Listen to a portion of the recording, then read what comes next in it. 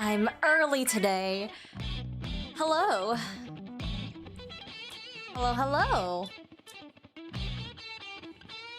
I hope everyone is having a good day today. Oh my god. Ugh, big stretch. All right.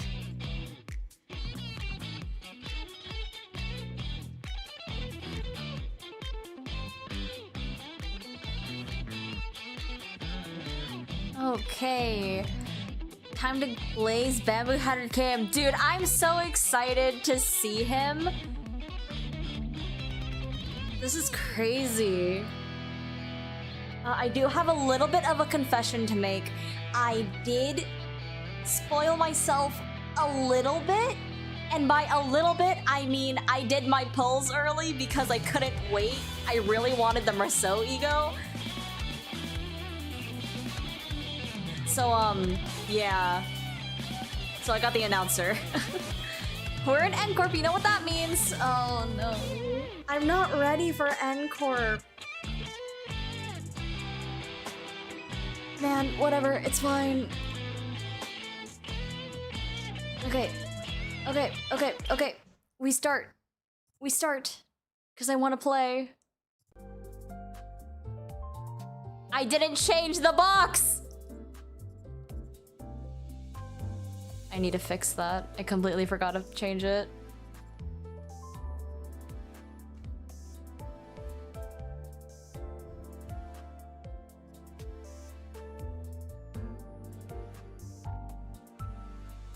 N-Corp run in N-Corp? Oh no. I think I'm okay. N-Corp is finally over. There we go. That should be all fixed now.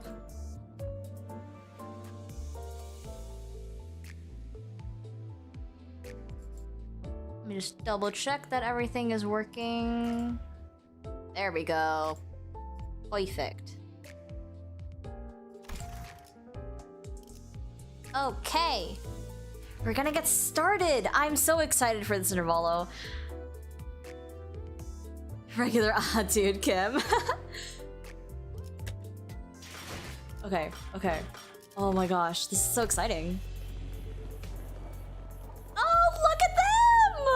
Hi, Marceau. Oh man. Okay. Be still, my beating heart. Me when Limbus company content drops.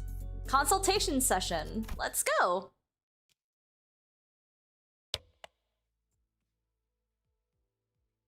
No, wait. For this one, we should go about it like...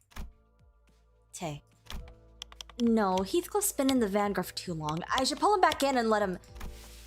Dante. Huh? Oh, sorry, did he say something? I provided you an answer to your question, but you exhibited no observable response. Is the Sinner's combat performance deteriorating but beyond manageable parameters? Imagine if we get the standard fare ID next week, the Thumb fans will be in shambles.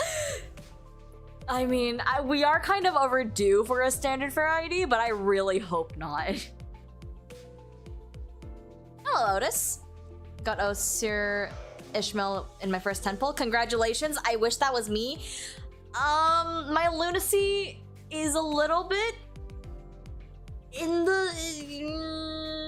we don't talk about it. we don't talk about it. The Thumb Duo fans will send curses to your house. Why me? What did I do? No, things aren't that bad, but it's just hard to focus on one conversation when I'm trying to support battles happening in completely different places at once. On top of that, Rhodia's shopping chatter is starting to get a little distracting. A few days after we entered N-Corp's district, the bus pulled over in the back streets of N-Corp to take care of a distortion case. Thumb Duo fans gonna end up like our Hackeron mains? Oh my god. Oh, I skipped it. The contract was supposed to be handled jointly with the LCD team, but distortions suddenly started cropping up all over an area of the back streets called Butter Street. Huh? Okay. without any coherent pattern. No obvious point of origin or route of spread. Nothing convenient like that, and I had no choice but to split the sinners into several groups and send them out. I need to take a sip of water.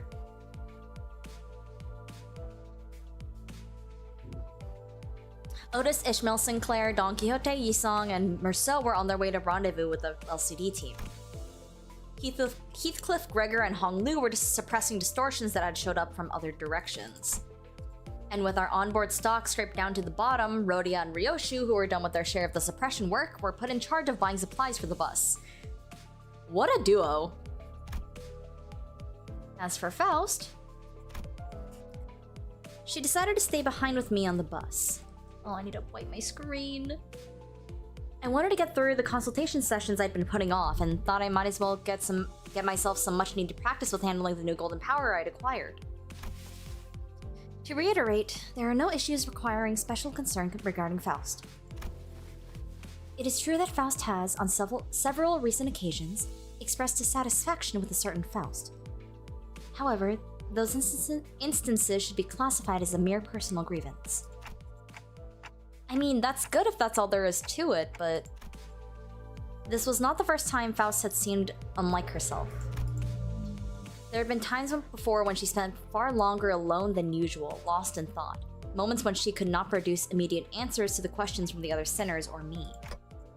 Could it be you can't access the Gesellschaft? May I ask your basis for that inference? Good lord, I cannot read today. Because you're acting a lot like you did back on the warp train. It appears there remain occasions on which you are still capable of surprising Faust, Dante. So I was right? You're really cut off from the Gesellschaft? That was not intended as a confirmation of your conjecture. Maybe she's saying that while she can technically access the Gesellschaft, it may as well be that she can't? I wish I could ask more and get to the bottom of it, but the way she was sidestepping the subject told me that prying wouldn't give me any further insight. Right. I won't press you if you don't want to talk about it. Your reserve is appreciated. Shall we move on? Yes. Your consultation is the next agenda. After cross-referencing the records pertaining to the recent events in the House of Spiders, it would appear that memory concerning the individuals designated as Sora and Ren currently remain only with you, Dante. As such, should the influence of Ryoshu on her sword lead to further omissions in the official records, the manager will be responsible for supplementing the necessary information. Yeah, not the first time I was the only one left with intact memories, huh? That's right. Oh my god. That's right. Despite K-Corp's memory wipe procedure, Catherine's erasure by the Golden Bow's power, and Arayashiki's severing people from existence, I was the only one that who remembered what had transpired.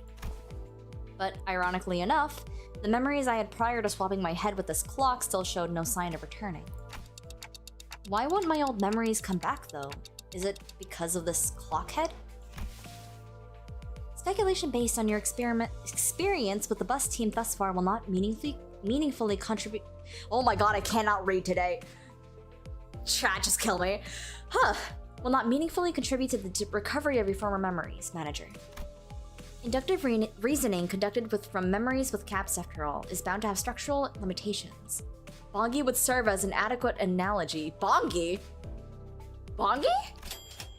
Bongi? My thoughts exactly, Dante! Bongi? Yes, Bongi. Receiving feed and increasing in body mass alone would provide it with no meaningful basis for identifying the purpose of its rearing. Even at the terminal stage, when exposed to the kitchen instruments and the heat of the stove, its limited experience would prove inadequate to constitute an understanding of its ultimate fate and purpose. Is this... Faust, are you basically saying something about NCORP right now, considering NCORP is all about canned experience? Likewise, the ultimate answer to your doubts can only be obtained from the whole of the experience that you will have accumulated at the terminus of your entire journey, that is your allotted mission. Okay. Because treasure awaits at the end of the road, at the end of hell. And that treasure will give me back my memories and my head. Also, indeed, at the end of the road, you will be able to engrave your aspect. Wow, we haven't heard about this in forever! I still have no idea exactly what aspect means, or even whether it's an object, but if I know one thing, it's that the me from before all of this began had wanted it badly. Obsessively, desperately. It's more like instinctive knowledge, but with my memories gone, that feeling, however strong it is, does not change the fact that it's just another word with no discernible mental image. And you're not going to tell me what it actually is, are you? The aspect. What it means, or why I wanted it so much. If it remains a piece of information that must be disclosed to you, then no. I am unable to tell you. Pay it no mind. You are still following your star acceptably. Please concentrate on the journey. More importantly, have you grown accustomed to that incomplete power? Current observation suggests you have yet to arrive at that level. Well, I've gotten pretty used to focusing on one place at a time, but keeping track of several places at once is still a bit rough. Otis's team is doing well in combat even without my direct supervision, and Rhodia's team is chomping and not engaged in battle at the moment. Taking my mind off them would prove much easier. But that wouldn't give me the much needed practice, so I'm doing my best to keep an eye on every sinner's status. Sufficient familiarity should result in substantial tactical value. You would be able to cast a wider net when information gathering and employ previously unavailable tactical patterns. Right.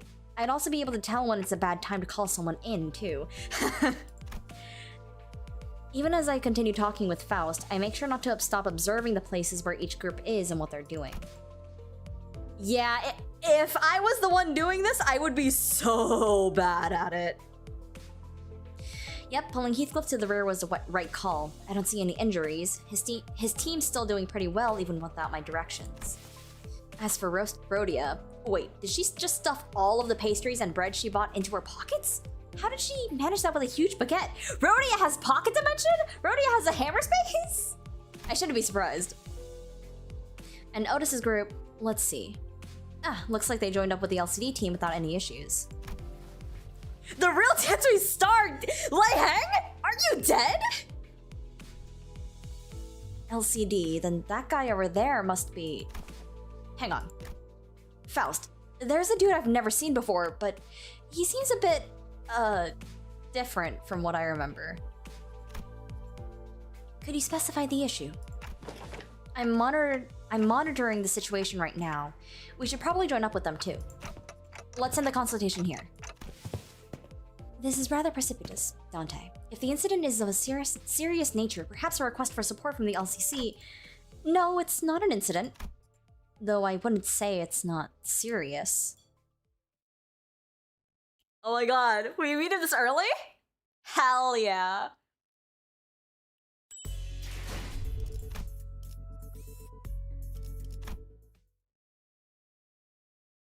Rumors of my death have been, well, greatly exaggerated, you know? I mean, can I be happy that you're alive? You know what? I'm happy that you're alive and in my chat. I appreciate it. This is going from bad to worse, really. Dante seems to be tied up helping other groups. Otis's command calls have been working out well enough, I'll give her that. We've managed to hold the line better than expected, but we're definitely starting to feel the strain. Why are you waving your hands all over? Arm and hand signals? Huh? What? Signals? What's swinging the arm sideways even supposed to mean? You don't know? It's scatter, damn it! Scatter! That was close. We almost got flattened. Damn it. Even rookies with nothing but the most rudimentary of military training would have recognized a hand signal that basic. Well, we're not all trained soldiers here, are we?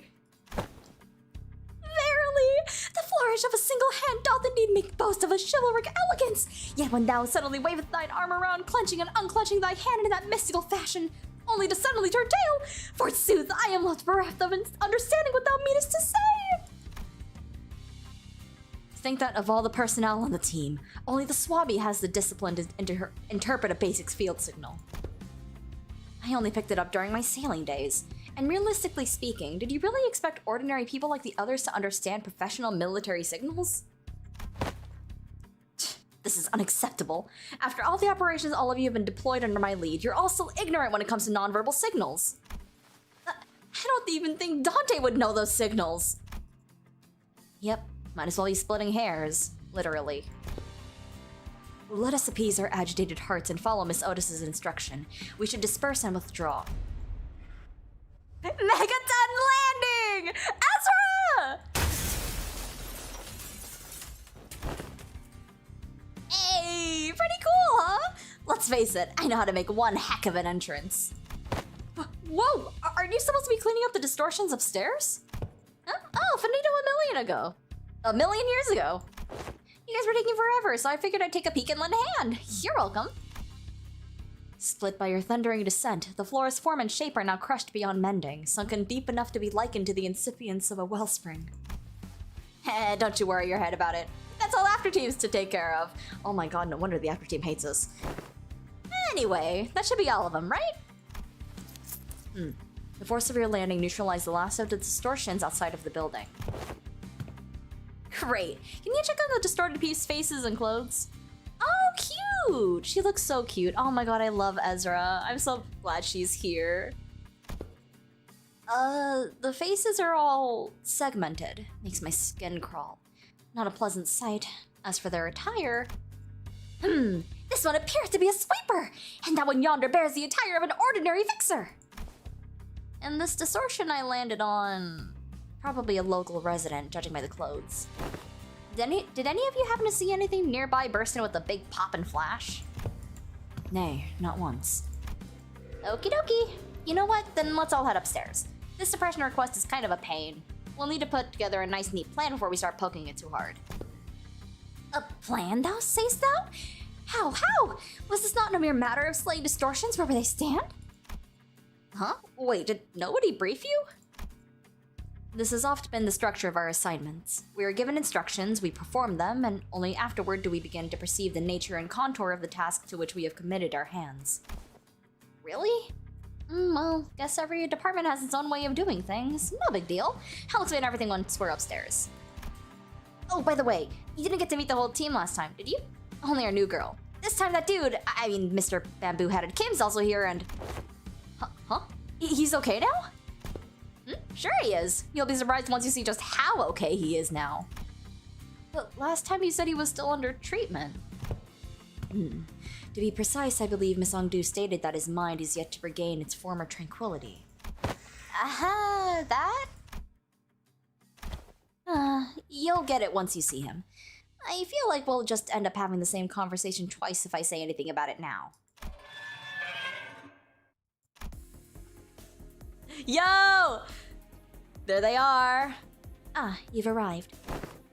It's blinding. It's so bright. The midday sun is pouring in like crazy. Ay.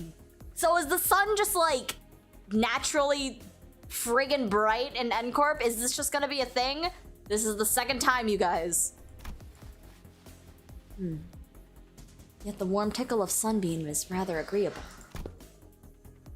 No, this is not sunlight. Hi, Marceau, I forgot you were here. Because unlike this, there is more to sunshine. Hey! That's the line from the Arknights collab! Then what exactly is this light? Why is this thing on again? It's bright enough to fry my eyeballs. Apologies, Lady Ezra. I'm yet to be accustomed to this machine. This is my first time laying a hand upon the complicated workings of such a contraption. It activated of its own accord, and I have yet to discover the method by which it may be silenced. He said the thing! Now it's not a limited time! Let's go! That's why I told you to leave it alone. Fiddling with things you don't understand usually ends with something, or you, broken. Nothing good comes of it, I tell you. But Mentor, Lady Moses has instructed me that in every moment and event, clues are hidden under the veil of one's surroundings must be examined with care. Yes, and that only works if you're savvy about the knack. Hang on, did you just say mentor? I had not yet been afforded a proper opportunity to introduce him to you. This here is the esteemed leader of the Blade lineage, who is all but a master under whom I have apprenticed. Do you really have to dress it up like that? I told you I only took on the role because there wasn't anyone else around to take the job. Switch, where's the switch? Aha! Gotcha! Oh my god.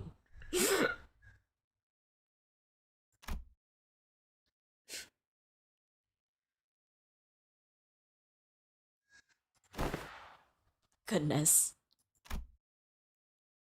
Known as Bamboo-Hatted Kim. By the way, Amdo looks so cute. She got bangs! Yes, that's me. Guess I should say pleased to meet you, folks. Why is he hot? First time I saw that CG, I didn't get that the Kim was the one in the chair. I thought that he was posed up next to Ongdu when the guy in the chair was just some random dude. Oh my god. Wait, so what's the robe? Was it just like posed up, like hanging? Okay, so more often than not, first impressions are prone to change. The Bamboo-Hatted Kim I remember was a man who drowned in his own fathoms, blaming himself for his powerlessness with a listless, heavy voice. That, however, had been while he was distorted and sunken into himself, so I figured his original personality might be somewhat different. But this is not just somewhat. His personality isn't even in the same ballpark as my expectations. You're telling me this guy here is Bamboo-Hatted Kim? This guy? Yep. We double-checked with Ezra and she said he really is the same guy. Oh my god. Hi? You're kind of cute, but hot, huh? Whoa, that fire on your head's not hot at all? Fascinating stuff. Can you... Okay, can we check again, just in case? He's trying to touch it. I just really can't wrap my head around the fact that this is the sullen, serious man whom we fought. Just look at what he's doing. He's rubbing my face all over like he's checking out some kind of mantelpiece ornament. Lots of ticking and talking going on. That's supposed to sound like them talking to you folks, huh?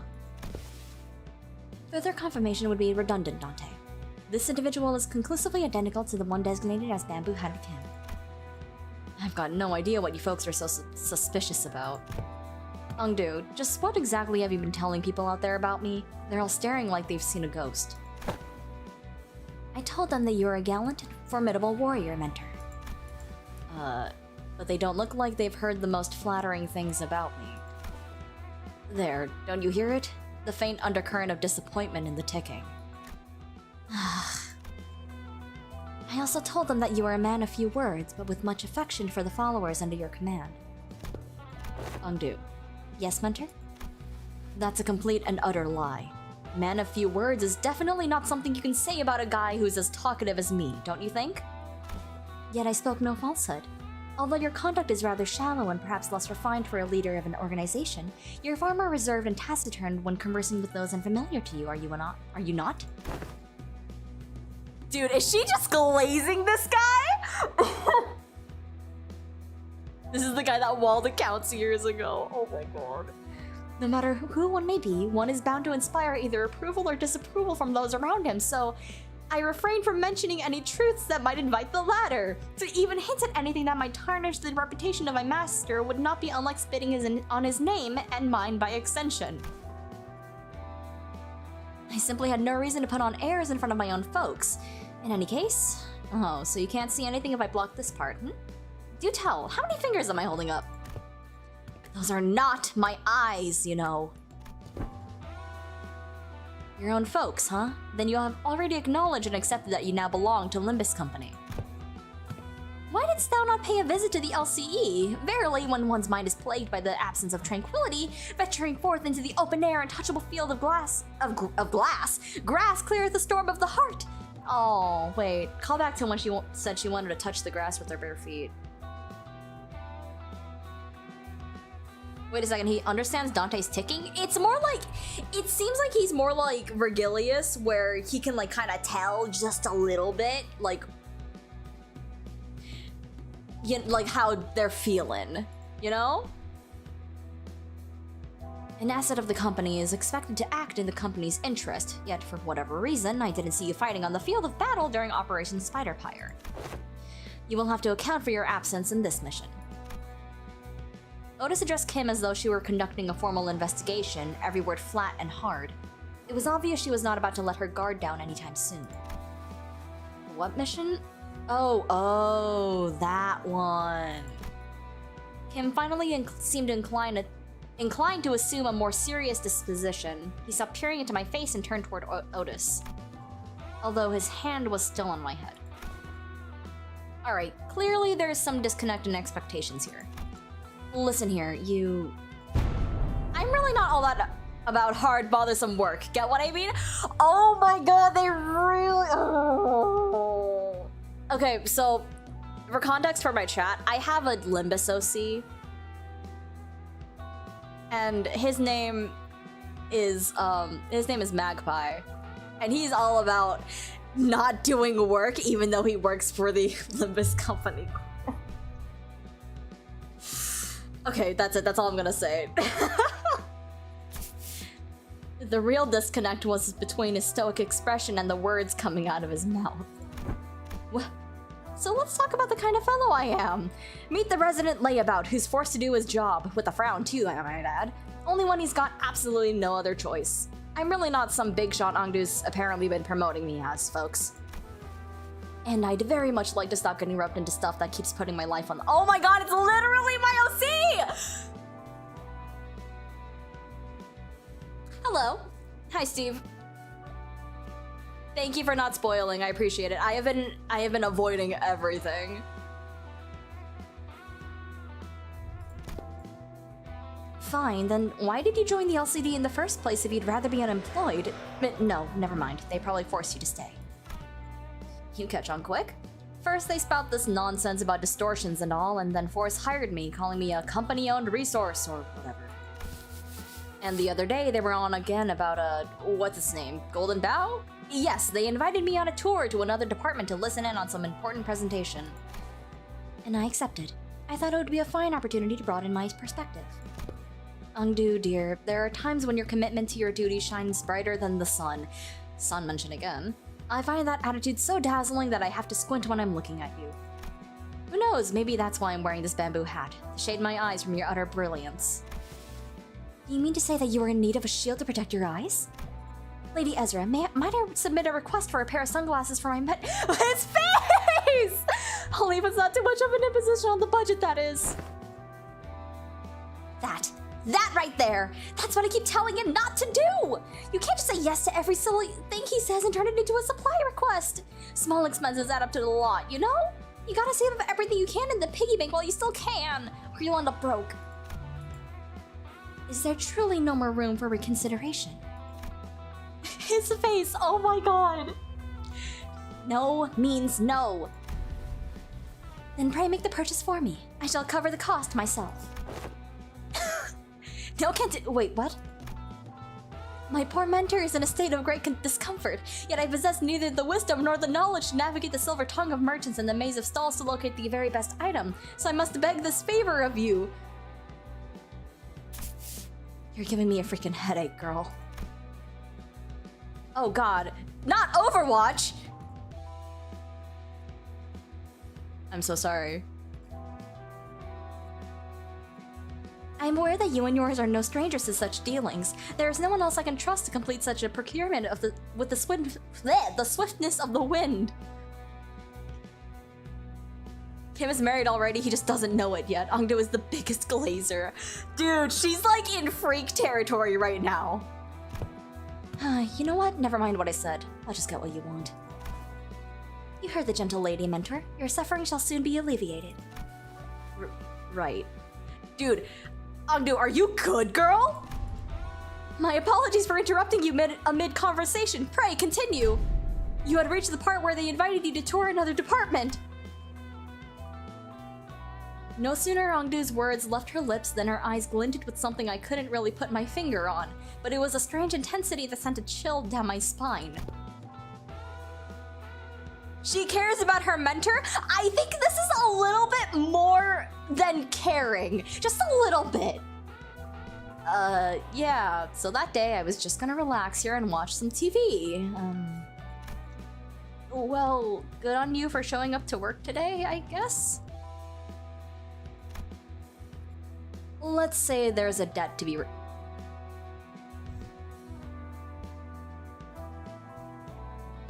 Okay. Okay, so okay, back to my character, my OC, right? Okay, so his entire thing is that he has a debt to be repaid. Like, that's his entire deal. Project Moon, can we stop spying on my OCs? At least you understand that we are indeed indebted to the company. Yeah, I suppose I do. Kim's gaze lingered on Ongdu's prosthetic arms as he answered. Maybe you just make good OCs? There is a weird trend with my original characters that spans like years. Every single time I make a character, there is a very high chance and probability that they become very similar to a new character in whatever fandom I put them in. This happened with Serena from Pokemon. I had a childhood character named Serene, and she was like nearly one-to-one with the character from the anime. I swear on my life. Oh, Miss Ongdu, your arms. The evil smile on Ongdu tells me that she's doing it on purpose or she's into him, likely both. I think she's, I don't know, I have to see it more. I have to read the Uptie story too. Only after following Kim's gaze did Sinclair seem to notice Ongdu's brand new prosthetic arms. The last time we saw her, Ongdu had lost both her arms, and I remember Ezra asking her to sit tight and choose what type of prosthesis she wanted. Those arms are probably it. It's not just the arms, even her clothes are different now, and the sword. I had these arms fitted anew as soon as the operation was concluded. The gracious hosts in one of the LCD's teams had prepared them in advance. With evident satisfaction, Ongdu held up her dark metallic wrist as if to showcase them. The components fixed along her arm clicked and rattled, unfolding for a moment before neatly folding back into place. Oh, such graceful smoothness went to machine articulation. Just as though I am beholding the marvelous prosthesis of the illustrious Siegfried himself! Yep, the showcase would have gone lackluster without that trademark reaction. Those are strikingly similar to Schwartz's Industries N7 lineup, but I thought that model was discontinued. Yo, wait! Actually, really nice for Sinclair to say that, considering his dad was running a prosthetics factory or company?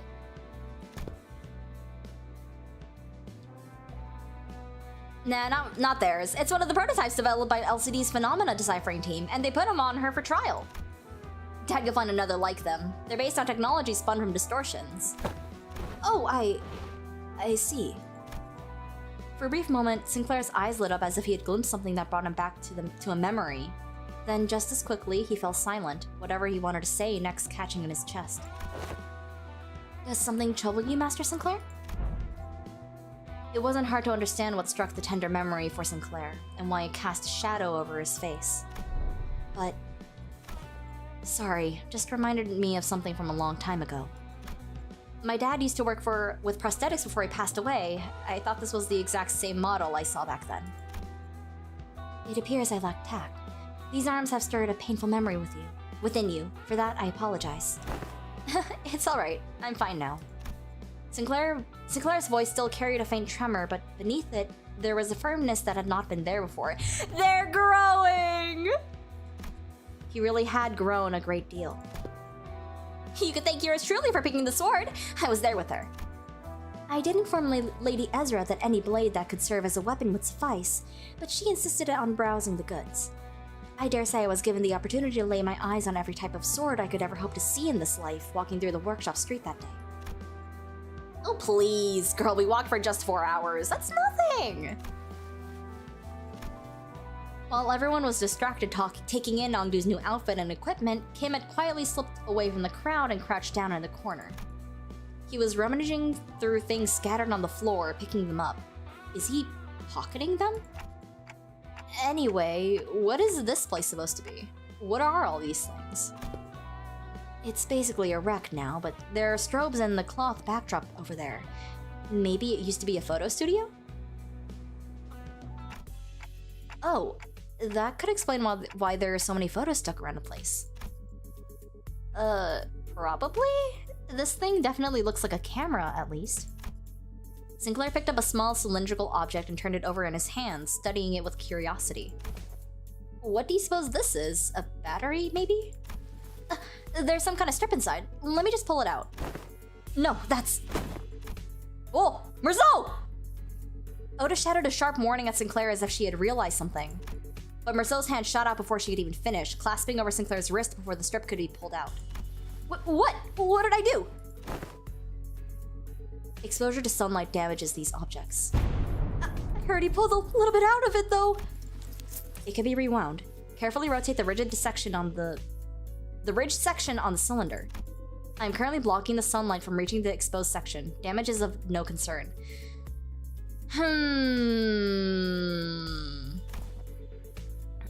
Oh, okay. You mean this one, right? This is the part that rotates? Yep, it went back in. Take a drink every time there's a sun mention. I will take a sip of my water. Is that the first time we've ever seen Merceau, like, actually jump up and do something? With a quiet nod, Merceau took the object from Sinclair's hand. It seems to be a film roll. There is something written on the outside. Experiment number 4. It appears to be a compact roll for a film camera. You seem to have handled one before. Yes. Merceau's answer came without any further explanation, but the way he adjusted the camera on the table certainly didn't look like that of a first-timer. I once received a report containing photographs taken on film cameras during the war. Film rolls used by CORP are particularly difficult to falsify. They were often used to collect intelligence during secret operations. The film fixes light directly onto the medium, from what I've heard. So literally, like, oh my god, I can't remember the name of the type of camera that does this. We all know what I mean, though. A peculiar expression flashed from across Ezra's face as she regarded Otis. Perhaps it was the mention of war that caught her attention. Anyway, we've managed to regroup in one piece. Let's come up with a plan to deal with these distortions, guys. Where should we begin? Then, in the next breath, she returned to her usual bubbly self and steered the conversation away from the subject. Polaroid, yes! Both Ezra and I. We are both still trying to be free of the misconception we inflicted on ourselves. For all of her an unfailingly perky disposition, Ezra too may be carrying traumatic memories every bit as devastating as Gregor's. Does there yet remain aught deserving illumination? Huh? Wait, you're right. Haven't we cleaned up the distortion already? I couldn't feel any more traces of distortions nearby, and it didn't seem like any of the other Sinner teams elsewhere were actively engaged in battle at the moment either. Dante is asking whether the distortion suppression has not, in fact, already been concluded.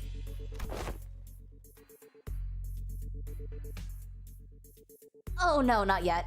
Those people we fought just now, they only got caught up in the distortion. They didn't actually distort themselves. We haven't even gotten close to the distortion's inflection point yet.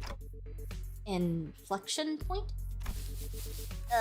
Anywho, finding an inflection point without the team leader around is gonna take some time. Maybe it won't be too bad with your help. Ezra swept her eyes around the room with a look of frustration as though she had just been handed a puzzle box with half the pieces missing. By inflection point, you're referring to the point on a graph in which the directionality of its curvature changes? Calling to mind the present context, it may less be a mathematical term and more of a specialized policy referring to the point at which distortion occurs, the motive, intent, or indeed, the point in which inflection of the mind occurs. Yep, that's about right. That's the kind of inflection point I was talking about. So in our department, we use that term to mean the source of a distortion, the inflector or cause behind it, stuff like that. You know, distortion's hard to treat if you don't know the core cause. Treat the symptoms you see on the surface all you like, but if you never find the root cause, the distortion's never getting solved. Though I guess you guys never really had to look for that kind of stuff, huh? Your boss clock opens a door into their fathoms or whatever, right? You mean Dungeons of the Fathoms? Yep, that's the one. From where we're standing, distortions are really high maintenance, time-consuming headaches. It's one thing to somehow manage to locate the inflection point, but curing it is another thing. But you guys can just march straight into someone's heart, knock the snot out of everything in there, and then ta-da! Patient ready for discharge! That's how it works, right? Ugh, not gonna lie, I was so jealous when I heard about it, I almost bit my sleeve off. Verily, I thought your team was set about resolving distortions once the foe was vanquished, as we were wont to do. Was that not so? Of course not! Why would anyone come to us with a distortion or a suppression request if they were that simple in the first place? But yeah, most of the time, peeps try to brute force approaches to it first, and when things go south, they send requests to the company or to our detective's office. That means the client this time must have been... Bingo! Apparently, the residents of Butter Street had all chipped in to commission all kinds of agencies like the ZY and the Combat Specialized Fixer offices, but none of them could actually do things right, and the job got passed on to us. Meaning, the distortion phenomenon related to this kind of photograph is still occurring unchecked somewhere on the streets. Exactly. That's why we gotta find something. Anything that might count as a clue. Ezra gazed down at the people lying on the floor with a complicated expression. Neat ash gray suits and the logo on the collar of the uniform and briefcases. Hey, isn't that N-Corp's logo? Come to think of it, wasn't Merceau... I was once employed by N-Corp. What, you used to work with those people?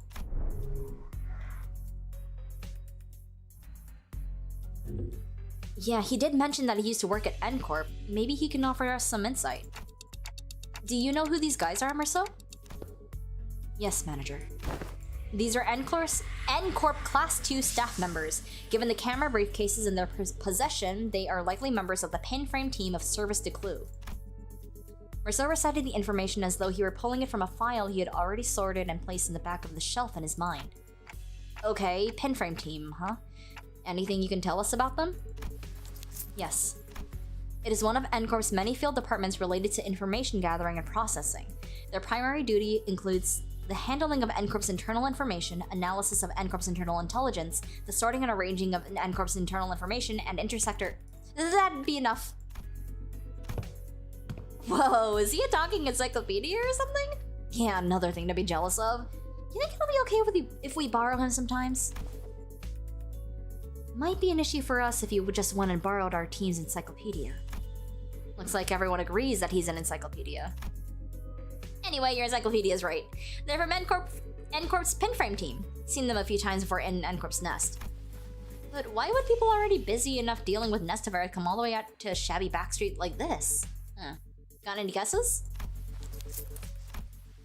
I am unable to determine that. Eh? The possible range of connection between the two pieces of information are exceedingly broad. Listing every relevant reason as to why they may have come here would require a considerable amount of time. Therefore, I will not present a determinative answer to that question. Ezra staring holes into me with an unspoken, is this dude always like this? Wouldn't pull any answers from me, you know. Because aside from combat situations, I've still got no way to figure out what's going on in his head. Okay then, Merceau, maybe this'll be easier to answer? From an objective point of view. From your opinion, King! And that's when I noticed something I never imagined would happen. Merceau's eyes widened, his gaze fixing me with such a force that I could feel almost a faint tremor in it. A leveling stare that came with... There is no such thing as an objective point of view, manager. A clipped tone and a look almost bordering on rebuke. What? Wait, hang on.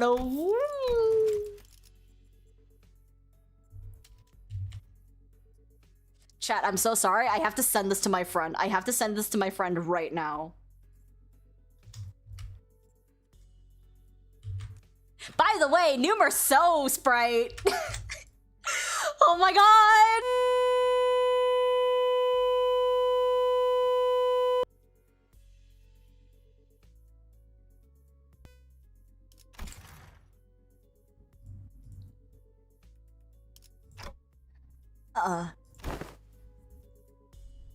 A given judgment may seem infinitely close to objectivity, but ultimately, all things are subjective without exception. I fell silent for a moment, lost in thought. Part of it was because Merceau's reaction had caught me off guard, but I always wondered whether this response might be connected to why he always refuses to make judgments for himself. And if this is something to do with his turn, which I know is just around the corner. Got it. Then tell me the 3 subjective reasons you think are most likely for why these people had to come all the way into the back streets. I need to understand who he actually is as much as I can. Because I'll never know when I'll get another chance to really get to know him if I brush this off with a simple, "Oh, I see, my bad," as usual. Yes, manager. I would presume that their mission was one or all of the following. Retrieval of a video recording or recordings in violation of NCORP's taboo. Prompt elimination of the violator, contact with an informant in the backstreets collaborating with NCORP's nest, or identification and arrest of a wanted individual or individuals designated by the nest. Also, what team am I running? I'm gonna run Blade Lineage because I want the experience. Or the, Mahahaha. You know what I mean. Taboo? You mean those people could be taboo hunters? Nah, no way. They don't send out taboo hunters for every single violation, you know. Like, wings usually leave minor taboo violations to be handled by subcontracted fixer offices or employees of the department in charge. I'd say these guys here are NCORP staff. Miss Songdu? What are you looking for in their pockets? I'm looking through their belongings for enlightening clues yet to be hidden in the sleeve or the fold of their garments. Lady Moses has been gifted with the art of discerning the truth from what lies before her with but a single glance, yet my eyes are foreign to such a feat. Let me take a look too. This is an employee card, and okay, this one's a wallet, so let's put that back. We don't want to be robbers. Aha! This might be it. It's an order missive. Ezra pulled a sheet of paper out from NCORP staff's coat and read its contents out loud. Work details. Elimination of the individual of a Category 3 taboo violation. Address Butter Street. This is the place. Which means all of this might be pointing to something. Whoever used to work in the studio and the distortion phenomenon might be connected. Yeah, now that you mention it, when that whole pop and change thing happened, it did kind of feel like a camera flash. Alright, let's start by combing through this place. Let me know if you find anything suspicious. Oh, at long last, had the hour arrived for my debut as a detective, forsooth! Don Quixote must have been miffed for not getting to play detective back in T-Corp. No idea where she'd been keeping them, but she immediately pulled out the detective props that had been given to Rodeo, Ryoshu, and Hong Lu back then. Verily, I had foreseen that the day would come! Fortunately, Otis wasted no time putting an end to Don Quixote's badly timed shenanigan. A sharp dressing down from her was enough to make our dejective, chivalric adventurer stuff the costume away. Okay then, we should get moving too.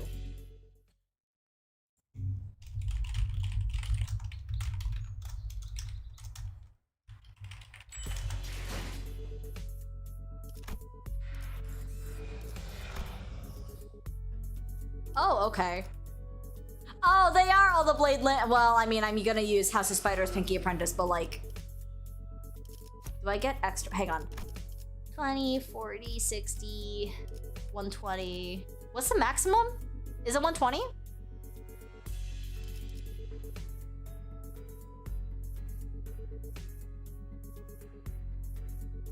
I think it's 120.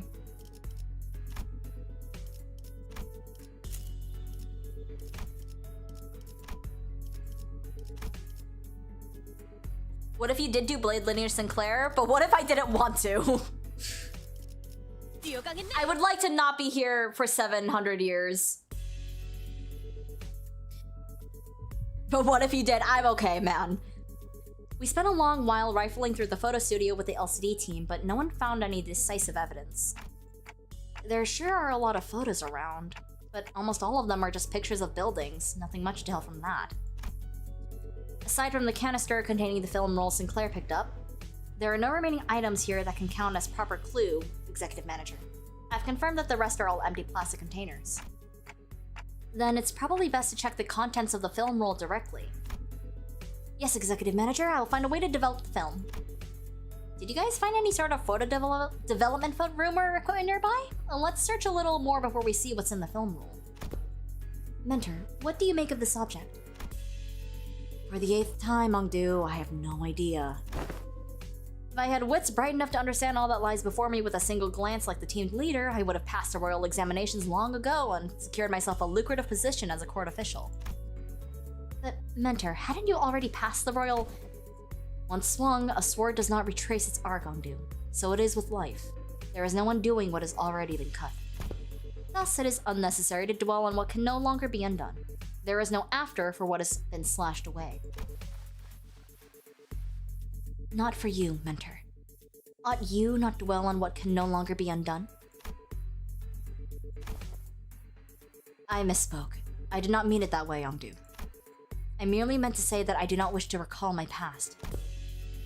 I am aware. You've told me as much since long ago, whenever you were placed in a position to retrace the past. Mostly at the eateries where you filled your belly on unpaid tabs, and each time you brought down the stone wall before our house by your own erring hand. Those are exactly the kinds of things you should never forget. Ow, my belly, I feel a stabbing pain in my belly! This spot, oh, the very wound you once gave me afflicts me yet! The one from when you thought you were only poking me with a scabbard, yet by some cruel turn it was your sword that ran me through! Mentor, you said it was completely healed and that I need not concern myself with it. Those very same words have been repeated at least 80 times. But it still aches every now and then, chiefly when I hear your sharp, cutting words that I really don't want to hear! Ah, is that so? Ongdu suddenly pulled out a sheet of paper and began furiously writing something down. What's this? I have written down the words that I have just said. If hearing my sharp, cutting words afflicts you so, perhaps reading them instead will cause no suffering. Kim's face began to contort like a wet dish towel being wrung dry. I really can't believe this is the same mentor Ongdu follows so devotedly. Where's all that dignity and forbearance Ongdu said he had? Young Ongdu. There is a matter I would ask thee. Apparently, I wasn't the only one who felt that way about him. Pray, speak freely. This may perhaps be a discourteous inquiry, but I too, when speaking to the others of those whom I serve, often ornament my words with a laudation of an acceptable degree, and yet... I understand your concern, Lady Don Quixote. I suppose this is your first time seeing Mentor with his shoulders so unbraced and his bearings so loose.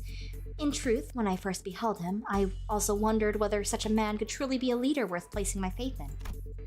However, upon my honor, I assure you that I have never once uttered a falsehood when I spoke of him to you. My respect toward the blades of my own and foes alike, my determination to safeguard what must be protected even should my arms be torn apart. All of those are, undoubtedly, the teachings that my mentor has imparted onto me. Truly? Why, if fortune should grant the opportunity, you may witness Mentor's true self yourselves someday. That is to say, if we let ourselves be carried by the currents of the river to arrive at such chance. Ongdu gave her prosthetic arm a casual sweep, smiling sincerely as though she truly believed every word she said. Then, leaning closer to Don Quixote, she whispered, Besides, unless I speak with this feigned stern ignorance, there will be no end to his digging in his heels. I would ask for your trust, for all is aimed at his benefit. Forsooth, thou too hast been burdened with the trials of serving your superior. Oh my god, Don Quixote. So that's what it was. I get it now. Just as I witnessed the budding of this peculiar bond of commiseration and camaraderie between our chivalric friends, the door leading outside was flung open with a loud slam. We have arrived at the target location. It appears that the advance party has already been defeated. Wait, who are these people? Didn't they say there was only a single violator? Oh, crap. Oh my god, that expression. Looks like it's too late to talk our way out of this, whatever excuses we can come up with. Why do you look so pleased by this, Ishmael?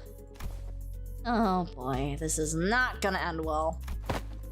The same thing happened last time. When I saw the CORP employees, I thought we had the wrong intel, and then all of a sudden... A sudden flash blinded my vision white, as though I had stared straight into a burst of searing light, so intense and bright that it made my head swim. Guys, we could stop referencing the stranger now! Yeah, there was the same pop and, With my vision blinded, the only thing I could make out was Ezra's soft murmur. Until even that came to a stop as her breathing hushed. Oh. It didn't take me long to realize what was happening. Seeing it again doesn't exactly warm the heart, wouldn't you say, Yongdu?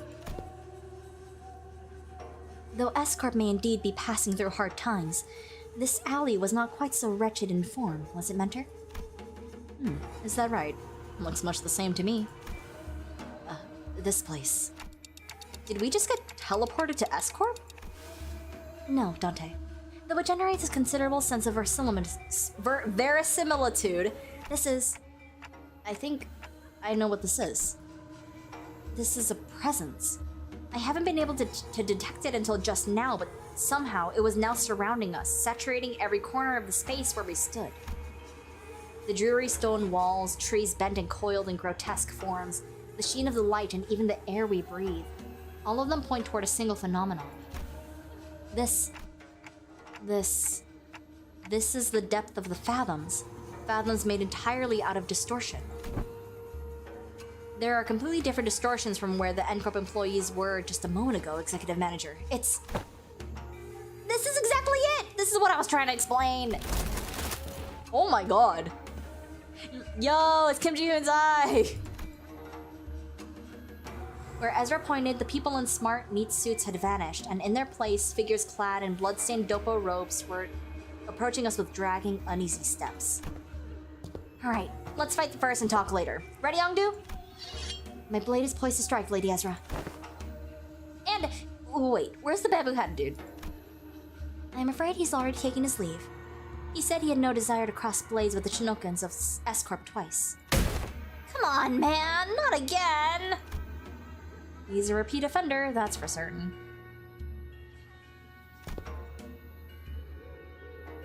Executive Manager.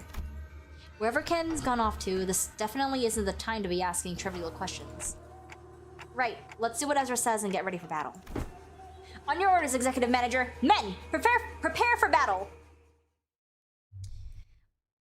Wish I could make more of them. Maybe I ought to try out modding. Well, if you do, have fun. Oh my god, assist students! Hey, girl. Oh, she looks so cute.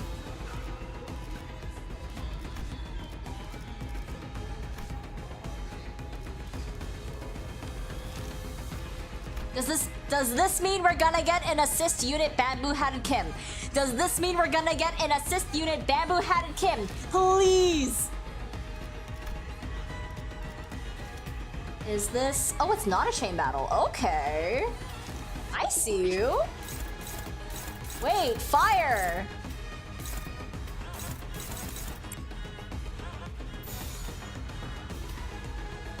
Unopposed attacks? Yeah, these are all unopposed because y'all are slow! Y'all slow as fudge! Okay.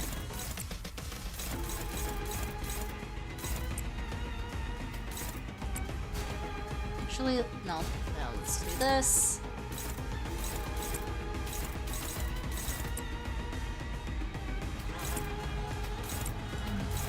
Okay, just have some resonance going on. I'm assuming, Miss Girl works the same way as she does for regular Blade Lineage. There's a lot of assist units this Intervallo. Oh, yes! You love to see it! I love assist units. I don't care if they're useless. I don't care. It's just cool to see them here.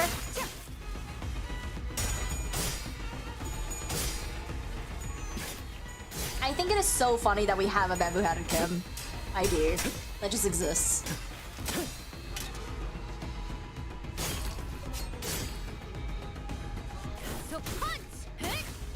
She's so cute. I love Ezra. I forgot I had Otis.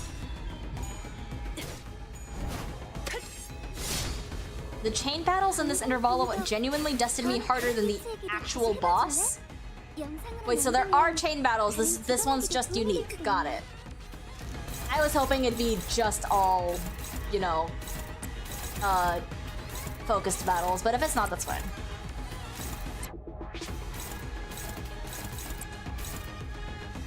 Is this a clashable counter? It is. That's fine.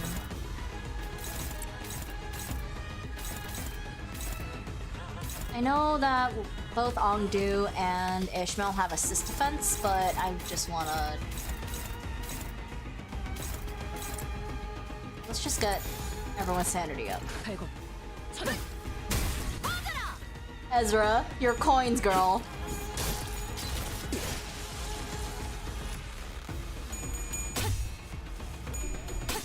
Well, never been to S-Corp, and them guys are making me never want to go there. Fair enough!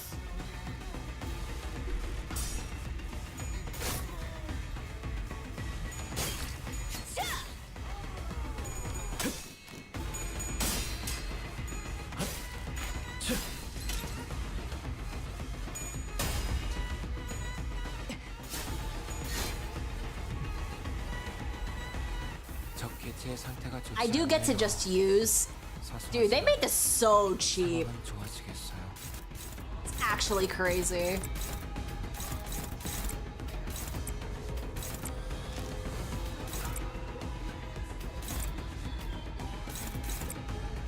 We'll just focus on that guy, I think.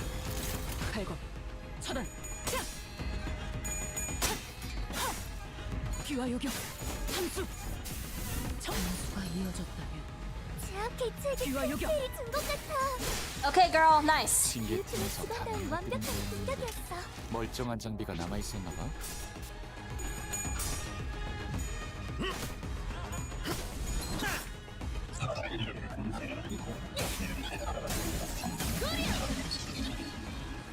아름다운 것. 그렇지 않은 것. 모범적인 Wow, that did nothing. Oh, Faust has like no poise. My bad, girl.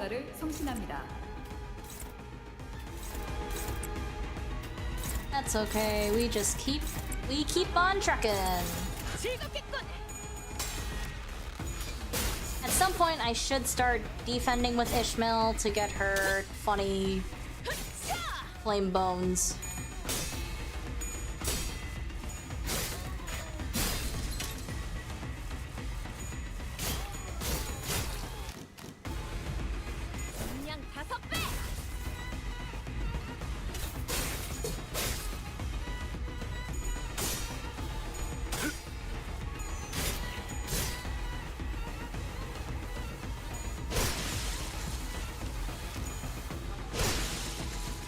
I was genuinely scared for a second that she would not kill. 동랑님이 보고 계셨다면 좋았을 텐데요. 평소에 제게 싸우면 어떤 재능도 없을 거라고 놀리셨거든요. Okay, it's gonna aim at these guys. Should I ego for the fun of it? I'm gonna ego for the fun of it. Why not? We're here. Let's also lose that.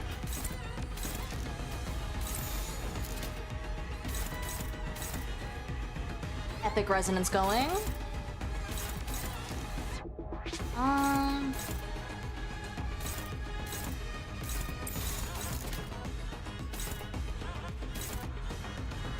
Actually, let's have you do this and you do that on that guy. That might be better.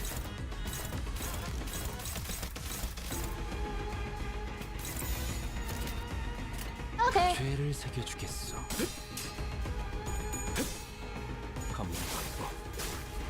야, 잔난히 포기하지 마시게. Pride lineage. Oh, true, and also happy Pride. Easy.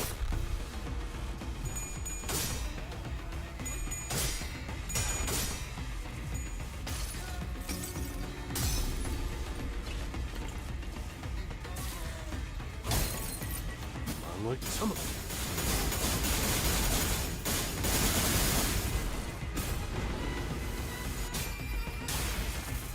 숨을 거둔다. 확실히 훌륭하고 우번 수감자. 덕분에 위험한 순간. Oh, did I stagger the guy that I was gonna defend on? I totally did. Oh well. She's so cute. 아까 했던 공격 덕에 한결 수월해진 것 같아요. Wait! 좋네요.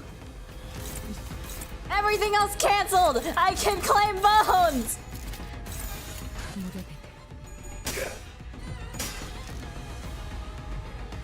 달빛이 밝다. 그 문까지 발진 나를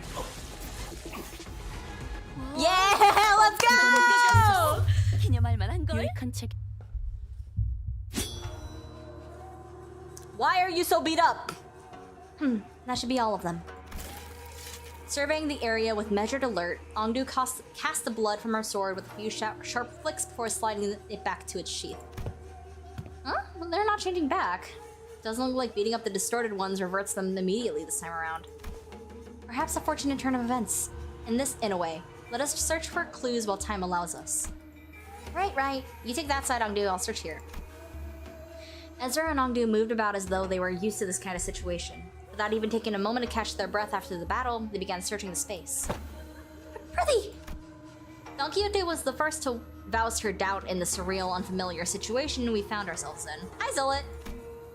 We battled distortions upon our arrival hither, yet never before have I beheld our surroundings change with so sudden a flash! How's the Intervallo? Good so far. The Merceau thing kind of... Oh my god. Prithee, I cannot make sense of the situation. Couldst thou render a detailed account of this distortion phenomenon? Apologies. It would appear I overlooked the briefing due to the urgency of this predicament. This is, according to the definition presented by Lady Moses, a location-type distortion. It's basically a whole space distorts, and since places and buildings can't move on their own, the distortions get fixed in a certain space. As for this one, looks like the distortion's already progressed pretty far along. Middle stage, probably? They don't usually get this big, but this one here is covering almost an entire street. Then those people... They entered the space and got caught up in it. And our job right now is to get to the bottom of the phenomenon. What exactly gets people caught up and what happens to them once they're in. I look forward to the Sesame Street location distortion.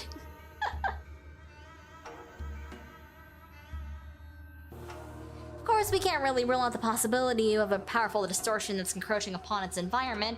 Oh, by that I mean when a distortion bleeds into the space around it and warps it. Oh man, I'm actually talking like our team leader. Rubbed off on me, I guess. Ezra continued with a sheepish giggle. In any case, we won't be able to suppress or cure the distortion even if we whip these guys' asses 100 times. We need more clues to help us locate the inflection point. Maybe we should examine these people over here too? With the call, Ezra directed our attention to the rows of collapsed people all around, all of them clad in dopa robes. Bamboo-hatted Kim, more like leaf-wearing Schmim, am I right, lads, or am I right? And these are... The glyph emblazoned upon their headbands, Chu, bespeaks propulsion and pursuit. It marks them as Chunokans, functionaries charged with scouring and hunting runaway nobis. You hail from the homelands as we do. I am unsurprised that you know of them. I could hardly fail to know, for I, too, was once enumerated among their quarry. Scientists and technicians were daily being dispossessed of their stations in S-Corp after all.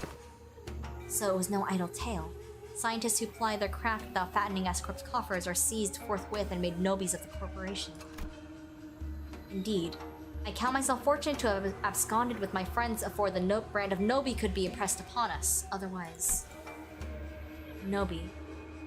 The wretched appellation conferred upon the people for the convenience of those in power. A vile practice and an excuse of their power-mongering. Nothing more. This is really interesting, and I'm assuming this has to do with the fact that Isong's literary reference / the real person he was based on, or he is based on, being the people during the, I believe it was during the occupation that Japan had in Korea. I might be wrong about that. It might be a bit older. It's either the war or it's the occupation. I can't remember. The so-called taboo hunters of S-Corp operate by much the same anatomy.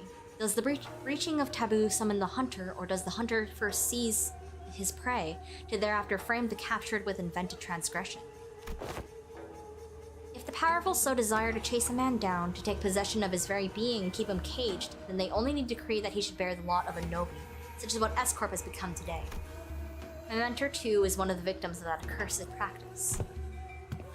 Then, could these people have been sent out to capture your mentor or Isong? Or me, perhaps. Or none of us. You mean to state that they may be conceptual forms of Chinokins generated by distortion? That is a plausible conjecture. We're getting nowhere with this clue hunting. With a heavy sigh, Otis pressed her fingers against her brow as if her head was starting to pound in frustration. To delve further into the matter, it is necessary to determine why the S-Corp and the Chinokins have appeared as the motif of this phenomenon. Considering the course of events we've seen so far, would it not stand to reason that the distortion stains all nearby things with memories most foul? The presence of Chinokins suggests a possible correspondence to Yisong's memories. Conversely, however, the absence of T-Corp's time collectors weakens that hypothesis.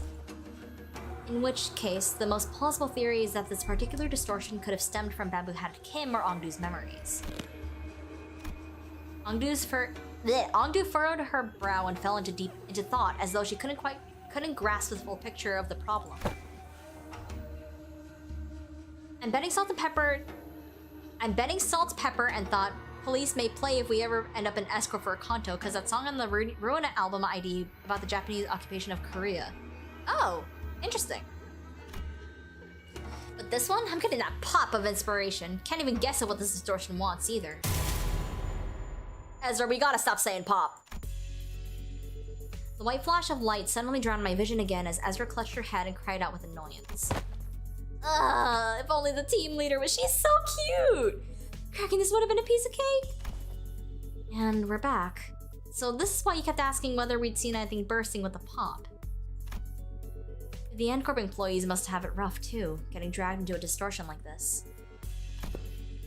I mean, what else are we supposed to do? It was self-defense. They were about to attack us. I suppose finding the root cause and taking care of it would be the fastest way forward.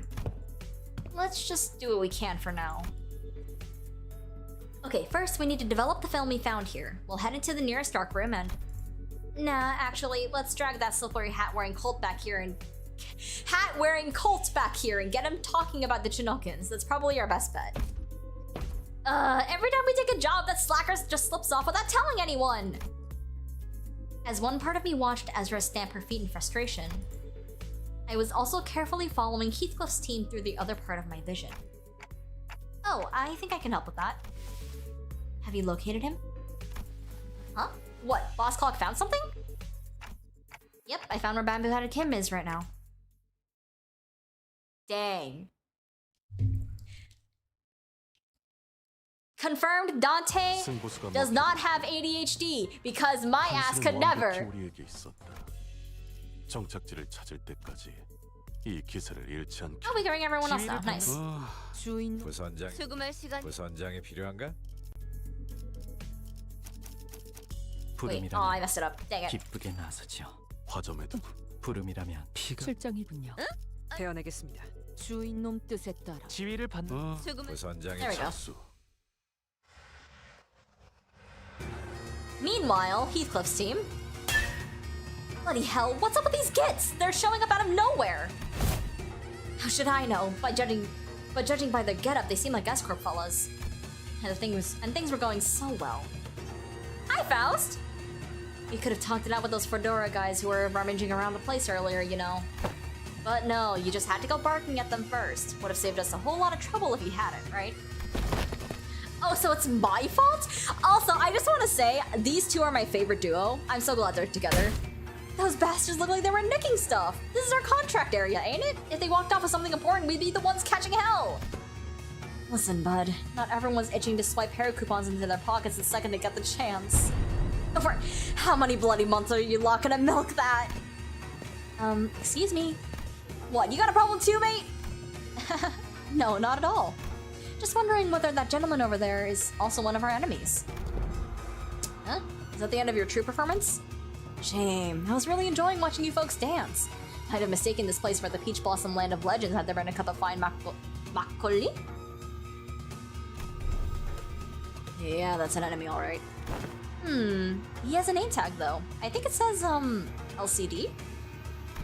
LCD or whatever, who gives the tie? Oh my god, he's gone! Am I supposed to put up with the whatever bastard's having a dig at me? Oh dear. Such bold swings! Didn't know there was an encore to that performance. You slippery little rat. Well, I do find this amusing enough, but if you intend to play with me, you ought to be more aware of your surroundings. Hey, behind you, there's... Wow, he took out all those doppel-wearing people with just a single strike. I'd say that about covers the price of admittance for your troop circus, wouldn't you? Well then, I leave the rest to you folks. Wandering blades and moody tales never linger on the stage for long after all. Oi, where the hell do you think you're going? Ah, damn it. You got everything in 30 pills? Hell yeah! Congrats! 이거 화났을 땐 이렇게 숨소리도 내지 말고 숨어 있어야 해.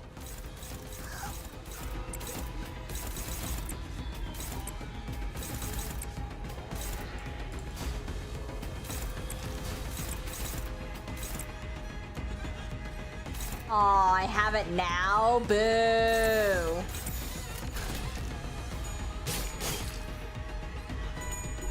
Getting everything took me 180 pulls, so I seem to be having the worst end of the stick.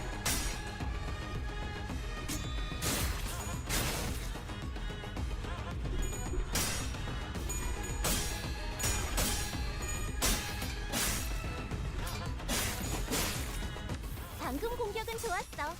이대로만 계속해보면 좋을 텐데.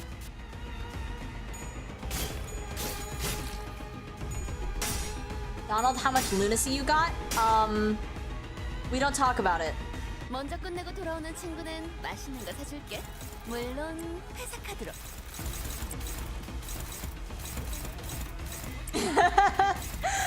Let's just say it's not a lot. In fact, it might be not any at all.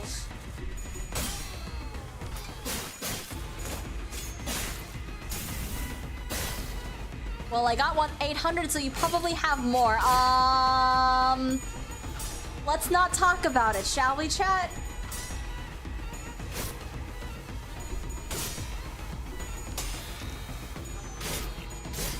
Thumb IDs before Walpurgis, what do you guys think? I hope, well, I mean, I hope, I want it, but I don't want it. I would like to get my lunacy back up. I got the ego in like 50 pulls, and then Ishmael just didn't want to come home, and then the announcers also didn't want to come home, so that's how my day was going.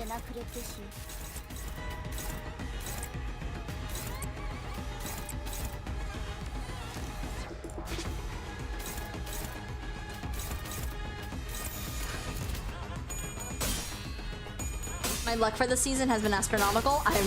You know what? I'm happy for you. 이제야 실력을 좀 내시네요. 평소에도 이러면 얼마나 좋아. 이제 그것은 그 짝에 갖다 써야지. 별로 어려울 것도 없잖아. Got everything under 100 pulls? Hell yeah.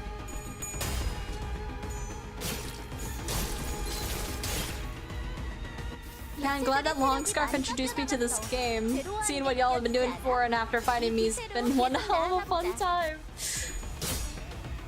I really like Kim's character. I also got the ego in 30. Hell yeah. Yeah, my issue with my polls were just Ishmael and the announcer. Hello? 알리사가 감도를 93%까지 끌어올렸던 What was that? 산출값이 좋네요. I mean, hey guys, how's it going? 비정상값과 다르게 이건 쓸 수 있겠어. 양질의 데이터를 얻었군.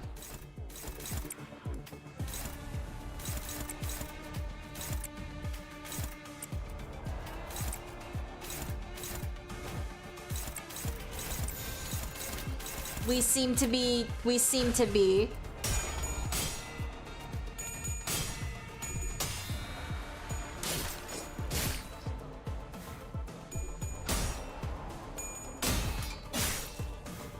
You like that, Donald? Yeah, that was sick.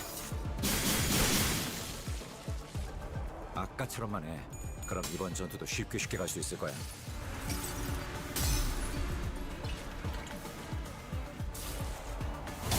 By the way, Koreans for horror love using ultra-realistic mouths and faces. I mean, I wouldn't say that's a Korean thing. I feel like that's a low-key, that's kind of a internet EXE kind of thing, like Sonic EXE. They love using real faces and putting them in places. So this only lasts for like a couple turns, right? like the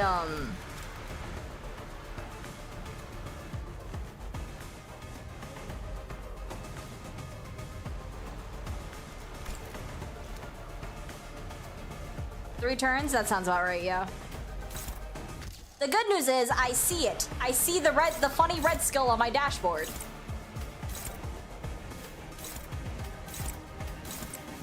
The bad news is I think I'm gonna run out of enemies.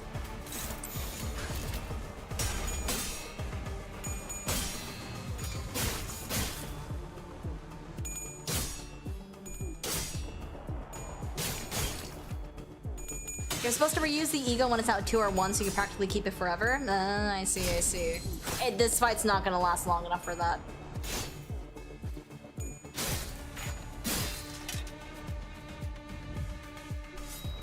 Maybe it will if Faust doesn't hit heads. Nice damage.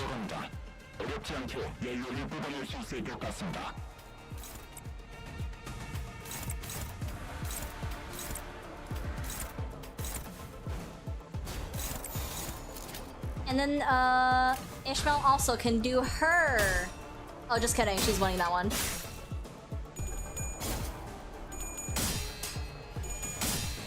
Yeah, the BL team is so fucking good now. They clear every story content easily now. UPSCALE. Man. Dude, that's so nice that he actually loses the clash.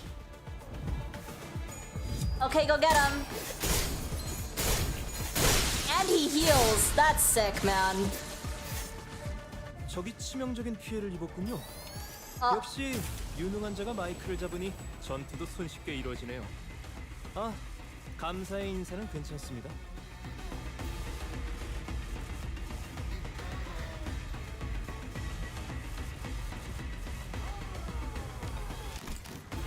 I actually do they have any flavor text? I should have been looking. They do! To cover the eyes is not to be blind. These fabrics, created by using CORP Singularity, are fashioned into many forms, such as blindfolds and headbands, and are commonly used throughout the East. It is not unusual to see fixers and employees of corporate entities in the East covering their heads and faces with such products. The fabrics serve the same function as sunglasses, visors, and combat prosthetic eyes found elsewhere in the city. They scan the target's information in real time, augment the wearer's vision, and provide tactical analysis.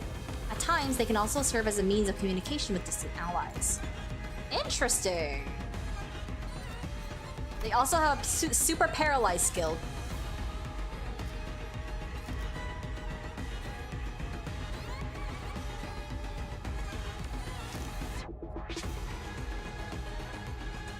This guy?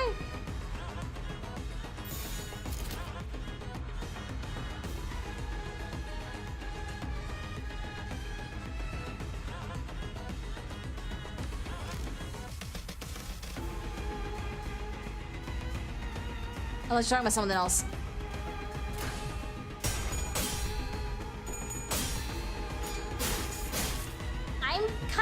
I'm like, this is like a redemption arc for the Blade Lineage Intervallo we got before T-Corp.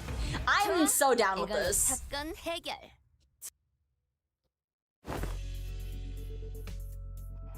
So let me get this straight. Dude was here just a minute ago, and now nobody knows where he wandered off to? Yeah, bloke just turned up out of nowhere, flapped his guns, and did a runner before anyone could grab him. Ezra let out a long, listless sigh, as though she was getting sick and tired of even complaining about Kim. Lady Ezra, I cannot say your frustration is misplaced, yet I trust you are also aware that, more often than not, Mentor's actions have carried a profound design. He's never left his post without purpose so far. No, I get it, okay, but come on. Would it kill him to give us a heads up before he goes zooming off on his own again? It's not like we'd stop him. What are we gonna do, tie him up? Lock him in a closet? We don't do that on our team, alright? Remember last time? We all thought he was gonna be a good patient and sleeping... he was being a good patient and sleeping it off in recovery ward, but nope. When the LC got infiltrated, he snuck out without telling anyone and came back like nothing happened. And the team leader didn't even chew him out for that. Lady Ezra, that's... Oopsie. Wasn't supposed to mention that, was I? Then the reason he failed to participate in that operation was... simply because the LCD was lax in supervising its personnel? Is that what you're suggesting? Lady Moses bade us to hold our tongues for this very reason. She knew full well Mentor's intentions would be misunderstood in precisely such a manner. What part of this have I misunderstood? Did you not just disclose that the man deserted his post without authorization? That's the thing, he wasn't wandering around. He was outside, all alone, taking out the ring automaticans who'd locked down the elevator that leads into the LCE department. Yeah, it's not like he was dealing with the strongest enemy out there, but the recovery ward didn't have an emergency alarm and nobody from the department was there to warn him either. He somehow just caught on and did the job himself. Huh. Heard it's all thanks to him that the facilities team managed to get the comms back up and contact the LCA chief dude way faster, and that helped the LCA to actually deploy. He would have been delayed for another hour or two if he hadn't stepped in, apparently. And he went fighting even though he still wasn't fully recovered, so he came back looking like he'd been processed through a meat grinder. So yeah, he did end up staying in bed like a good patient, in a lot of pain. Then the soldier is not entirely deserving of reproach. Nope, he's a less talking, more doing type, I guess. Anyway, we were all stuck inside the building back then during the incident, so it's fine. Oh, so fine, I suppose there was no helping it. Today, though, never mind. It's always like this with him. He always slips away and pops back in saying it's done. Oh, there's the Merceau. My point is, what happens if one day one of those solo missions doesn't go his way and he drops dead in the street somewhere? How are we supposed to help him then? Actually, how does he even know what's supposed to be done in the first place when nobody gives him any instructions? Luke's gotta be relying on his gut feeling, innit? Gut feeling? Look, I only saw the bloke for a bit, so I can't say I've got him all figured out. He's an annoying bastard, but he didn't strike me as some clueless sod who doesn't know where he's stepping.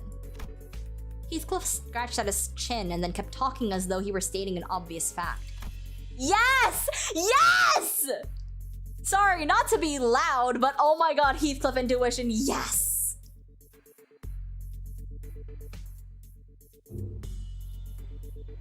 Today's proof enough. He's not one of us, so Clockhead couldn't have reached him far from that far and send him to back us up. And there's no way he just happened to run into us just when we were about to get into battle, would it? Then, well, could be blokes got some stupidly sharp head on him and pieced things together. Could be that. But I've got these moments when I get a flash of that gut feeling, however you want to call it. My boss man, Matthew, said he could hear that kind of shit too. Said I can hear them gears turning, or I think I hear rats scurrying about. Is that why Merceau is also... Theory territory, moving on. He'd do things you couldn't make heads or tails of. Listen, there was this one time when we were expecting a life and death fight. Matthew said he can hear them gears turning, walks into a random pub, starts throwing back drinks like he'd bloody lost his mind.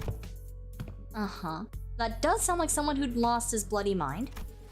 Back when I was on the ship, some sailors used to drink the barrel dry before battling whales to blunt their fear, only to stumble around on the deck and fall overboard. Yeah, and boss could knock it back like a whale. Still, the point is, getting plastered right before a turf war is not what most sane people would call a good idea. Had us all crossed, so we went stomping after him. And guess what? Turns out that pub was the secret hideout where this opposing syndicate was holed up.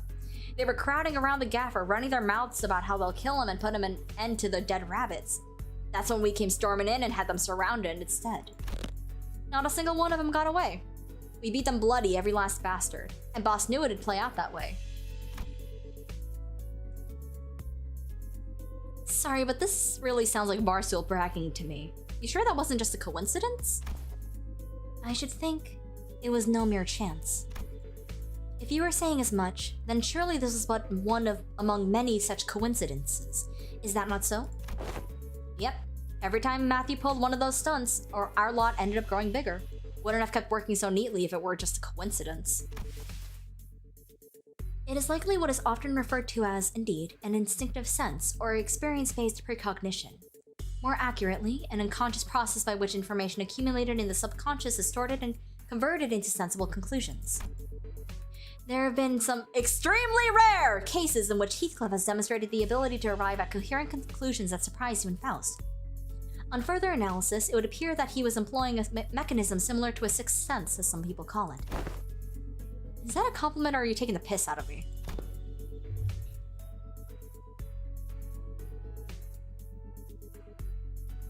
Though my mentor does not see fit to explain each step he takes. When all is past, I often find that no footfall of his was taken in vain. I would ask of you, grant him but a little time and wait. Keep waiting, and the shape of his intent may yet become clear. Though I confess, I have also been concerned about him of late. His recent silence is far heavier than what I have noticed in the past. To wait. Don Quixote hesitated, then stopped herself from saying more. She only gave a quiet nod. Aww. Yeah, okay, I suppose our team leader has her own reasons for letting him be. That said, doesn't mean I'm happy about it. Ugh. Let us return to the task at hand and do what we can for now. Fine. As the others quieted down, I finally had the room to notice the place we found ourselves in. There wasn't a single ray of light, just a deep red hue pressing in from every side. Can't believe we've been chatting away in the dark this whole time, fellas, and the red lights aren't helping at all, especially with my aging eyes. Oh, are you looking for the light switch? It's right here. And right then, or so? Ah! I knew it! Don't turn on the light.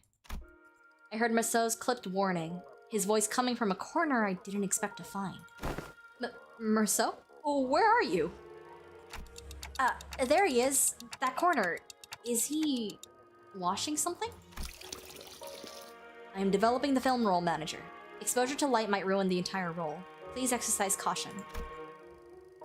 So he'd been doing his own thing. That explains why he was quiet all along. Huh. Didn't think you'd know how to print photographs, pal.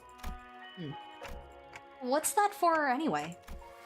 You expressed the wish to have the film develop manager. I'm carrying out that instruction. I see. A photo studio first, and now a dark room. This may be no more than a conjecture, but it would not be unreasonable to suppose that the axis of this distortion rests upon a photographer. A photographer, if you will. The film's serial numbers either match those found in the photo studio or deviate by only a single digit. It is certain that this dark room is connected to the studio in some way. The images bear a striking resemblance to these photographs. I also believe this building and that photo studio share a strong connection. Oh? Where'd you get those photos? I brought some from the photo studio. I cannot name the locations in the picture with certainty, yet they all appear to have been taken at various places in NCORP's district. Buildings, mostly. Hey, wait! I know what these are! People take pictures like these when supplying stuff to that department store. Correct. These photos must have been taken by a docugrapher. Marceau chimed in, holding up a odd cylindrical container in his hand this time. He gave the container a shake every now and then with a measured rhythm. Whatever he was doing seemed to be part of the process of developing the film. Film rolls are hardly affordable for the average resident in NCORP. In most cases, taking photographs is done as part of professional duties. There are approximately 21 occupations in District 14 that utilize photography. However, only a single profession involves routinely photographing specific buildings adhering to fixed standards that can be observed in these pictures. And these docugraphers you mentioned, are the people entrusted with that job? Yes, they photograph the information to be poured into canned experience. Ah! Canned experience mentioned! A docugrapher. How could a person of such decently lucrative profession fall into distortion? Decent job, maybe, but how do we know if they're a decent person? Hi, Salty. Ezra replied with a clear-cut answer after only a brief pause. What makes you say that? The photo studio we were at didn't have any dark rooms, right? No, it didn't. My team leader said that there are other ways of processing film rolls, but in NCORP, you have to go to a dark room to develop and print them. Correct. Film rolls are usually immersed in deeper solution to be processed. Which is why photo studios have these dark rooms equipped with red safe lights right next to them. But this place, it's pretty far from that photo studio. Huh, now that you mention it. Check out these windows. They're only covered by newspapers, all messy-like. If you consider how sensitive film rolls are to the light, it's really super suspicious that this darkroom doesn't have any proper blackout panels. And you know films can cost a fortune in some places in the city, right? Who in their right mind would print photos in a room patched up with yesterday's newspaper? Oh. This probably isn't even a legit darkroom. Someone just hauled in the bare minimum tools needed to develop film and threw them together in a hurry. Someone who didn't want to be seen printing photos. And people don't usually avoid scrutiny unless they're doing something not so decent. If that's the case, and then I can see why they might have distorted. I hope it's going well. It is going well. I'm having a great time. Right? Manager. Rizzo came to my side quietly, still giving the strange cylinder the occasional shake. I have a request regarding your instruction to develop this film roll. A request from Merceau? What is it? Please ensure that the light in this room is not turned on until development is complete. Aren't we already doing that? Yes. However, engaging in battle opens the door to uncontrollable variables. This is why I have judged it necessary to make a separate request. Donald, I will now go AFK because my grilled cheese has arrived. See you in a little. Okay, have fun! Battle? There is no need for concern. I am capable of participating in combat while maintaining the development process. Wait, slow down! A battle, you say? Surely there must be a cause for you to believe so. At the photo studio, reinforcements arrived exactly 11 minutes and 34 seconds after NCORP's pin frame team staff were defeated. Deduction based on the events thus far make it clear that the photo studio and this dark room share some kind of connection. Furthermore, Sinner Heathcliff, Sinner Hung Lu, and Sinner Gregor have battled NCORP's pin frames team in this very location. I hear footsteps rushing up the staircases, approaching closer and closer. I have a feeling I know what Merceau is getting at, but I ask anyway. Meaning... The initial rinse is finished. The process is now halfway to the completion of second agitation. This indicates that the 11 minutes and 30 seconds have elapsed since the start of development. A battle is imminent. Please withdraw to a safe position, manager. Merceau, you should have warned us way earlier! Understood, manager. I will follow that instruction going forward. Merceau, how does it feel to be the funniest motherfucker on this bus? 승부수가 먹혀들었군. 판세는 완벽히 우리에게 있었다. Oh wait, we're not fighting anyone? 정착지를 찾을 때까지 이 기세를 잃지. Oh, okay. After the battle. Something sits ill with me. Amid the sprawl of S-Corp's backstreets distorted with the flash, Angdu had her gaze fixed somewhere high overhead. And at the end of her gaze... Are those... photographs? A long line stretched across the open air, photographs hanging from it like laundry clipped to a clothesline. I mistook it for Kumjur at first and gave it little attention. Yet upon closer look, I saw those pictures hanging from the line. Perhaps they'd been strung up within the dark room and remained thus when the distortion took hold. Bizarre. Observation of unaffected elements in the space occupied by a location-type distortion is most irregular. Indeed, the items we bore from the studio have already changed to images of various sites of S-Corp, yet these alone remain as they were. Huh. Let's take them down and check them for ourselves.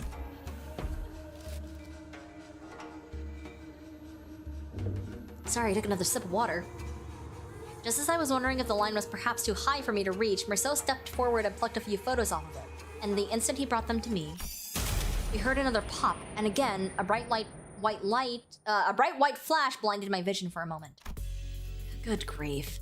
This distortion likes to change its mind, huh? It keeps switching between S-Corp and N-Corp. It feels like getting caught in a flashbang detonation. My whole body tenses up, then goes slack right after. The other sinners were busy grumbling about the distortion and its sudden jumps, except for Merceau, who stood right in front of me with the photo still held out in his hand. Oh, you didn't drop them? No. He gave his usual short answer, then returned his attention to the cylinder he had been shaking. He took the film out of the container and flicked the liquid off of it with clean, controlled motions. Is the processing finally done? Wait, we're back here with the lights on now. Is it okay to take the film out? Yes, exposure to light will not damage the film once development is complete and the image is fixed. There's no cause for concern. That's a relief.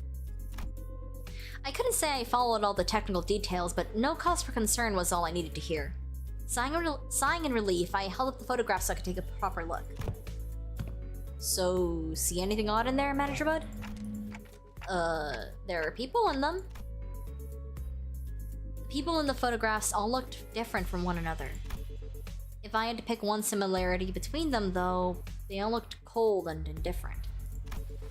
Yeah, that's the city, alright. Ordinary folks you'd see anywhere. These aren't like the photos we picked up at the studio earlier. Are these the kind of photographs that they use to make Can't Experience? What was that? The scenery around us seemed to ripple just now. I was about to ask Faust if she'd also felt the strange sensation, but it faded away soon enough. Perhaps it's nothing serious. Maybe it was just a spell of random vertigo? Is it even possible to get dizzy when I've got a clock for a head? No. Marceau must have noticed that I was out of sorts for a moment because he seemed to pause on purpose before answering my question. No? I thought you said docugraphers take these photos to put in canned experiences. Raw ingredients for canned experience are handled exclusively by Grand Sisyphe? There is no known method for external parties to access them. Sisyphe, what? Oh, I think I've heard of it. Canned Experience, right? They're in high demand in other districts too, but the only brand stamped on them is Grand Magasin Sisyphe. Same name every time. I remember some of my classmates bragging about trying them whenever exam weeks came around. Never had one for myself though. I can't really explain it, but something about them just feels kind of wrong. It's that popular, huh? The unprocessed base content of Can't Experience, known as Experience Batter. Batter? Hey, is there like a connection between CORP having like the street is called Butter Street? Are they just named after things that go into like a dough, like the dough that Herman wants to? It's supplied to reprocessing factories where docugraphers fine-tune the experience's details. Photographs are primarily used for that purpose. They can fine-tune experience? An easier example for understanding would be to consider why docugraphers take pictures of subjects such as buildings.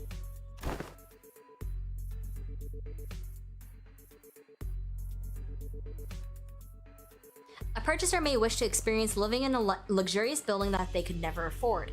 Another may wish to vent out impulses of violence by experiencing the burning of an expensive property. Demand for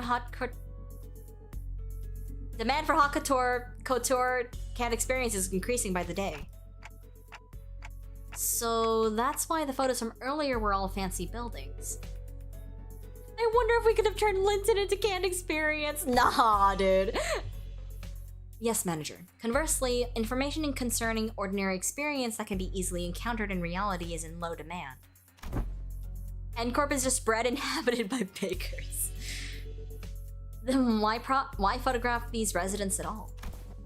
Perhaps these were not images harvested for their commodity value, but pure photography in and of itself. Perhaps they have been captured for a desire to seize a vanishing instant through a lens. There are people who take photographs knowing that it would cost an exorbitant sum. I've seen some before. A staggering amount of money just to take a single photo. That is, if they could even manage to find a photographer who would take the risk and help take the picture. I'm not so crass as to put a price on sentiment and nostalgia. Really? But spending this much money on film rolls, what could have made this investment worth it? I'd say maybe this isn't just a matter of sentiments, or memories even. Leafing through the photographs, I quietly expressed my thoughts. Executive manager? I'm not exactly an authority on distortions, but I know they manifest through desires or emotions that become warped in bizarre ways. But every distortion has shown us so far points back to S-Corp. That is, the S-Corp from the past that only Kim and Ongdu would have seen and remembered. These photos, though, they're completely untouched by the distortion. Doesn't that feel off? There must be a strong fixation at play here, strong enough to slip past even a distortion. And if that obsession is something that refuses to let these memories be influenced, I think our next step should be to look for the people in these photos. These photographs are the only undistorted, unaltered clues we have. Dante says it would be advisable to locate the people shown in these photographs. Ooh, good idea! Team leader did say that we should accept input from the LCB with open arms. Hey, Youngdu, can you get me the office catalog? We'll probably need to commission an office affiliated with 7 Association. Let's look for one that can take the request right away. Can someone tell Ezra we're fine? I think I know where to find these people. Dante says one of the people shown in the photos has already been found. What? When? How?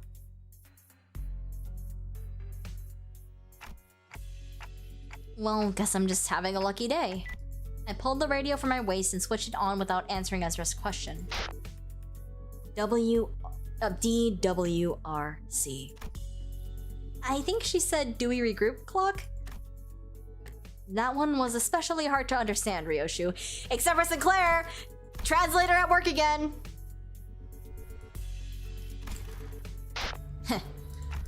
Rhodia's with you, right? Can you put her on? Okay. Rhodia, you there? What? Dante wants to talk? One sec. I kinda went overboard with the bread and pastries. My hands are completely full over here. Pastries? What kind? Just one of everything? Neat! Can you grab extra brioche and baguettes for me too? Love the ones from the street. They're so good. Hold on, I gotta read just a pile if I want it. Just throw them on TF. They're packaged. Ryoshu, you can't treat food like that, Kay. Bakers have feelings too, you know. How do you think the baker would feel if they knew someone was treating their precious babies like trash? This scabbard is rattling again for no reason. Anyways, Dante, can you give me a second if you need me to fight? Just need to cram these into my pockets real quick. No, it's not a fight. Huh? Then what's this about?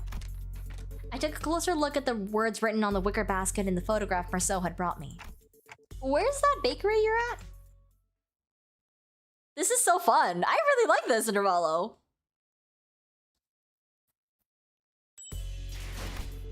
We for real thought we can leave Asia and followed us all the way to France. That's so funny. Oh, I know who you're looking for. The owner of the bakery was a woman holding the same wicker basket as the one in the photograph. She took one glance at the picture I held up for her and gave a quick nod. This man, he works in Canary 17 right there. He's a regular. He used to drop by every morning to buy sandwiches to share with his coworkers. Haven't seen him around lately though. And those coworkers, I assume they were wearing the same uniform? Asking the question on my behalf, Otis showed the baker another photograph. Probably. He was always wearing one too. I guess it's the Canary uniform. This confirms our lead, Executive Manager. A few inquiries to the Canary should bring us to the information we need. Yeah, you're right, but it's just that she doesn't seem very concerned at all. She's one of the people in the photos that weren't affected by the distortion, right? I thought she'd be a close acquaintance. Allow me to verify, Executive Manager. Do you know the name of this regular you spoke of? His name? Am I supposed to know that? Though I wasn't expecting her to actually know his name, the apathy evident in her voice gave me pause. He took a photo of you. Wouldn't it be reasonable to assume that you were well acquainted with him? Oh, that. Oh my god, her face. The baker's demeanor changed when Otis pressed the point. She gave a strange, unsettling smile before pulling something from her apron pocket. A thin and round, can-like object. He said he'd give me 5 of these canned experiences for free if I let him take my picture. Even said he'd throw in the docugraph of the building of my choice. He docugraphs buildings, right? I hear he even takes work trips to the Nest every now and then. So I asked him to get me a docugraph of this lovely mansion I saw by the Nest suburbs. I know I'll never get to afford a beautiful place like that. But this way, I could at least experience what it's like. And gosh, it was everything I'd ever hoped for. I couldn't quite put my finger on it, but there was a distinct eeriness to that dreamy, blissful smile on the baker's face that sent a chill down my spine. Young Marceau, are these canned experiences truly possessed of such marvels? To pluck all semblance of reason from one's countenance? They maintain high demand across the city. District 14 is only one of several markets. Dost thou mean that those who indulge in canned experience may experience venturing on the expeditions to the Great Lake and bungee jumping off the summit of that skyscraper yonder as they remain seated where they are? They may, however. Oh, a magic can, allowing one to pursue any dream that heart may conceive. Verily, I confess mine own soul is much tempted. It differs from pursuing a... Hang on, I have to take another screenshot from my friend.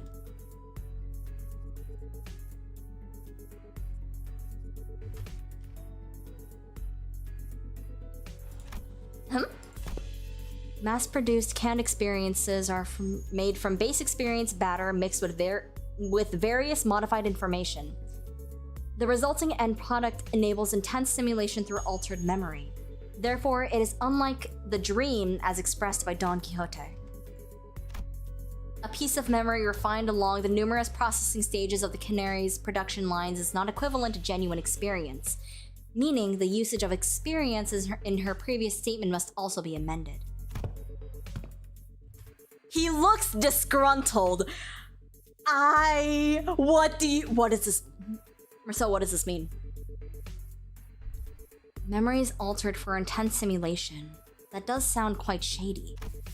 How doth this cast a shade upon the boons granted by the can? Adventures and tales are, forsooth, inclined toward a little grandeur. It is because the memories provided by canned experiences are extremely vivid. Statistics have shown that users of cans interpret them as authentic experiences and become dependent on them. A possible cause of the formation of dependence patterns is that canned experiences allows one to feel as if one has achieved a dream that is, in reality, impossible. Art thou implying that the users are made content with devouring forged dreams stored in instant-use cans? Or still, the user may no longer strive to chase dreams in the waking world. As for the sweeter and more splendidly a dream is embellished, the more impossible it will appear to be grasped with one's own hands. To become a cause of such surrender, inciting one to march forth, verily, doth it not annul the significance of dreaming itself, if the resultant dream rouses not the spirit to gallop toward it? Whether that annuls its significance, I cannot know. You're such a liar, King! But they sell well. So, how much will you be buying? Buy what? You came barging in with all these questions, and I was patient enough to answer them politely, wasn't I? Don't you think you owe me a sale or two? You're not about to leave without buying a single loaf after crowding my bakery and scaring off my customers, are you? Her case was on point, actually. With our whole group gathered around, the passerby gave us a wide berth and hurried on, whispering among themselves. Nobody was about to come in and buy bread like that. Come on, lady, I practically cleared your shelf, didn't I? You did? Where the hell are you keeping all that then? Do you even gotta ask? Of course I had some already, and the rest is safely tucked in my coat pockets so we can all share later. So you already ate some. Let's buy a little more. It's true we scared off the other customers. Understood. Given that the expense is made to facilitate this operation, the lack of prior budgeting should not pose a problem. Oh nice! Sesame rice bun for me, please. Where did you come from? It was Kim. He really did have a knack for making an entrance at the least expected moments. Hey, mister, where have you been this whole time? Wait. You cross with me all you like, but just give me a moment. Ezra paused, waiting in puzzled anticipation. Only for Kim to take a sesame rice bun from the baker's hands and chomp into it. Alright, I'm ready. Freaking waste of bread!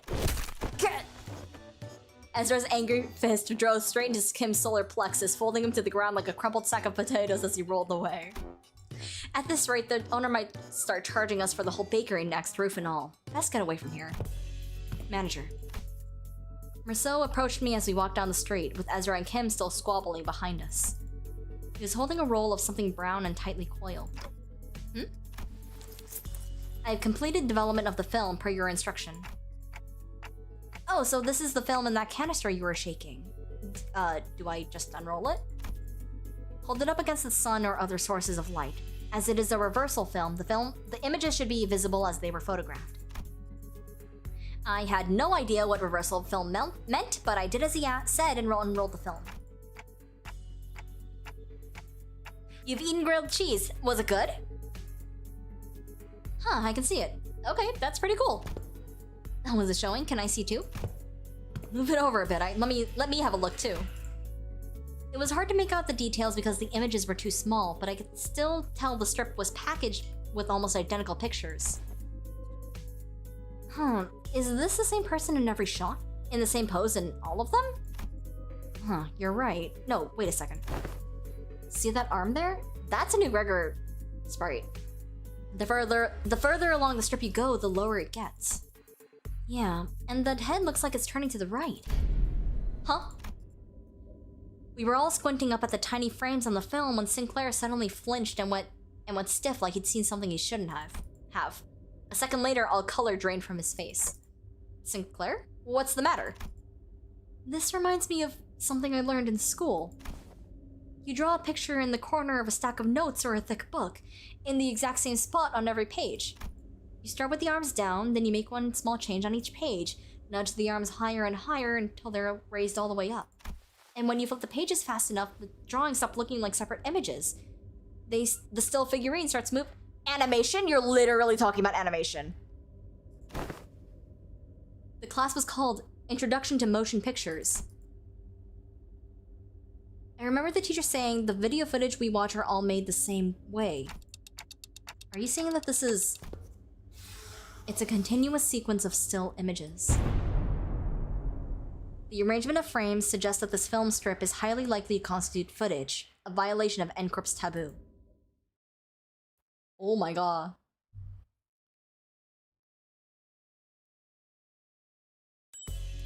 Hey, yo! Okay, here we go! Oh crap! As soon as I registered Merceau's words, my hand reflexively threw the film to the ground. Are we gonna be okay? We might have just broken a taboo! My mind began to race, rapidly traveling back through our journey. Specifically to the time when Don Quixote had smashed the window of CORP and caused the wing to wipe out our team multiple times over. I felt faint. At least we had Regilius with us back then, and it ended up not being that big of a deal at the end of the day since I could revive the sinners, but... Some nest taboos can get us in serious trouble for just carrying anything that has to do with them, can't they? I hurriedly turned toward the sinners, many of whom looked every bit as troubled as I felt. Still, a few of them expressed a casual lack of concern, citing all the crazy things we'd gone through so far. Miss Faust, what'll happen to us if this gets the manager killed? Okay, this is it, huh? Stop freaking out, guys. They're not dying, we'll be fine. NCORP's not gonna kill you on the spot for just possessing a film roll. Really? Well, it might be a problem if the film roll does contain genuine recorded footage, but it's not like you guys had a hand in filming it, right? When NCORP dudes get here to pick it up, just comply with their commands, thank them for their service, and nicely hand it over to the authorities, and everything should be a-okay. There is a possibility that everything will not be okay. Because I have developed the contents of that film roll in that dark room. Oh. The court will take the lack of intentionality into consideration. However, it is very likely that my actions will be deemed as aiding the primary violator of the taboo. Guys, is Merceau getting arrested? Really? But... Team leader said that NCORP has their own regulatory standards regarding image quality, which they use to determine the severity of taboo violation. If the footage's image quality or frame rate is within regulations, NCORP will be sticking their fixers on our butts right away, and that could buy us some time or give our company some leverage to make a deal, however small it might be. Do you want an actual answer, or are you just looking, asking, not looking for an answer? I do not want to be spoiled. I'm asking a rhetorical question. Because what they're really stuffing out around for is how close to reality the video is, or how close of an experience it provides to real life. So even if we're really, really unlucky and they actually come after us, it's going to be fine as long as the footage is low fidelity, probably. His face.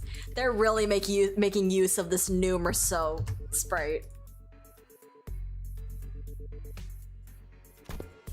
So what exactly does frame rate within regulations entail? It means that the interval between each frame shouldn't be, super brief.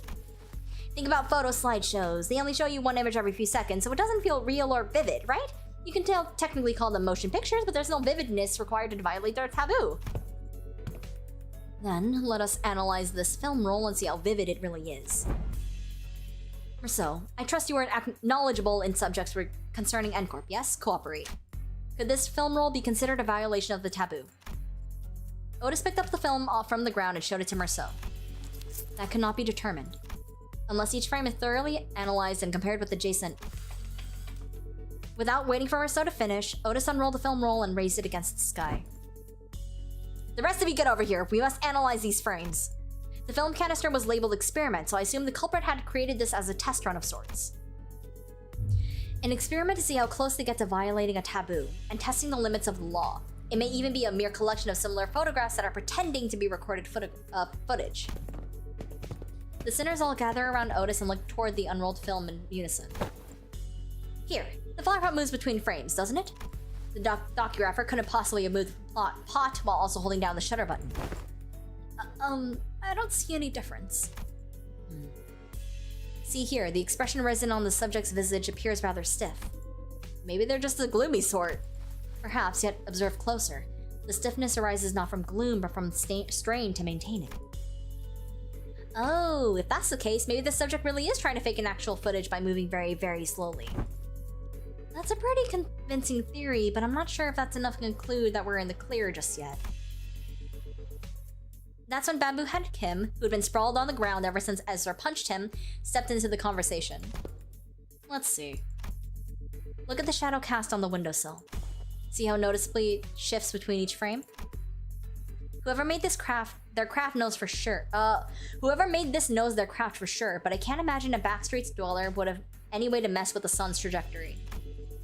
Then the likely scenario must be that the creator of this film deliberately made its subject move very slowly from frame to frame, creating a series of disconnected photos that, when played sequentially, would look like footage that violates the taboo.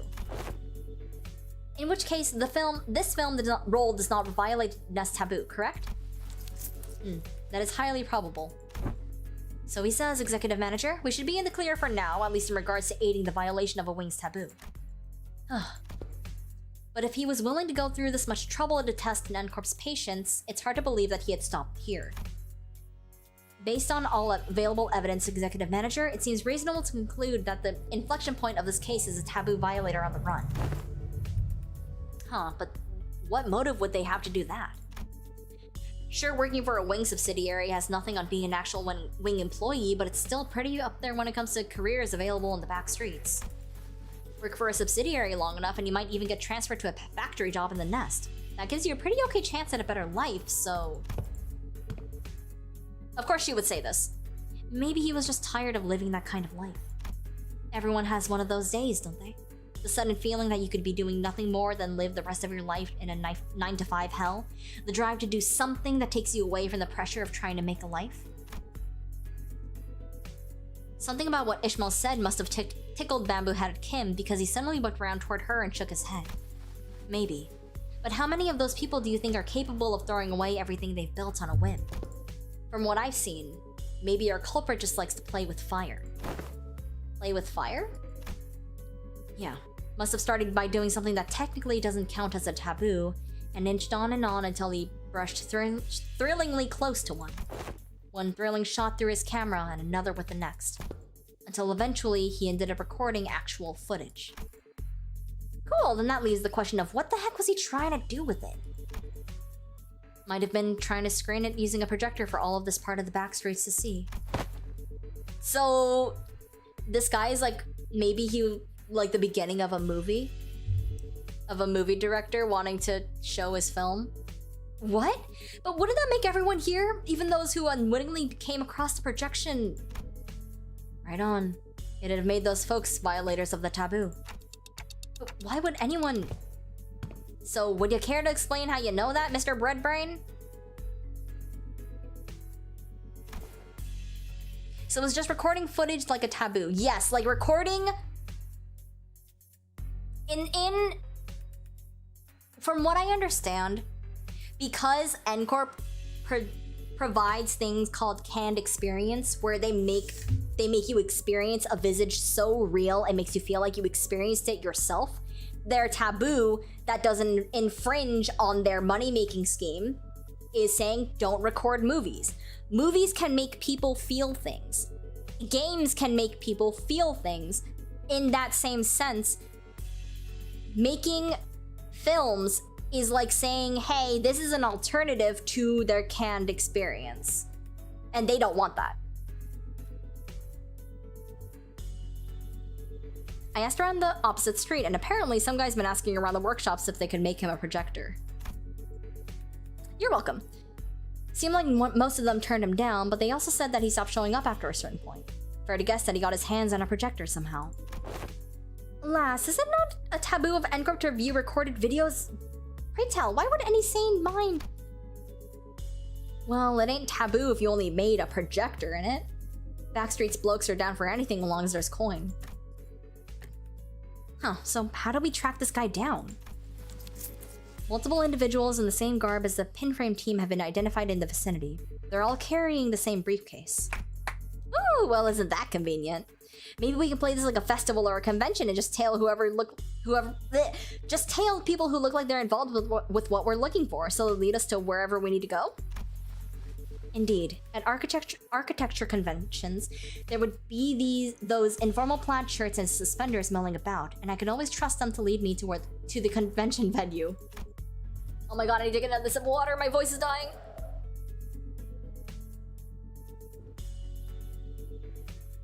Uh-huh. And was it common for those plaid shirt fellas to look around like they're scanning the area? Did they also go around checking people against photographs? Collect evidence. Please advise for... They also radioed each other? Glaring at people like they're glaring at... Huh? Perhaps you could answer that series of queries yourself. Nope. This crowd sure don't look like they're gonna let us follow them. They don't like us. 가족에게 불을 상대한다면 공원의 성화, 이 성장의 비극을 더 분리할 것이랍니다. 안타까운 일이지만 우리에게는 기회일 겁니다. 속상 증수가 늘어날 겁니다.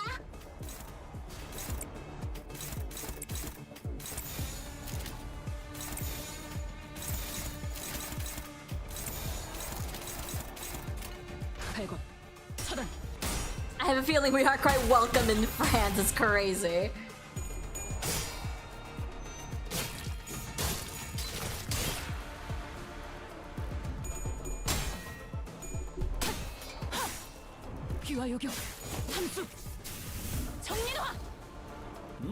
정상값이네. 사실 그 상황에선 그런 공격밖에 고를 게 없었지, 그치?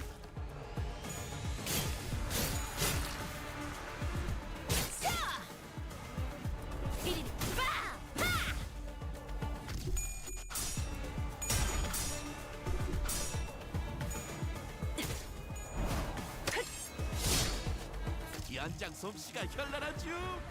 선물 만들고 도구 연습만 하는 것이요? Clashing that one. I'll let you clash that.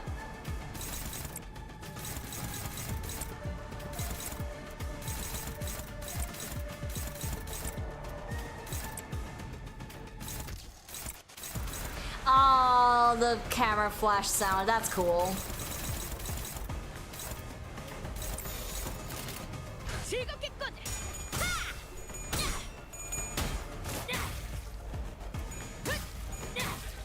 Also, I like these new generics. It's an interesting way for tremor hemorrhage to synergize. Ah!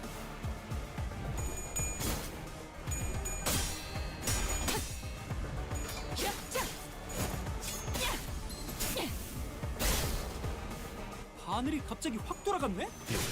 솔직하게 말해서 한 번에 이렇게 강한 공격을 할 줄은 모르고 아주 옛날에 만든 기계를 가지고 왔거든. 뭐 정확한 수치는 몰라도 아무튼 대단한 공격을 성공한 거네. 자부심을 가져도 좋겠어.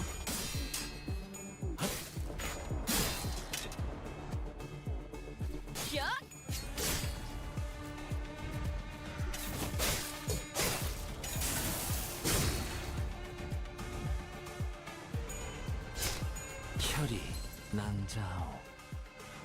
방금 전에 위대한 일격을 기록하는 중이라네. 이따가 버스에서 회고해야 하지 않겠는가?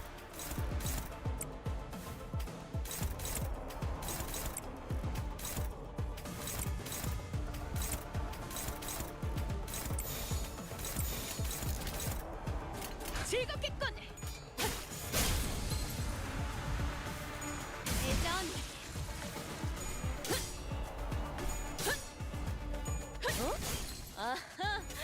Does anyone know how far I am to the end of this, by the way? I feel like I'm like past halfway.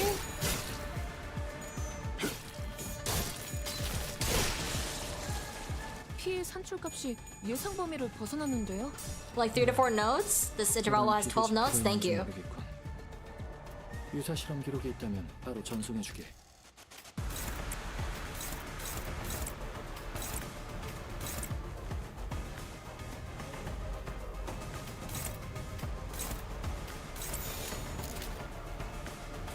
물러서지 않겠습니다.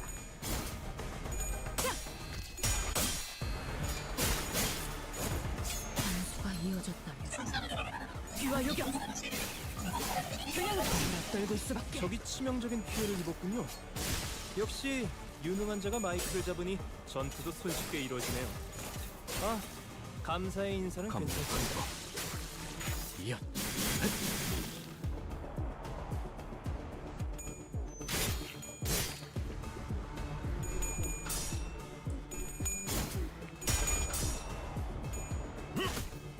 혈이 난자. 치명적인 한 방이었어. 거의 진압되겠는걸요? 맞아. 여기까지 다 울리지 않았어? Man, I didn't realize how happy Sod sounds in that announcer. That makes me really sad, actually. 무대배들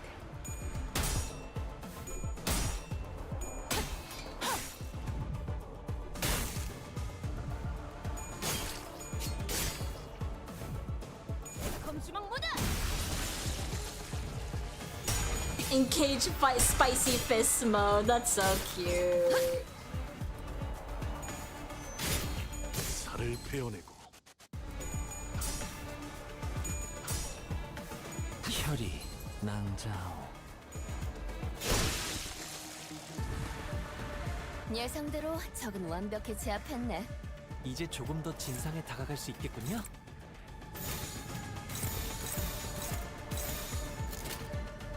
시연합니다.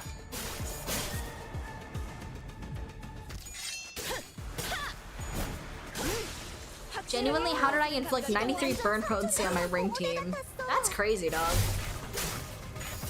단단히 후보를 탄 검의 길에 한 차포잡이라.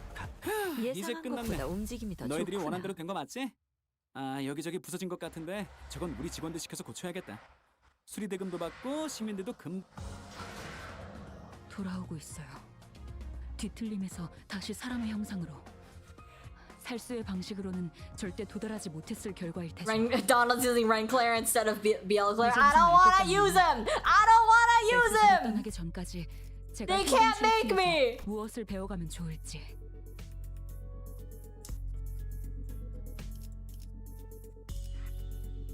I have to check something.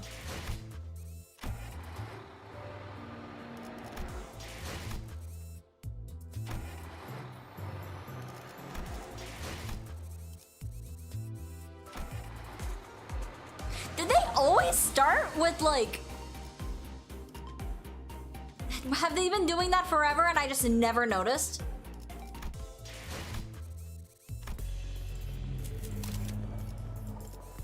That's crazy. 꽃을 피워볼까요? Think about the rewards, Donald. I already have maxed out, so it's fine. 그렇지? 잠시만, 볼륨 좀 확인해 볼게. 대답 소리가 잘 들리지 않아서.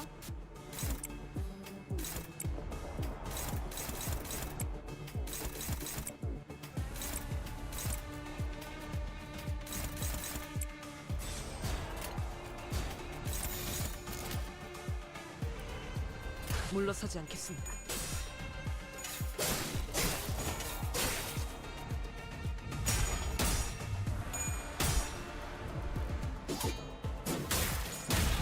Start with what? I don't know. Start with what? I don't remember what I said. So punch!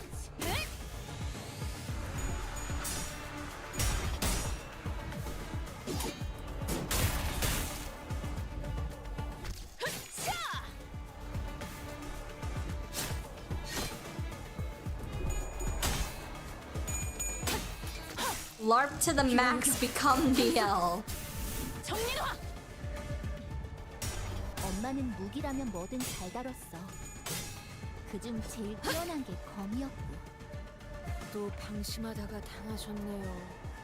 Girl got staggered? 아직 더 할 수 있으신 거 알고 있습니다. 조금 더 해보시죠.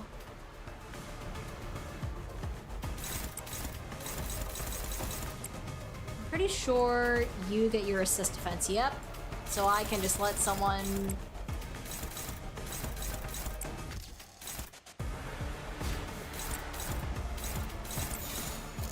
물의 배들.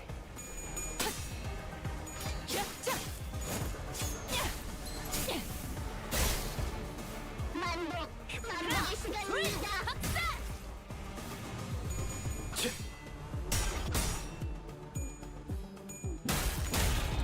I could be wrong, but I thought the CORP, Intervallo, and trash cleaning one started with a combat node. Did it?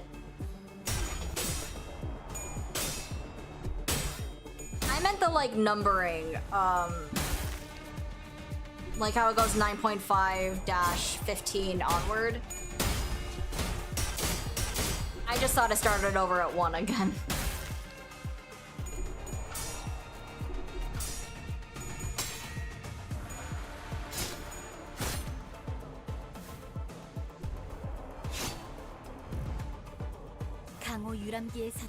Which, like, in hindsight, I understand now. Like, that it makes sense that it wouldn't do that, but it's just interesting. 진행해주는 탁자 위에서 하는 놀이맛입니까?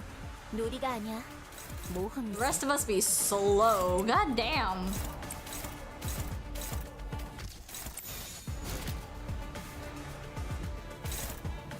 랜담 사활을 거는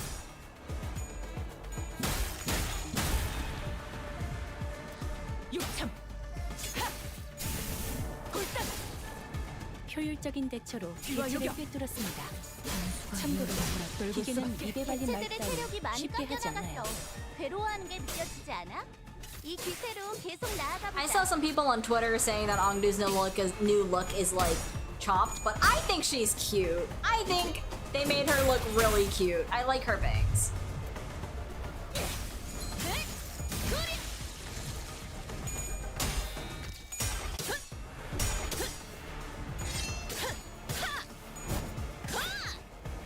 방금 공격은 좋았어. 이대로만 계속해보면 좋을 텐데.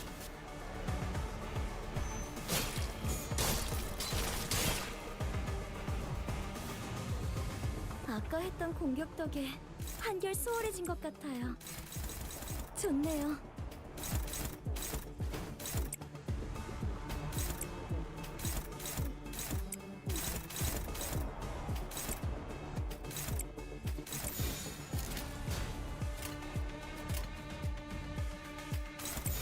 죄를 새겨주겠어.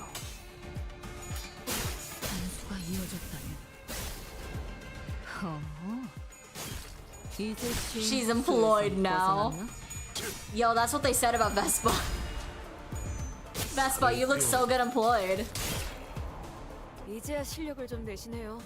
평소에도 이러면 얼마나 좋습니까?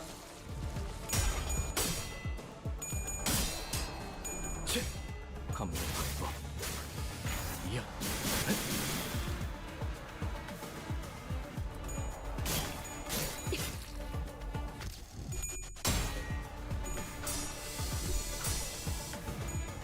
No, we gotta let Ezra use her assist defense. No, I'm okay. 선택이었어, 나리! 저들의 약점이 뻔히 보이는 게로군. When did she even get it?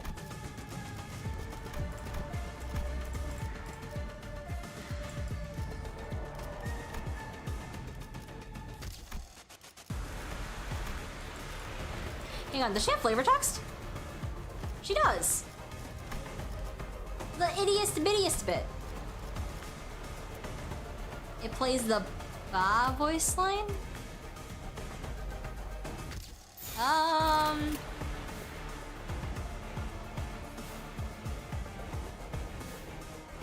No, I've been not looking at the internet so I wouldn't be spoiled. 물러서지 않겠습니다.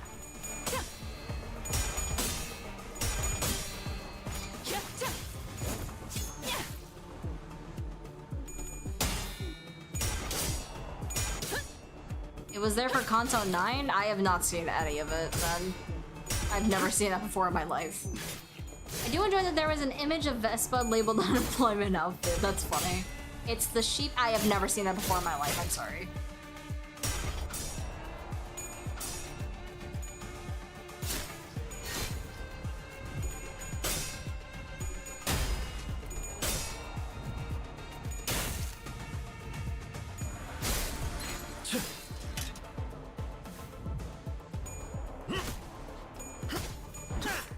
깨달음을 얻으셨군.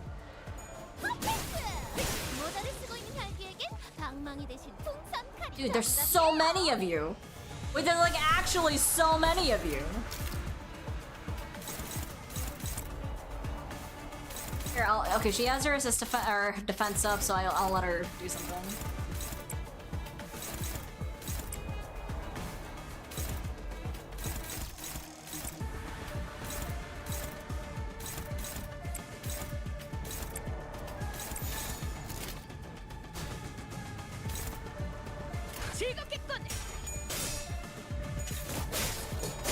Can't believe this Donald isn't clicking win rate. I mean, I would be clicking win rate if it was a chain battle, but it's not. I appreciate that it's not a chain battle. 검을 단단히 포기하지 마시게. 뭐냐? 너는 좀 자질이 있는데 나중에 따로 술 좀 할래. Why does that June line sound so flirtatious? What's up with that?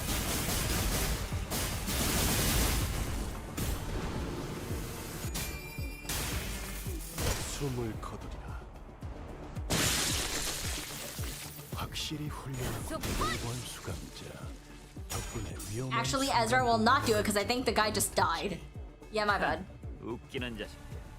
Hey! 고래구이 파티를 열어주겠다고 하니. This might be a little mean.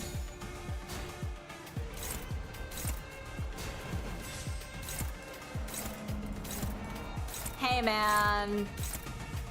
I'm sorry. No! No! My kill! 올. 하지만 슬슬 물리는군.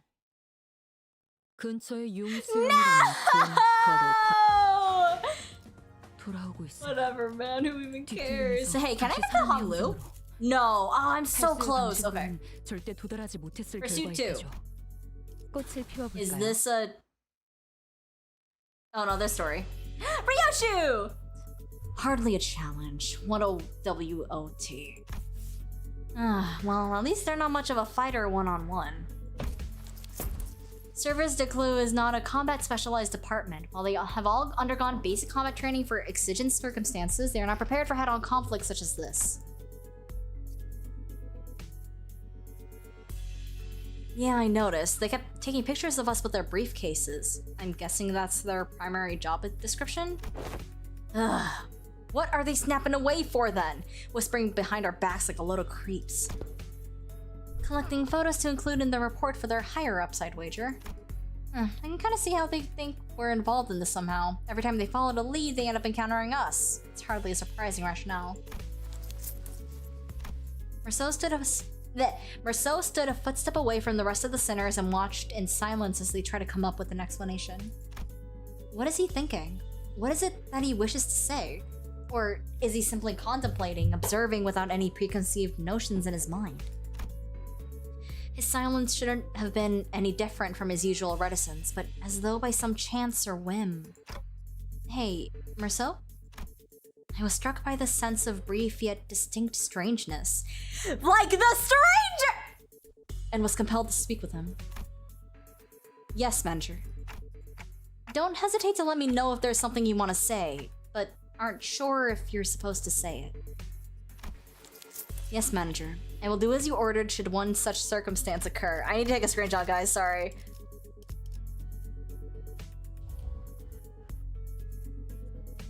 My friend is a Merceau enjoyer, just like I am, so every time something like this happens, I mean, now more so because Kanto 10 is on the horizon, I have to share it with them so that we can both freak out over it. It's only right. It's only what good friends do.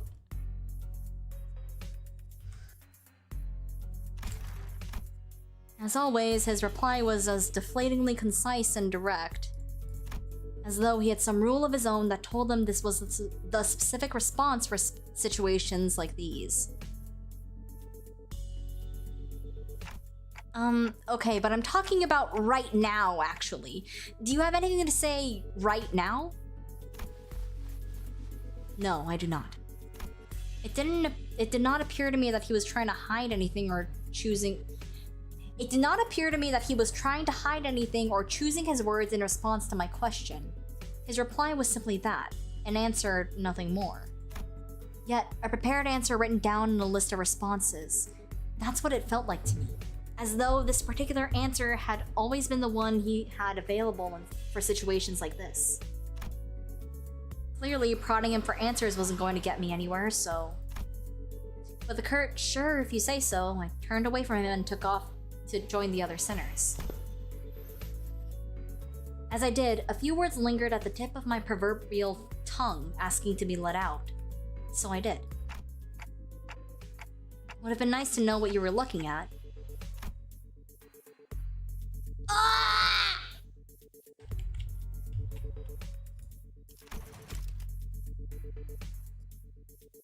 I just... Oh my god. Merceau! What is gonna happen, bro? I don't think... Okay, Kanto 9 broke me, but I think Kanto 10's just gonna drive me up the wall. Of that, he spoke. I cannot form a judgment. Cannot or won't? Cannot or won't? What?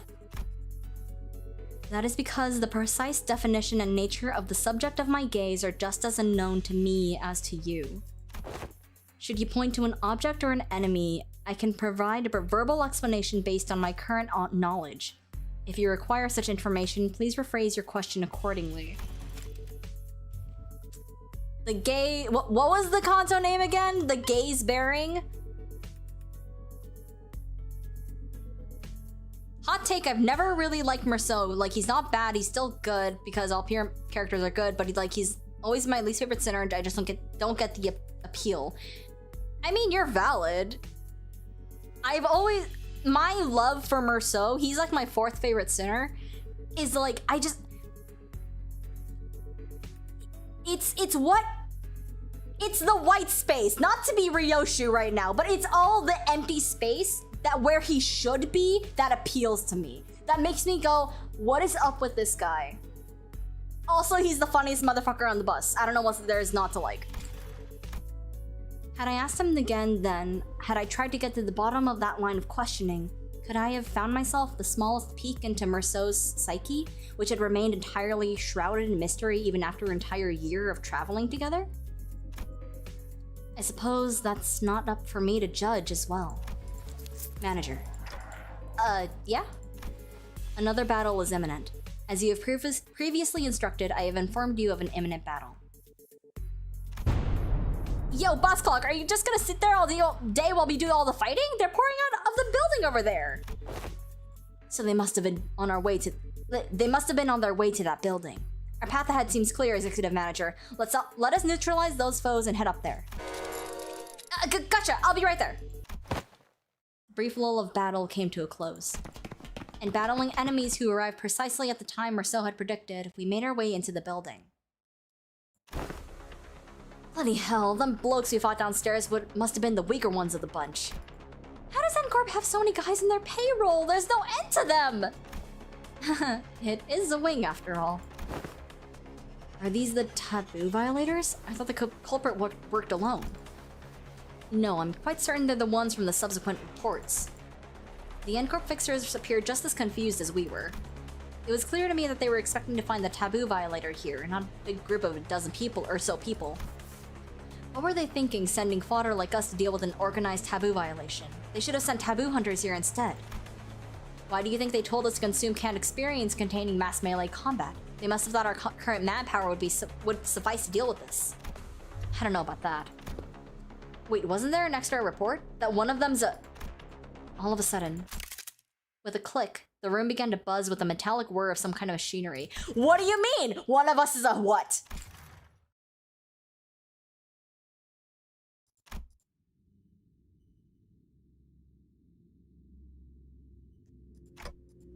Distortion. Standing in the middle of the shabby room was a device I wasn't sure if I'd seen before. Its exterior was plastered with strange shapes that looked similar to what was on the Chinukin's face in our earlier battles, making it difficult to grasp its full shape. The round object affixed to it began to rotate slowly, with a dull, worn-out groan of a thing past its prime. Men! Shield your eyes! The moment it began to emit a faint ray of light, Otis thundered in a commanding voice. I quickly turned away as well, making sure not to catch even a glimpse of it. The device could be playing a recorded video, Executive Manager. Even a brief look at it can constitute a taboo violation. Shit! I saw that. I'm so finished. Just as panic began creeping into the voices of several unlucky individuals. Oh man, folks, this is starting to get a little embarrassing. A sleepy voice breaks through the darkness past my, metaphorically speaking, shut eyes. Mentor? Eyes open, Ongdu. What's wrong with everyone? Got dust in your eyes? The hell's wrong with you? Don't you know that anyone who watches even a split second of a recorded video in NCORP gets... Of course I know, but I watched it anyway. Open your eyes, esteemed fellows. This motion picture isn't recorded. Hang on, he's right. That video is not a recording. Possibly emboldened by Kim's comment, or perhaps believing that seeing the video could also be excused as incidental exposure incurred while subduing violators, the NCORP employees also opened their eyes and began to mutter amongst themselves. Is that thing talking to us? I finally allowed myself a good look at the machine, which was firing a conical beam of light against the side of the wall. And this was its message, delivered via white words on a black background. So you've tracked me down this far. After what I went through to take refuge here, they still ended up finding this place. All of you blindly consuming fake experience after fake experience without even a care about the real thing. Case number TC3224, you are under suspicion of a Category 3 violation. Reveal yourself now and forfeit your illegal recording. Should you comply, we will... What is foolery but witless buffoonery in the absence of fools? The hollowed vessel, bereft of all but lingering delusions, grants not even a rule of echo to the dogged excoriation of tools. What's this fella on about? If you mean to obstruct our official duties, we won't hesitate to use force. Without even so much as turning around, bamboo-hatted Kim raised his sword and parried away the NCORP employee's nail-shaped weapon. I'm only speaking as my whim guides me, my dear fellows. No need to get so huffy. I only aim to say that this abomination has no consciousness. After what I went through to take refuge here, they still ended up finding this place. All of you blindly consuming fake experience after fake experience without even a care about the real thing. It's repeating the same sentences over and over. Now that does make me wonder, was I just as far gone when I distorted? Past all words and reason? I mean, if anyone has an answer to that question, it'd be you folks, right? Kim said nothing more. He turned a piercing look on us, all the while effortlessly swatting away the NCORP employees' attacks. As though he was goading us into telling him the truth. Well, don't suppose there's any point in asking. I am no different from this abomination. Just as it wields that contraption, I must have wielded the only thing I have really known. The blade, transforming into a mindless fiend, consumed by a mere tool, cleaving through both friend and foe, unrestrained. Hey, Junior, are you still on about that? I tried to avert my eyes. I truly did. But such disregard is easier said than done. How can I, when that distorted being has no qualms showing me that... Doesn't he know how rude the unsolicited reflecting of the fathoms of one's heart is? That's gotta be illegal or something. Illegal, I say! Turning a customer into a thug on a protection racket run, a mere ant before a car in motion into a swerving driver. Conjuring dead followers before the eyes of their mentor. Simply unconscionable. Rude as hell, as some might say. My poor heart almost burst out of my chest, courtesy of you. All of you blindly consuming fake experience after fake experience without even a care about the real thing. In that split second, I think I saw Merceau's eyebrows twitch. What does this mean? What does this mean? What does this mean?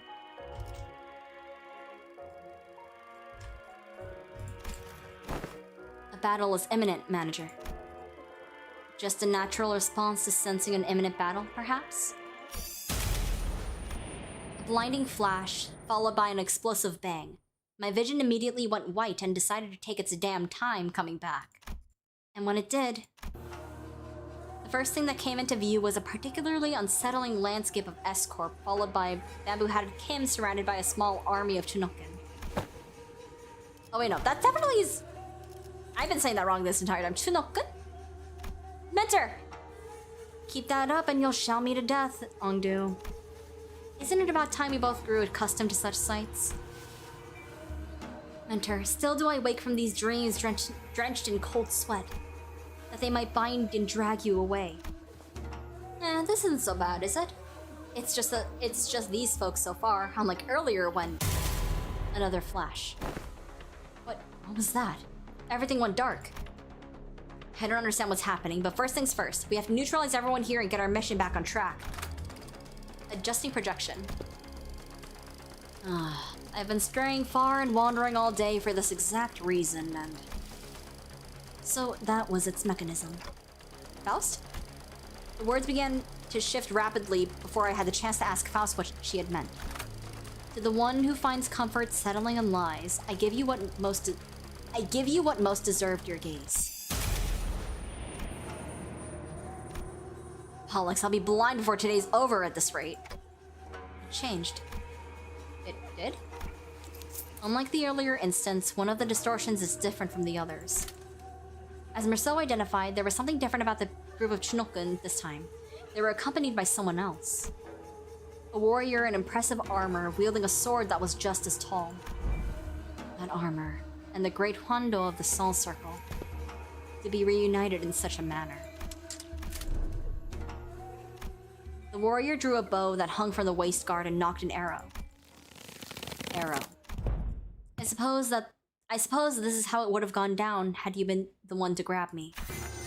Military Commissioner Im Hyunop. How do you fare, friend? At the signal's arrows loosing, seize the accused. The warrior loosened the knocked arrow, which soared into the sky with a piercing whistle. And with that air-splitting sound as their cue, the Chinoken began to swarm us. Oh, so this is where we get the assist bamboo-hatted Kim, right? Whatever, man. Who even cares? Hi, though. What the? 너희를 빨리 초토화시킬 방법을 찾았다는 거니까.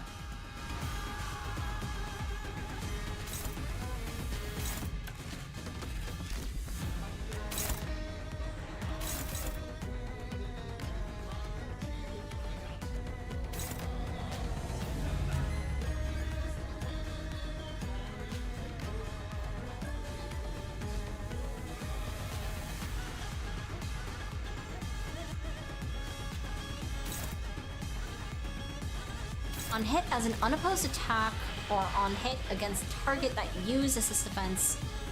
So I should clash this and not let it be assist defense is what it's telling me. Oh, I like this music. You know, this Intervallo really is, it really is like a homecoming. Like a let's do this again type beat.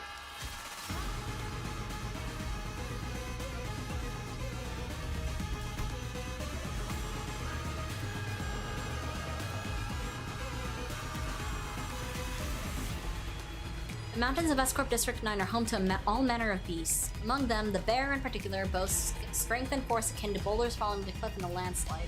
Giving ground to the creature's charges ill-advised, one must aim to hew it down with the first slash of a blade.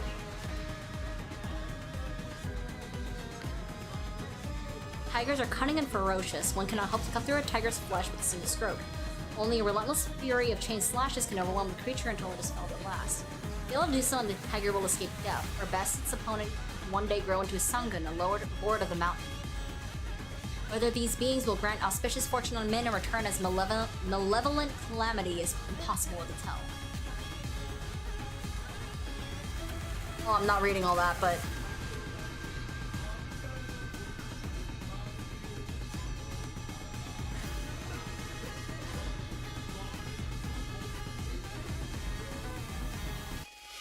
쌀 PM표?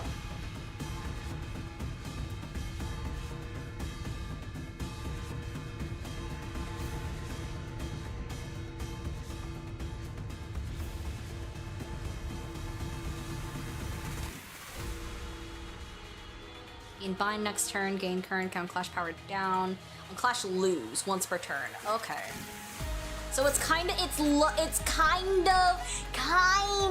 like Pinky Nurse Father, where you want to clash with your fastest sinner first, and then they get clash power down, right?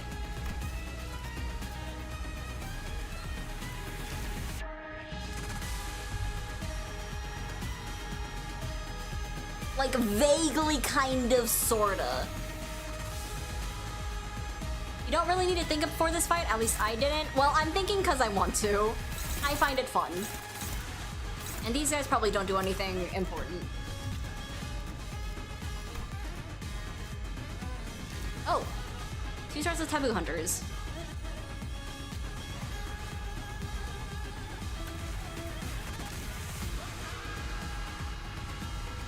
Okay, I've seen that one. Okay, let's get started then. Longdeuce clashing that. There's an assist defense. I should not let you do that. You're just targeting that. Okay. Gonna have Merceau target that. You can keep fighting that. Wait, I know you get assist defense. Is it only on your skill, on your defense? It's only on your defense. And then ally at 50% HP. Okay, that's fine.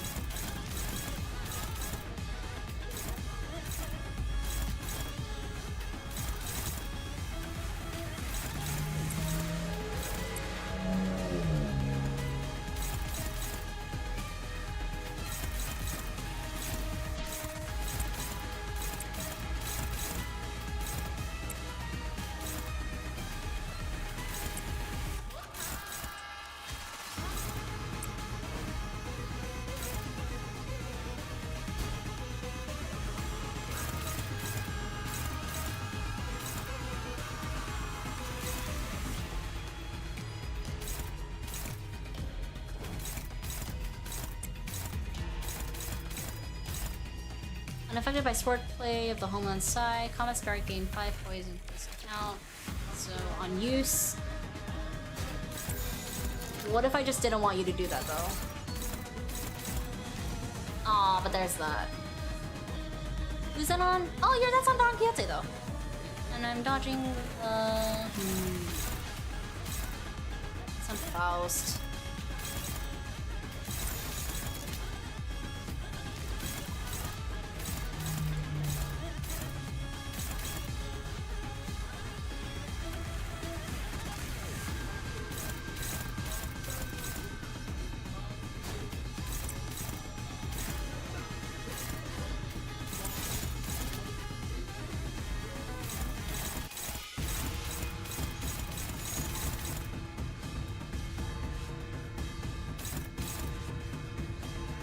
Lose, deal 80% less damage, does not hit critically. Does not hit critically does not hit critically. That's not continued. Wow, I can read.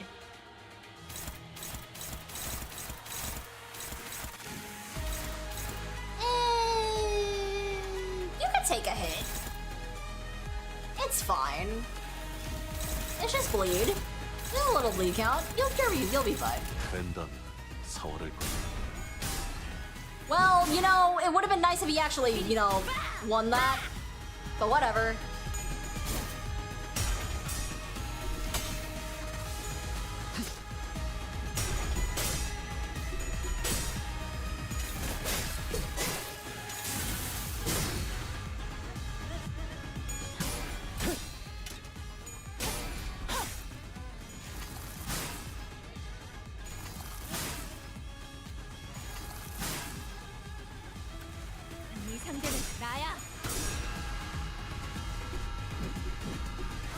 Nice! Let's be bad together! 아무래도 책상에서 이것저것 발명만 하던 나는 너희 같은 현장 일은 잘 모르긴 해. Okay, what is that? 종종 At 7 plus swordplay of the homeland, Sal. Sai or Sal? I think it's Sal. Convert all coins into unbreakable coins and deal 20% damage on critical hit. Flash lose. Less damage. Non-hit crit. You have 2 swordplay of the homeland right now.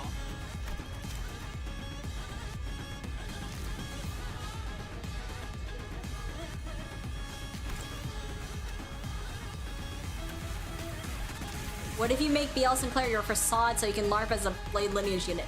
I mean, I can. However, I don't have the shards for that because I'm still trying to get every ego to threat spin 4. Okay, you're targeting that. You're targeting that. That's fine with me. You can do that. Okay, I don't have an assist defense this turn, so we're gonna clash normally. I mean, I technically do. Flashable guard. That won't activate that, right? Yeah.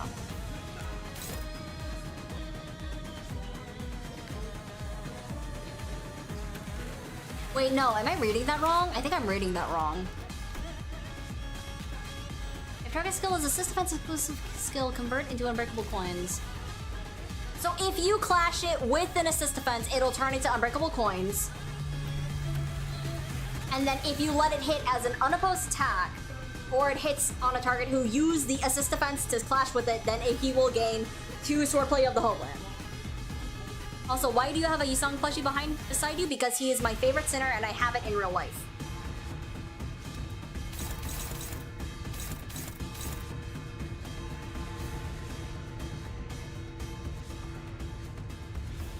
Oh, I also need to clash this.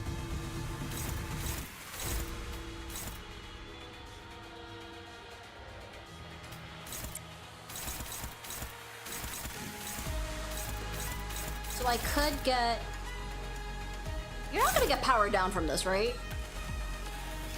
No, not yet.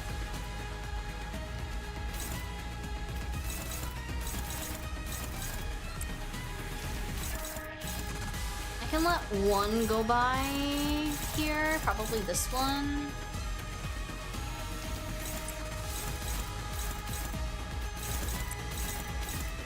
This is a counter.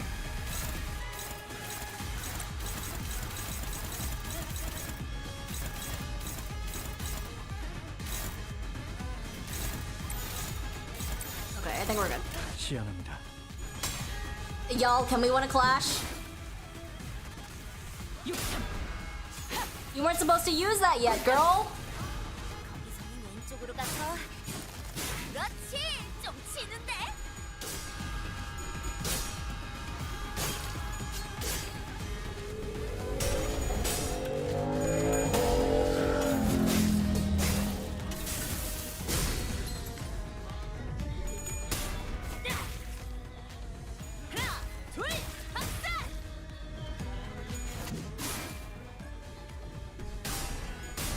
Oh my god.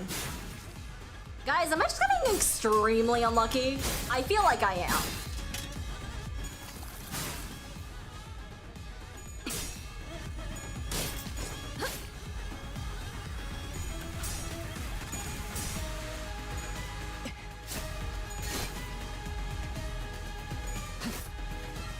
미리의 경세를 살피고 있었죠.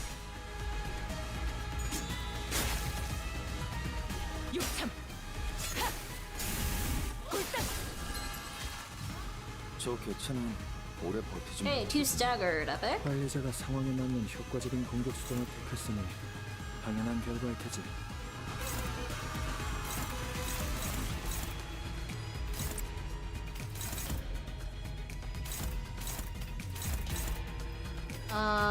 You two. Ezra's aiming at that. Where's Ongo? Oh, she's Clashable guarding. One-sided guard. Why is it a one-sided? I mean, okay, yeah, sure, whatever. I'll do it instead. And then I'm gonna clash with this. Sinclair, you're at 18 by 2. Ugh, actually I kinda hate that. I mean, if she wins that, then I'll be able to clash it just fine. Okay. I need someone to win this, probably Marceau.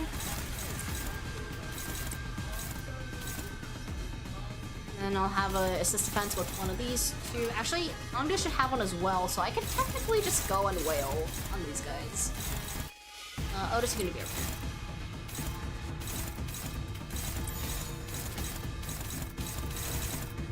시원합니다.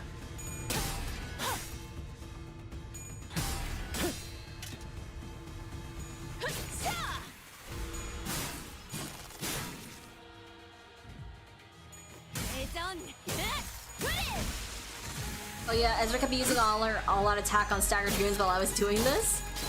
I mean, I'm fine with that. I don't have to deal with it. Someone has to deal with the ads.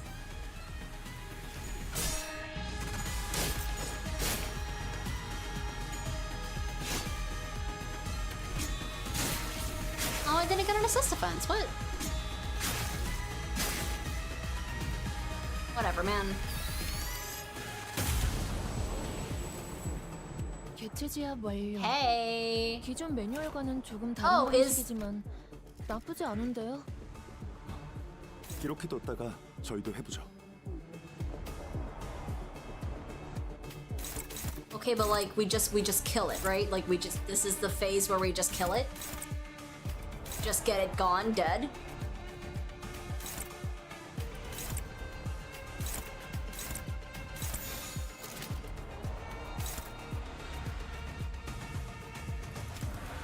Just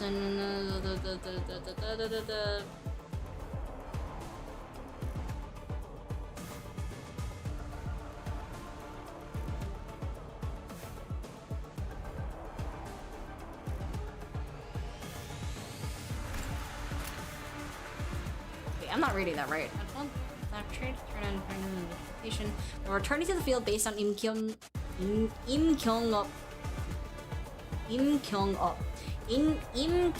Up.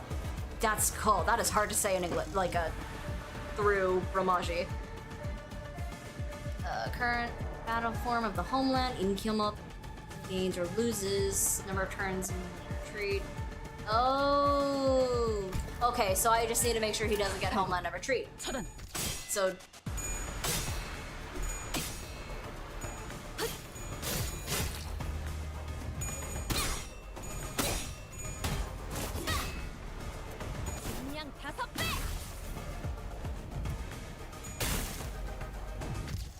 귀와 요격 함수 정리화 귀와 요격 균형 함수 상전. Yeah, she has so much bleed. What happened?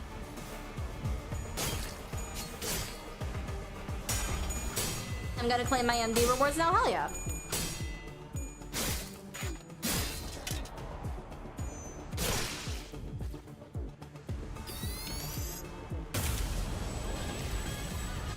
저희도 가서 도와줄까요, 돌심해 언니? 아니, 내가 방망이가 맞는 것. Let's do. Yeah, let's get Arcalgia on here now. Okay, she's targeting this. You're slower. That's okay. You're targeting the defense for some reason. Okay, that's a counter. I can ignore that. Let's do this, and then let's go into. Sinclair has Moonlit Eyes Your Blade now. I think I can also do this now. Actually, no, yeah, that's fine. And then we have Thorcalgia. Just clash with this guy. It doesn't really matter what else I do here. I know this can just one-sided guard. That kind of sucks. That's okay.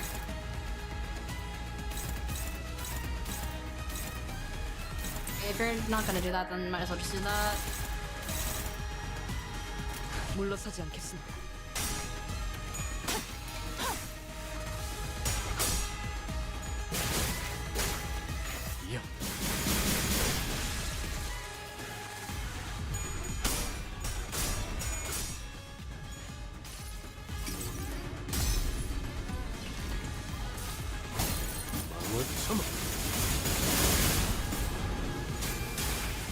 선물 거두다. Nice. 확실히 훌륭하군. 5번 수감자. 덕분에 위험한 Oh, I'm gonna get staggered by this actually, aren't I? Or I'm fine.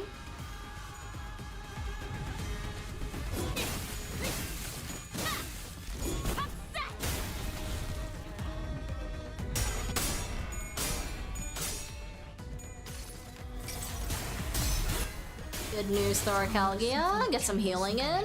기억하라.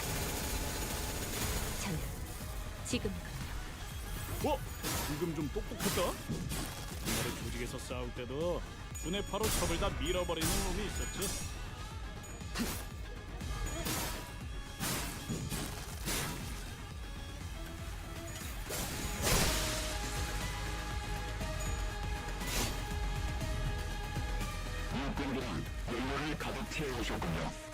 Okay, we're in distorted mode or ego sync mode, whatever you want to call it.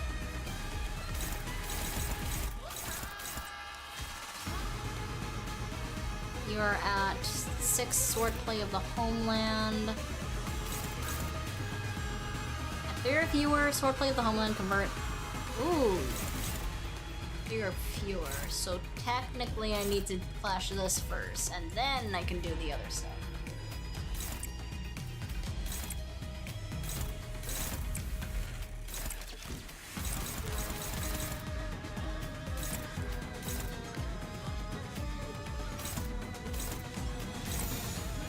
Ezra, where are you going? You're going. Actually, since you're going there, I'm gonna have Notice just attack these guys. You're also. Oh, you're much faster.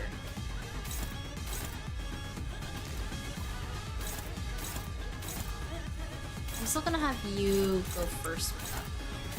It should be Ishmael first.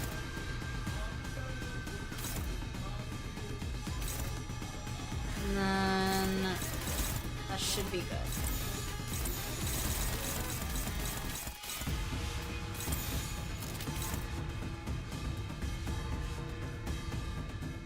Final power plus 2. Ooh.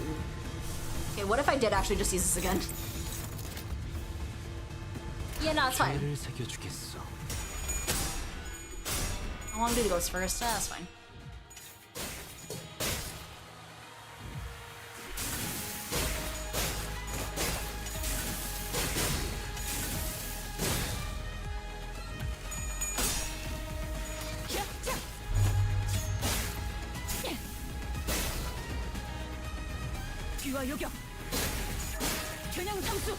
Wow, there's two of them doing the same moves.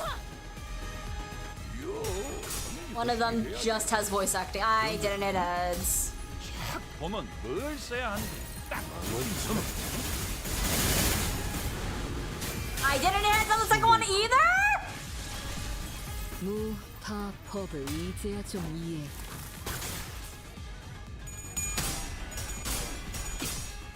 아름다운 것. 그렇지 않나.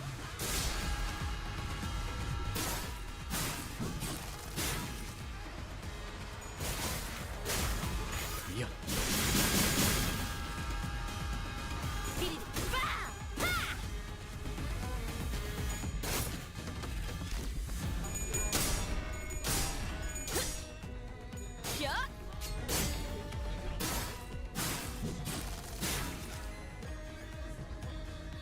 하나 눕혔네. 이렇게 눕혀가다 보면 어느새 끝나는 게 싸우는 거지. Okay, let's see. We have this. It's just this guy left.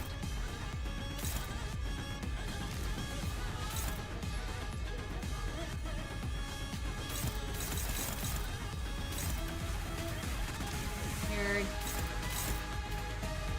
Unopposed, okay, I guess I just kind of have to do whatever.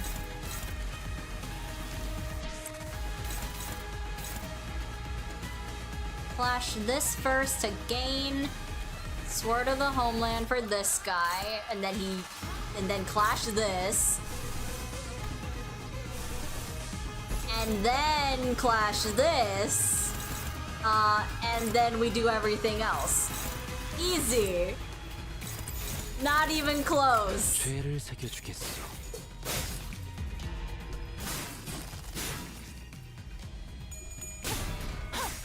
귀화요격 함수 정리노아.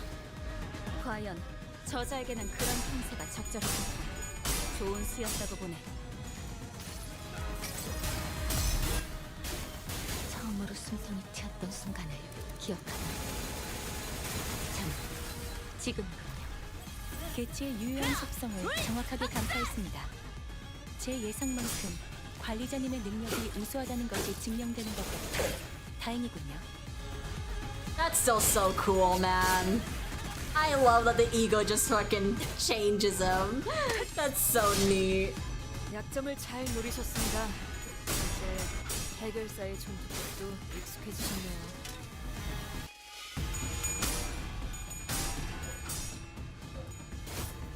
Okay, almost through his shield. Yippee.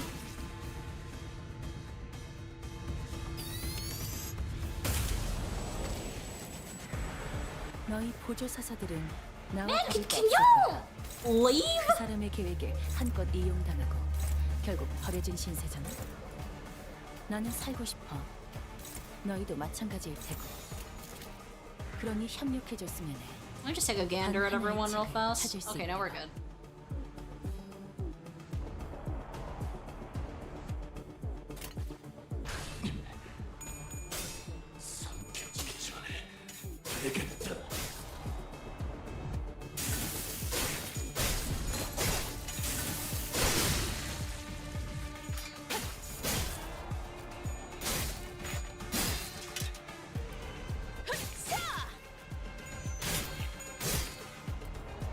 네 상대는 나야.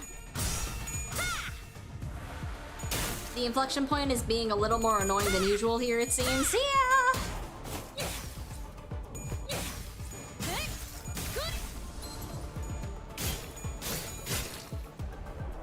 Isang has very good ID synergy and Marcel has very good ego synergy, it seems. Didn't Virgilius's announcer line say that Isang's good at 이미 both? 우리는 손에 많은 피를 묻혔잖아. Wow, that did not 명령 kill it. 늘어난다고 That's 달라지는 건 unlucky. 없어. That Isang is good at both ego and IDs. Am I hallucinating that? Am I glazing Isang? 죄를 새겨주겠어.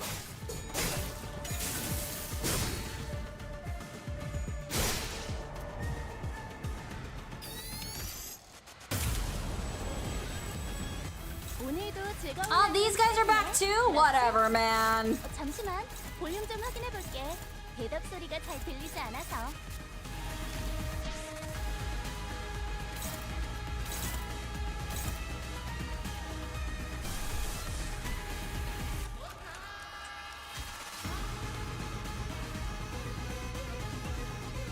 I have to do this again to top up my my Merceau.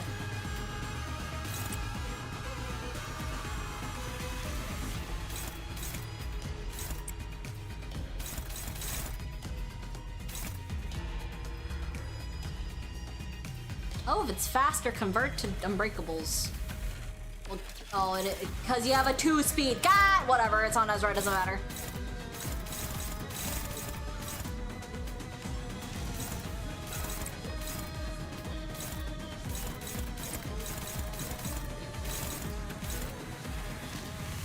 You're doing that on where? Who? Oh, okay.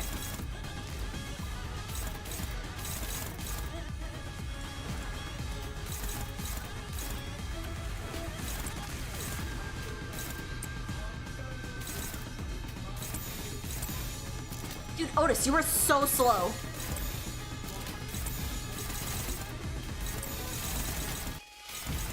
시야납니다.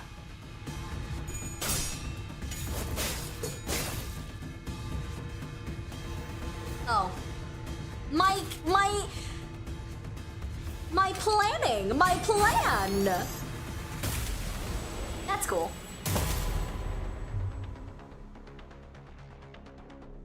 Just a little more and I think we might be able to smash that thing to smithereens, but... Yeah, but it's really hard to focus on one thing with that huge warrior zapping in and out of reality as soon as we make ourselves an opening. It'd make our lives a whole lot easier if we could just get rid of just one of them. battle seemed to be taking a toll on the sinners, more so than usual. It wasn't that we were up against an insurmountable foe, not even close. Not to mention how Ezra and Ongdu were here to help us out. But... shite. Haven't they had enough? About time they gave up, innit? Oh, don't you go legging it again?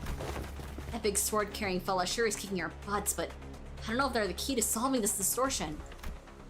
We can't exactly flush with options, are we? Our exit's blocked, and it ain't like we can stop mid-fight to strategize. Battlefield constantly shifting and flashing between N-Corp and S-Corp. We simply did not have the breathing room to focus on either the projector or Im Kyung-ho, who was swinging that great blade with a frightening force.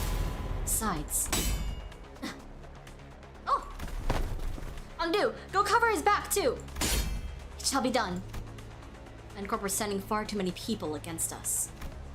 There weren't that many at first, but it seemed that the sudden spike in employee casualties in an area so close to the nest had alerted N-Corp to our location. How do we get out of this? Faust, Otis, help me out here. I decided to stop racking my brain trying to navigate a situation I know so little about, but instead rely on the sinners with possibly more experience in the field. First, I need to know if there's any way we can deal with the endless reinforcements N-Corp is sending after us. And second, will defeating Im Kyung-up or destroying that projector bring an end to this distortion phenomenon? If I may speak freely, Executive Manager, it is unlikely that our present force will be sufficient to overcome the current rate of enemy reinforcements. Not only is this battlefield situated in close proximity to the enemy stronghold, but there is an unpredictable variable in the strange machine that makes neutralizing even a single wave of enemies difficult. I regret to be the bearer of bad news, but we are trapped in a battlefield with but a single exit, which the enemies have already blocked. Without reinforcements of our own, there is little hope of prevailing through this current predicament. Yeah, seems that way to me, too. But if we can neutralize the distortion phenomenon at the very least... Faust recommends entering the Dungeon of Fathoms as our exit. Dungeon of the Fathoms? But how can I enter it if we can't even talk to the distortion? Wait, maybe... During the LCD regular checkup back at the LCE, he says that all you have to do is read what's on that note in front of his distortion. Apparently it's some kind of a code. Right, keywords! This one seems to be a location-type distortion, which means that regardless of where the bright flashes take us, N-Corp or the twisted caricature of S-Corp, we're still within its range. In other words, as long as I have the right keywords, I can summon an entrance to its Dungeon of Fathoms from anywhere within it. Okay, so what are the keywords for this distortion then? Helen had provided us the necessary keywords for his distortion back then, but this time, we had to figure it out on our own. First, one of them has to be photograph. It's obviously been present throughout the entire phenomenon. If I may, perhaps experience may be one of them. Isung put his 2 cents in, having briefly retreated from the battle to the backlines. There is an undercurrent of obsession with experiences staining his every trail. It must have aught in relation to what has caused his distortion. Experience. The concept alone lacks substance. It must be something more grounded. Something that is at once synonymous with experience while maintaining a thorough line to N-Corp's technology that was the core of his obsession. Canned experience? Most likely, thinks Faust. Okay, alright then, photograph, canned experience? Naught seems to transpire as of yet. It didn't, but I could feel it. Are those the kind of photographs they used to make canned experience? So that's what the strange sensation was. Mentioning that word shook the distortion and caused that rippling effect. It was clearly not enough to force open the Dungeon of Fathoms. How many other keywords could there be? Scraps. Sorry? Oh, I thought we were all taking turns sharing what might have caused him to distort. Oh, a smile! And by going by the way you folks were saying your piece one after the other, I thought this was to be some sort of Zen riddle. Not a Zen riddle, no, but where'd scraps come from? See, when enjoying the benefits of slacking off of work, all kinds of mundanities come to possess far more interesting qualities, sometimes even revealing secrets invisible to eyes focused elsewhere. Take our person of interest to wit. He has been poking around this area of town with eye-wateringly expensive camera in tow, so conspicuously that every store owner had lightly prodded for information and tales to tell about him. Each tale added another facet to the long saga of a once-driven man. A man with a can-do attitude, an uncanny ability to pull himself up by his own bootstraps, and a clear path toward Nest residence, who became so bewitched by photography that he eventually squandered his fortune on what was, in the end, nothing more than a pastime. And that went on until he found himself reduced to a pauper, barely making rent and a scrap heap of an apartment. In the pursuit of his ideality, the man has lost grip of fortune and reality. I sought his apartment and found a few scraps of his writing.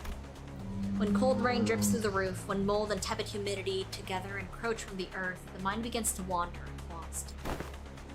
Eventually, madness is evoked in a form of indistinguishable from drunkenness.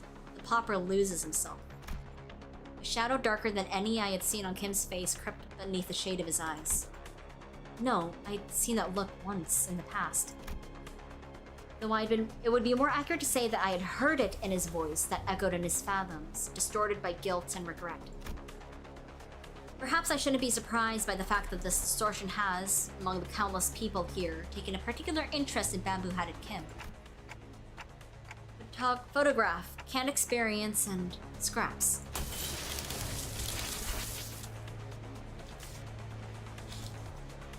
Like inserting a final piece of the puzzle, the space before us momentarily warped and flashed, opening a pathway to distortion's fathoms. Well then, we'll be right behind you, Executive Manager. Miss Ezra, this is what I had seen then, the gateway to the one's fathoms. Yeah, this is it, huh? Neat stuff. But, before she could finish, Ezra had to redirect her focus from our discussion back to the battle. Most of the sinners were caught in the same predicament. Some managed to disengage from the battle and prepare to enter the dungeon of the Fathoms, but Honglu, Gregor, and several others were still busy holding off the NCORP employees. Ugh. They're gonna follow us right in there if we run now, right? Probably. Even those who aren't chained to Dante like we are can travel to the pathway once it's open, so... yeah. Let's not drive ourselves into an even narrower corner. I'll keep them at bay. Hearing that, bamboo-hatted Kim stepped up. My sword arm's not what it once was, but it should be enough for this. Besides, I have little wish to set foot in some ill-omened place and be tangled in such a bizarre mess. Is that really what he thinks? There was something in his eyes that led me to believe that this was about more than just saying behind a protect our rear. He was... WTF. What a terrible front. At least try to pretend to be sincere and make it easy for us to believe you. Did you think that terrible excuse was going to fly? What are you trying to avoid, sword swinger? You're not some kid trying to get out of doing his homework. I remember hearing that entering a dungeon of the Fathoms will bring one to the spiritual fathoms that distortion is gazing into. What lies within must be my very own, or what the abomination is gazing into.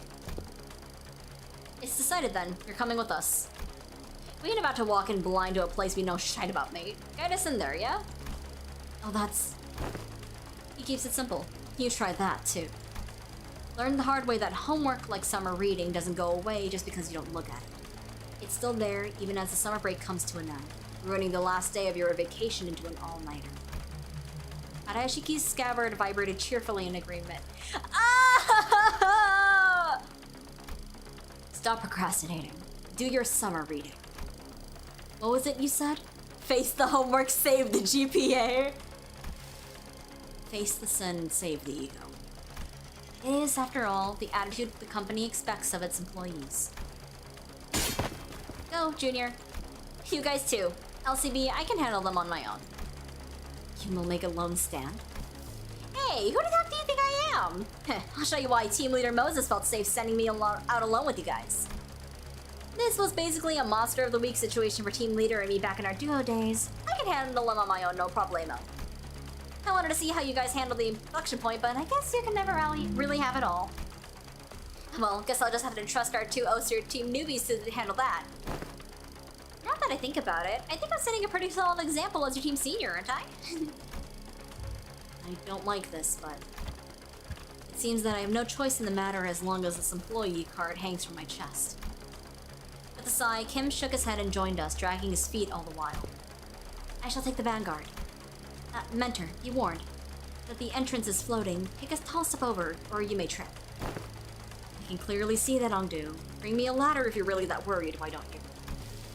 Have you need of one? A mere jest, you needn't, don't worry. That's so... These two are crazy. 어머니의 기쁨 벌써부터 느껴지는 것만 같습니다.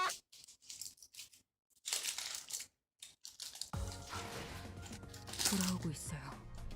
뒤틀림에서 다시 사람. Double check Bambi had a Kim's level when to enter the dungeon. Okay, noted. Hang on, I think I can get Honglu. Hi. Oh shoot, I don't have the thread. I now have the thread.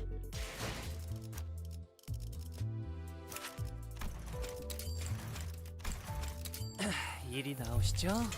We will not be reading the story, but 죄인답게 이 오랏줄에 묶이시길.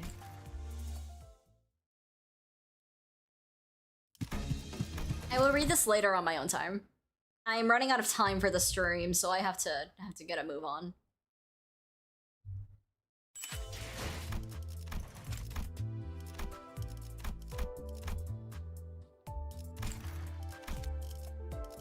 Epic and awesome. Do I like this one or do I like this one? I think I like this one. Once you enter the dungeon, it's a pretty short dungeon? Gotcha.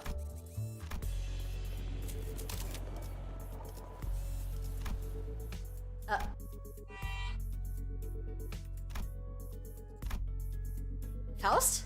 Why did you give me that? Okay.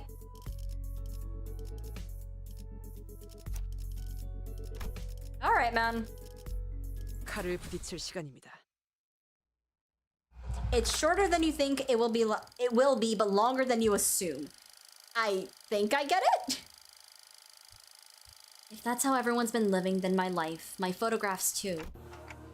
So this is CORP 2, right? It is. Reminiscent of my homeland, but the sights are much too hideous compared to what rests in my memories. Hideous was apt. When we emerged from the entrance of the dungeon into S-Corp's streets, what greeted us was a distorted and eerie scenery I wouldn't be surprised to find in an S-Corp-themed haunted mansion. It's a place hardly fit for human habitation, far more dilapidated than once expected. Thou sayest that people inhabit these lands for truth? Or really? I think it has a cool vibe. Vibe's my foot. I don't think I'll be able to get a wink of sleep in here. The lives of the downtrodden were beset by 1,000 woes and tenfold more struggles, and the streets they inhabit reflect that reality. Many times I had contemplated in consternation how the folks here had even the will to live on. The shadow that had begun to haunt Kim's face still lingered there as he looked around. If the distortion reveals the fathoms of those it gazes into, as Kim had said, perhaps this is how S-Corp is reflected in Kim's eyes. On the day when the skies were spotless blue and without orders from the counselor, I would scale to the rooftop of that choga and feel it rustle beneath my back as I laid upon it. I thought it to be a respite solely mine, yet in this mirrored world, another has walked here before my arrival. I joined him in looking up at the thatched roof of the choga. Beneath it, a wicked tunnel have I passed, and now I witness myself before the one who shall strike the head from my torso. There was a figure standing tall next to the building, staring defiantly up toward the man on the straw roof. Im Kyung-oh. Are you home? Are you home? I asked. Oh my god! Ah, I love Korean garb. What a strange visitor I have. Why not call at the front gate if you come seeking the master of the house? Be not like a dog barking up the wrong tree. It's unbecoming. A dog? Really now? I can see you up there lounging on the roof. I'm going to speak to the door like I'm blind. I'm not going to speak to the door like I'm blind. Has a spell of some sort befallen on the day? To have such an odd occurrence transpire twice successive, the work of a bewitching spirit, I say. What's so bewitching about checking in on someone? Isn't that odd? That a high and noble military commissioner of our esteemed corporation would come into person to simply check in on how a lowly mercenary fares. You know me? Huh, she certainly knows her jests. Oh my god, it's a woman. I did not read. She marches forth vested in war strider armor, yet expects no violence. She wields a two-handed great blade like a demonic yaksha, yet harbors no hostile intent. Why, who else might she be but Military Commissioner Kyung-up the Principal of the famed Im family? We're certainly in the habit of speaking in hyperbole. I'm not so noble that I deserve to be complimented with an epithet so grand as the Principal. Not a compliment. You see, Commissioner, this is a rhetorical technique known as a backhanded compliment to which I damn you with praise, for you are so bound by your precious principles that you would rather be unreasonable than betray them. Does an officer ranked second ordinate have no wit to engage in such banter? Why am I out of line, as they say? You two are friends, right? This was our first meeting, so no, not at that precise moment. I know, I'm just saying that if I were her, I wouldn't ever let myself become friends with you after such a bad first impression. Can't imagine becoming friends with someone who keeps pushing my buttons. If Heathcliff shows up in this next fucking dialogue... Okay, it's Honglu. Okay, we're fine. Maybe, but people do find friendship in such personalities if they have a taste for prickliness. You've got a friend in us, don't you? Fine, you have a point. I guess I do have a habit of pushing people's buttons too. But still, I hope you're not seriously comparing the way I talk to a sassy, gotcha-digging pun riddle. Well, the world we live in is a vast and diverse one. Consider yourself lucky that you're surrounded by so many quirky characters. It's because of that same luck that she took the joke well rather than respond by trying to cut off my head. His sword is as sharp as his jokes and rage baits. I love this guy. You are out of line, yes, but I knew you would be, so I won't take issue with it. Though I must admit, the rumors of your sharp tongue do you no justice. The streets speak of a man they call Kim Lib. A man who once had intended to pursue the path of the brush, only to realize the sins of his forefathers and exiled him to the backstreets. Yet with the sheer power of will, gritted teeth, and a scarred heart, did he find in the path of sword another way into the nest, as the right state consular is sworn guard of that. That's you, isn't it? All those superlatives, yet the reality is that I've merely found the path of man butchery as a viable way of life. Direct any compliments you have toward this right state counselor, if you will. I am but a butchering blade that happened to fall into the right hands. Aha, not a compliment, just a word on the street. You're a quick learner. And spare me the fancy reading of my name. Watching you pretend the pompous posturing comes naturally is painful enough already. Keep it simple and spell it out as bamboo-headed Kim, thank you. Does he continue to veer away from the line? I'd rather be a corpse cold and dead than stay in line. Have a shred of mercy on me, oh mighty one. If I'd come all the way here just to punish you for every little misdeed and ill manners, I would have laid you out and split you in 2-3 ways before this riveting dialogue brought us this far. So feel safe to continue traipsing outside the line, but in return, would you answer a few of my questions? I've been watching you from a distance for a while now, and... Really? Stalking someone's not very principled of you. You sure she didn't give you a good wallop after that? No, truly a mystery, isn't it? Besides, she did give me free rein to continue traipsing outside the line.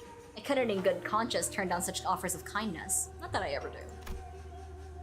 You sure have a way with words. A way of finding your way under the listener's skin, huh?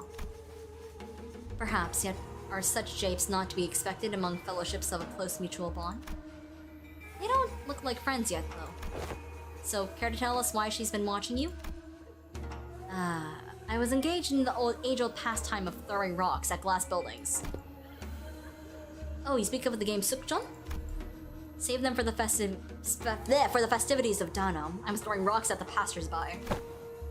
Fie on thee! That is a wrong deed indeed, good sir! I suppose it is. People of Bale and Sal in particular found it to be distasteful. They did not let their discontent be hidden.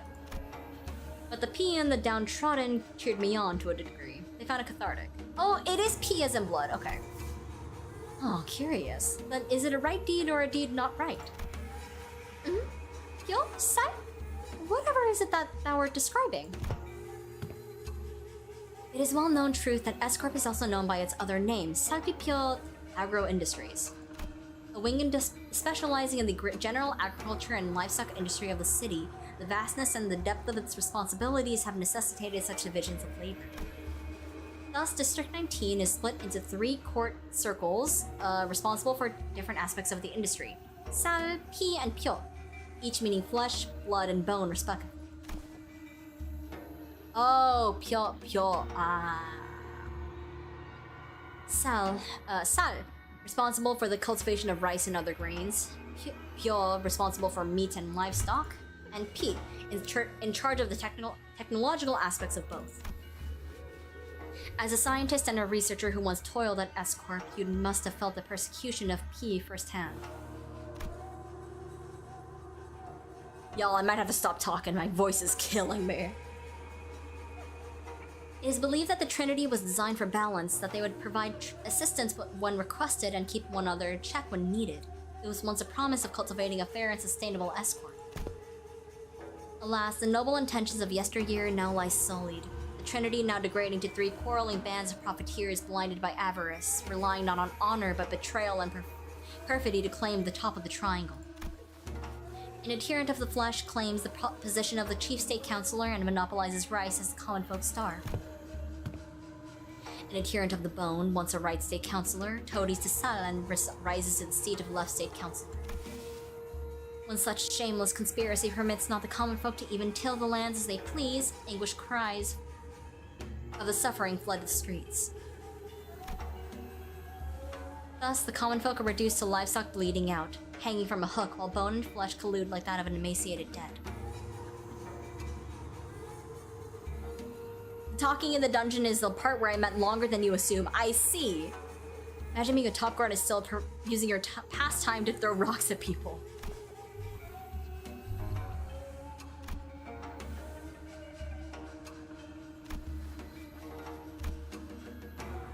Then the people whom thou have targeted with thy rocks were... They weren't people. Rats. Rats?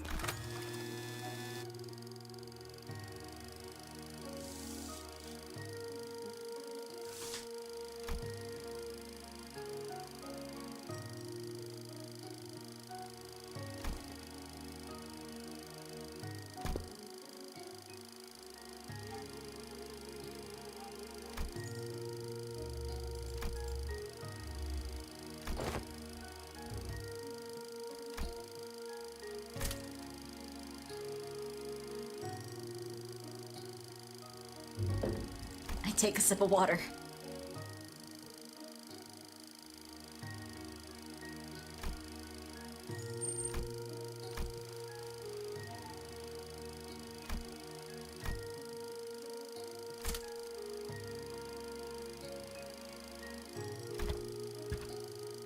Wait, she's cute! Wait, you're cute!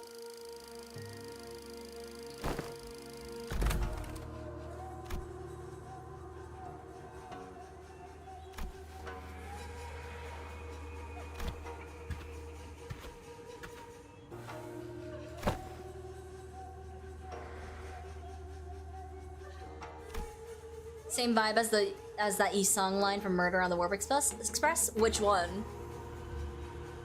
Oh, yeah.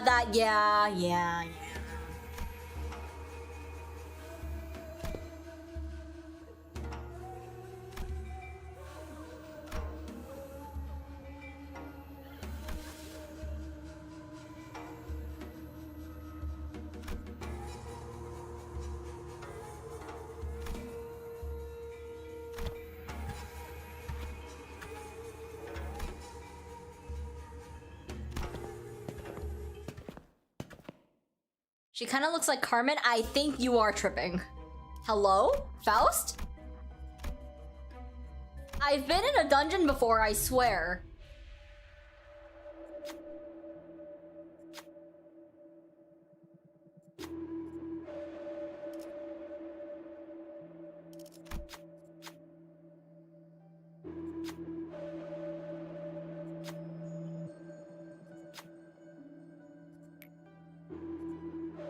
Oh, nice. Okay, wait, let me actually go. Oops. Ooh, wow, what did I do?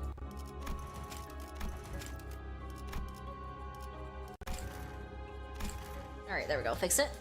That's a... It looks long because it's like linear, but it's not like it's not that long. Oh, did I not? Hang on. I thought I didn't. I thought I fully uptied him. I did not. For I am a fool.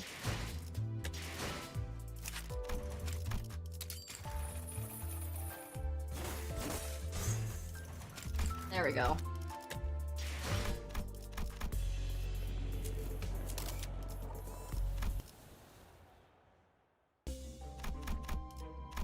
There we go.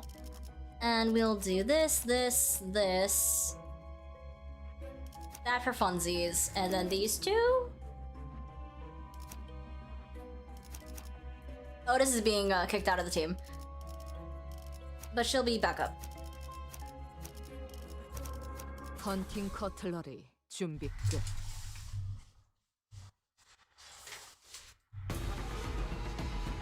갑자기 저놈들 힘이 솟는데? 뭔가 사기를 진작시키는 행동을 He's here! Hey, buddy! 필요하답니다. Wow, he looks depressed. 조심하세요. 노비인 줄 알고 묶어둘 뻔했잖아요.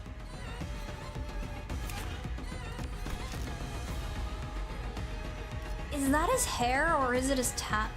I think it's both.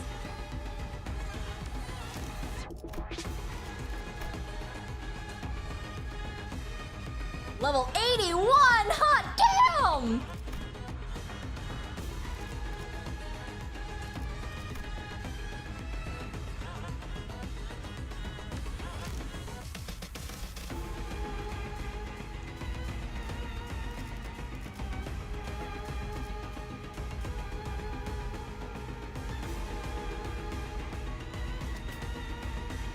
Okay, it's just a chain battle though, so don't really need to care about what's happening here.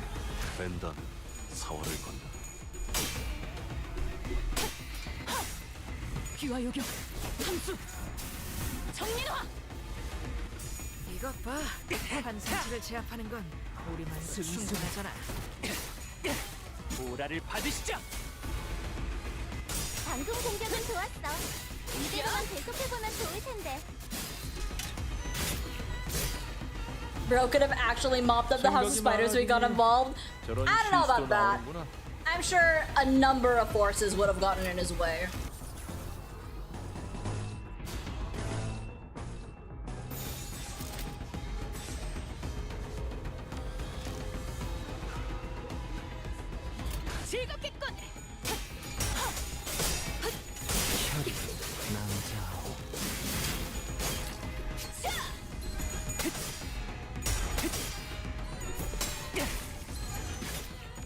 살을 베어내어.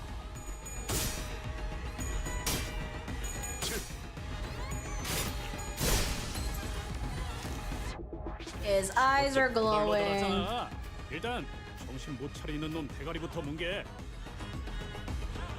He has Sans Undertale go into my eye. Is he saying this to our Merceau? 혼수는 금기다. That's actually really funny. 전부 잡아드리죠. 소리와 호흡을 멈추고. 이제야 실력을 좀 귀와 요격 들고 수밖에. 약점이 명백해. 귀와 요격 모범적인 청소 방식을 확인했습니다. 간단하면 인사부서에 매우 효과적인 맛이 안 청소입니다. 나잖아. 워프 열차 연산 시스템은 해당 행동의 약 14%의 Oh my God, he's glowing. 정리 기여도가 있음을 판단했습니다. 무대 배달.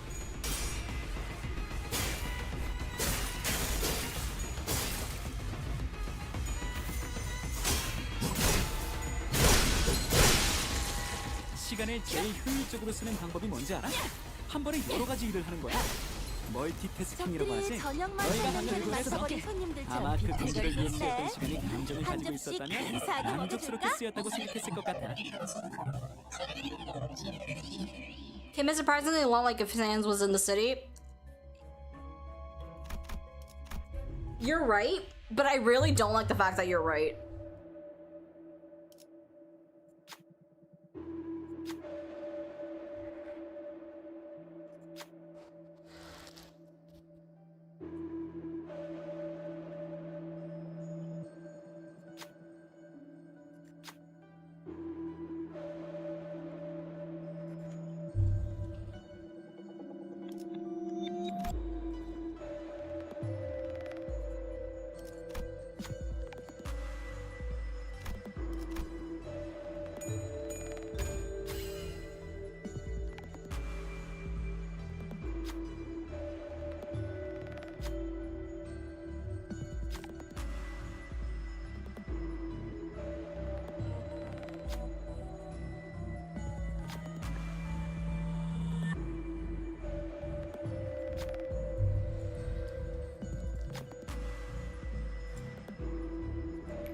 묘수로 백자 water dropper?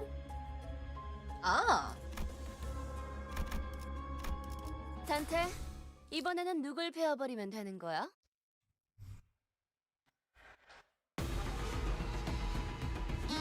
이상. 길을 막고 있는 사람이 뭔가 이상합니다. 하지만 멈출 수 없습니다. 다가갑시다. Also, there's an ego choice option that has let Bamboo Head Kim answer, but the thing is, the option is in Mirror Dungeon, which makes zero sense. Strange. Truly.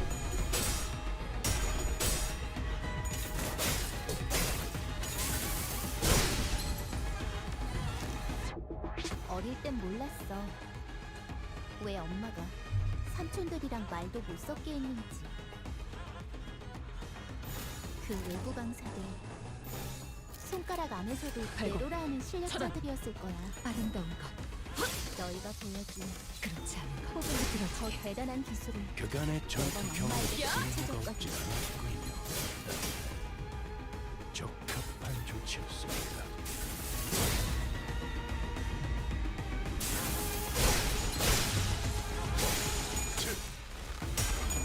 It's just Marcel popping on the Kim ID in the Mirror Dungeon, don't worry about it. 떨굴 수밖에. 엄청나게 강한 일격을.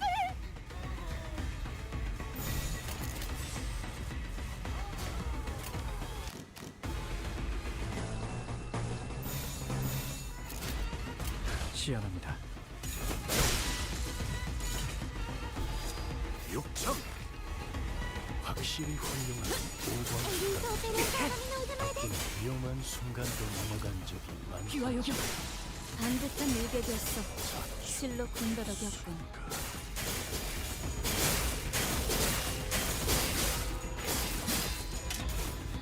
Also just started BL Don Quixote? Hell yeah. 특이성 감지 센서 청소 타입 G 확인. 요원 여러분의 활력 징후가 높아짐이 확인됩니다. 무대 배드.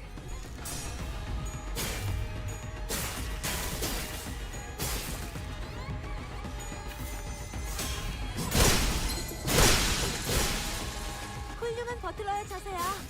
한 번에 여러 가지 임무를 동시에 끝내면서 그 다음 피할까지 계획해놓는 거지. 떨굴 수밖에. 방금의 움직임 두말할 것 없이 100점 만점입니다, 아가씨. 이런 것쯤이야. 눈 감고도. 소리와 호흡을 멈추고 달빛조차 잘려나갈 올곧은 지금처럼 하나. 엄마와 함께 훌륭하군. 이곳저곳을 다니며 한 수 배웠네. 많은 기억을 쌓아줘.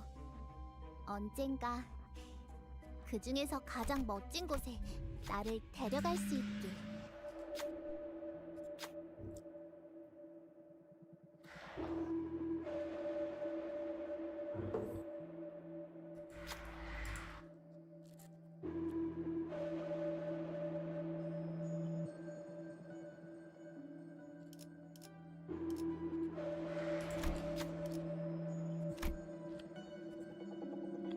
Oh, okay, my bad. I do find this dungeon interesting. Oh, why? 칼을 부딪힐 시간입니다.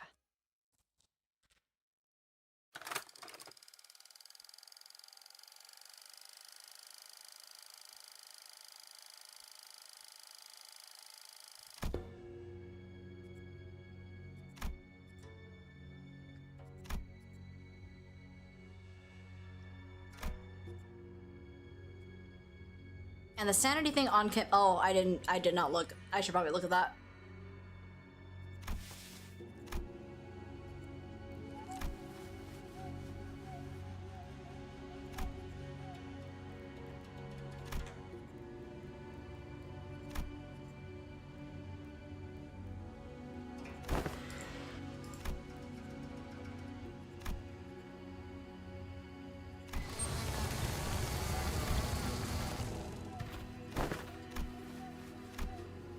Ooh, wow.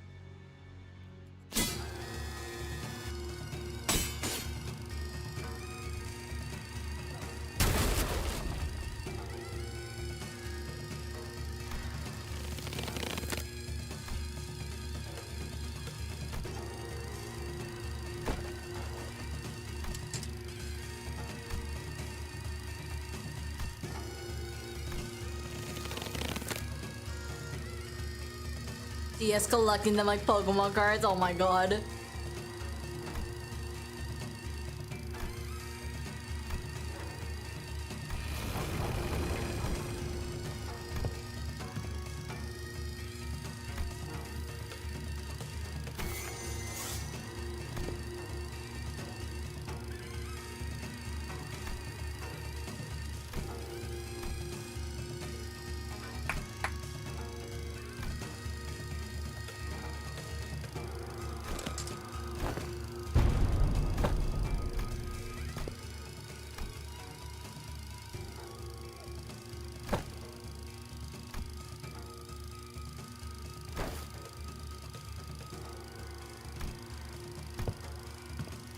Oh my god.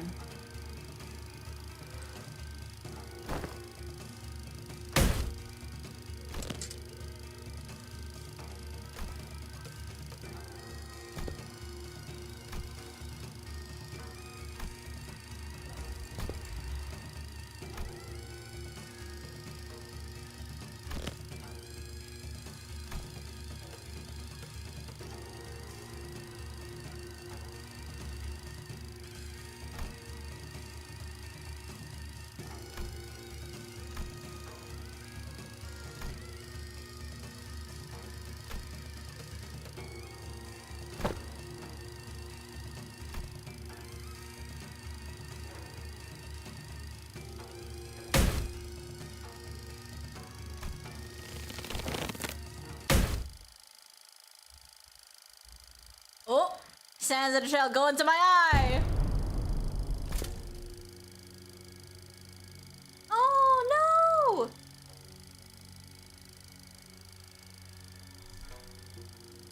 Is it just me, or does this guy remind me of Roland with like the perception blocking mask? I think it's just you, but I kind of see it.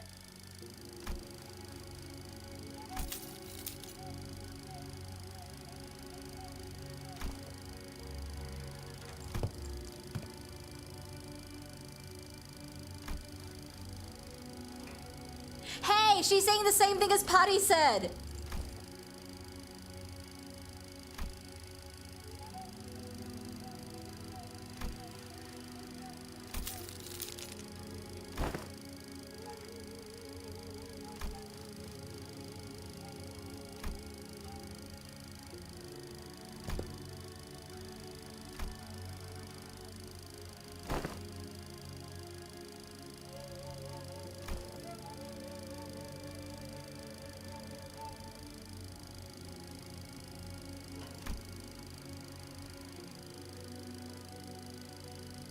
Also, Donald, when you get to the dialogue after the fight, I want you to listen to the sound effects very closely.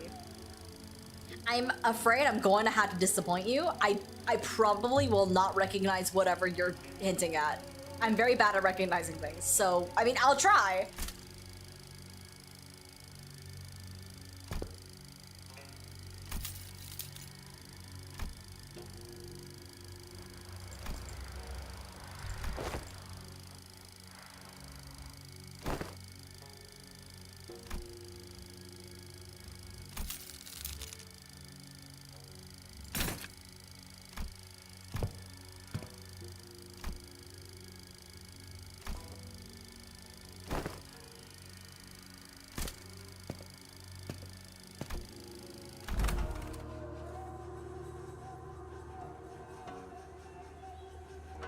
Did you look at the status effect on him? No!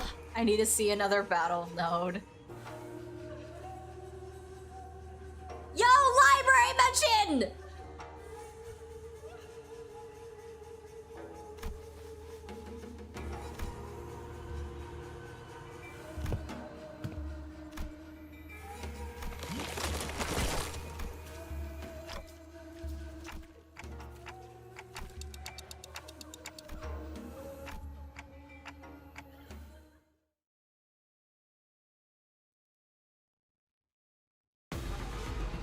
Okay, we're here. Let me look. 작전 지역 진입 확인했어. 네, 입감 양. This? Are you talking about this brand number? Deeper to regret. Gain 2 damage down and heal 40 HP. Gain 3 damage down and heal 60 HP.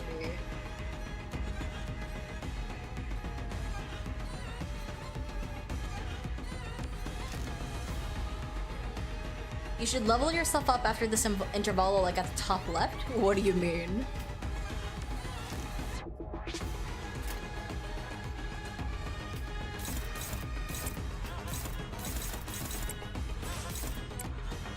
In the stream HUD? The level represents my in-game level. Because I didn't know what else to put there, to be honest.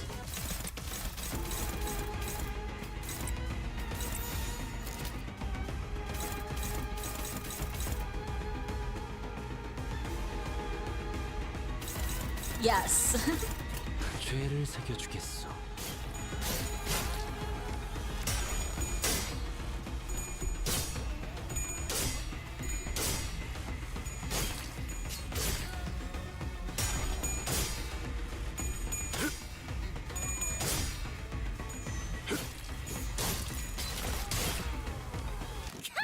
대박! 방금은 감지였는데? 아이씨, 팝콘쯤은 줘도 되잖아. 이럴 때 딱 씹어줘야 하는데. Oh my god, Liehang's back. Hi, Liehang! Good to see you, man.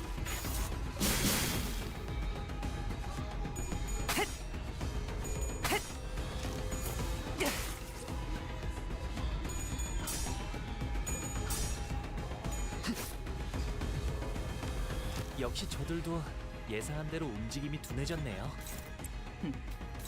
간단히 죽여버릴 수 있겠고. 기왕이면 문제 해결이라고 하자, 루슈. 그 멋진 파이프를 좀 어울리게. 차단! 몰아떨고 수밖에.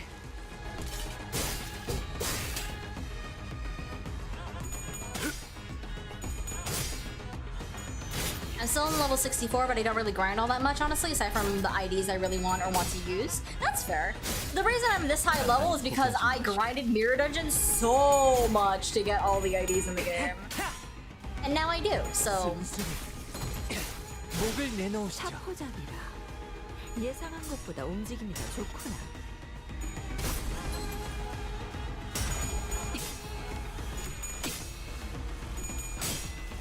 아름다운 것. 그렇지 않은 것. 원더풀한 선택이었어, 나리!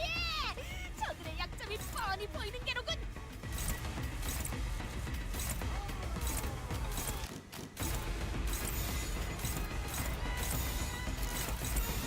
시연합니다. Who yaps the most in Limbus Company, Kim or Hohenheim? Herbert. T-Corp Director Herbert, that's who. 상처를 제압하는 건 우리만으로 충분하잖아. Oh, unless you mean like Limbus Company, as in the actual company. 방금의 일격은 매우 해당 좋았습니다. 행동의 약 14%의 제가 만약 정리기록을 한방이었어요. 홍련을 날렸더라면 거의 진압되게 된 걸요? 않았을 것입니다. 맞아. 여기까지 다 울리지 않았어?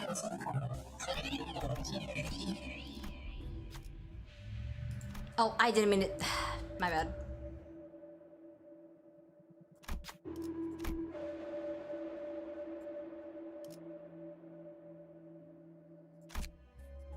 Oops.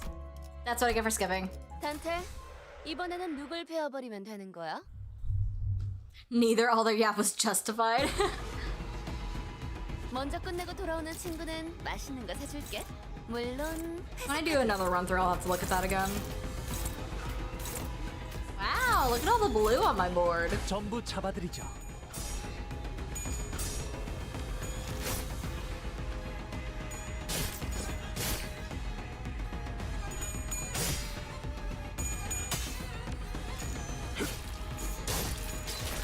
살을 베어내고 달빛조차 잘려나갈 올고든 하나. 훌륭하고. 한수 I don't know. Can I put my vote in for Kira? 순순히 돌아가기 싫다면 제압 개체에게 큰 피해를 준 것 같아. 기후팀의 직원다운 완벽한 공격이었어. 귀와 요격. 함수. 정리놔. 연장 솜씨가 현란하죠. 선물 만들고 도구 연습만 하는 것이오.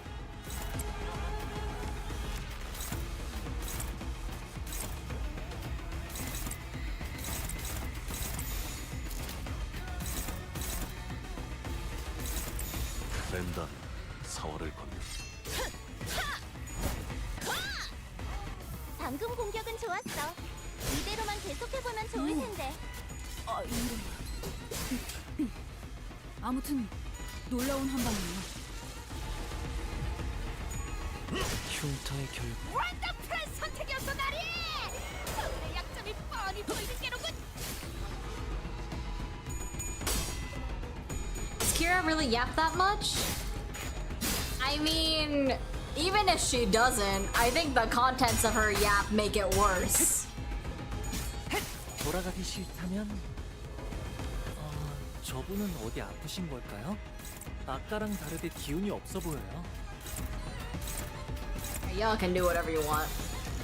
죄를 새겨주겠어.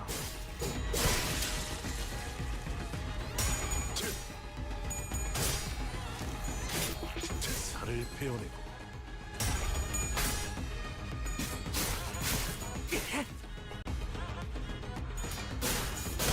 Oh man, but since this is a dungeon, I have to grind the dungeon. That sucks. I hate grinding dungeons, man.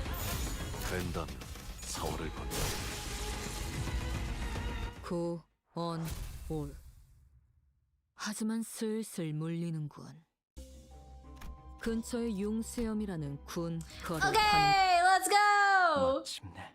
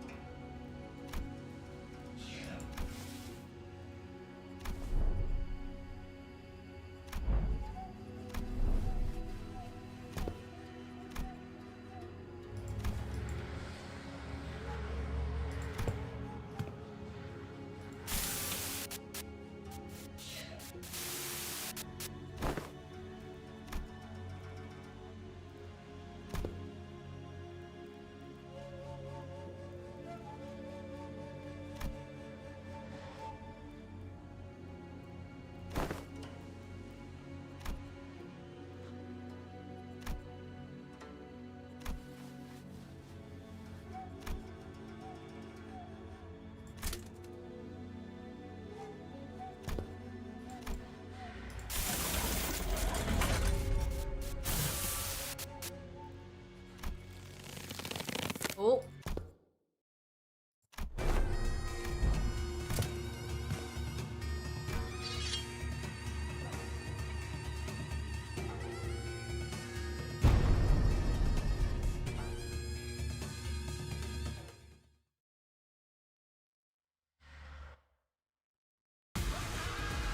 Hey girl. Oh my god, she's real.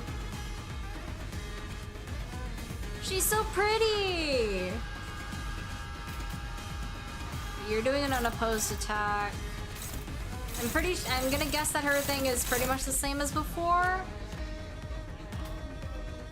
We want to clash and win against this first. Just have her not immediately. This is struggling, but that's okay. Angdu can take a hit. Everyone's pretty much 70, so we're starting off at a pretty good spot here. To be honest.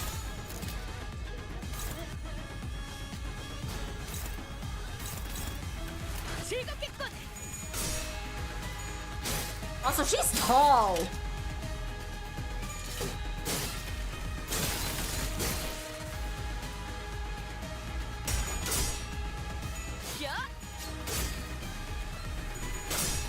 I hope we get another Kim ID. Like of LCB Kim ID. They've done Hohenheim 2 times, so they can do a second Kim ID, no? Also, we're totally gonna get an ID of In Kyung Up when they do a rerun of this event, right? 미리 형사를 살피고 있었죠.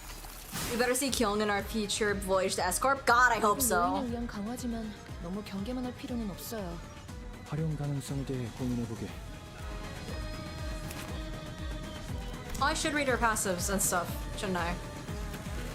Do you have anything new, friend?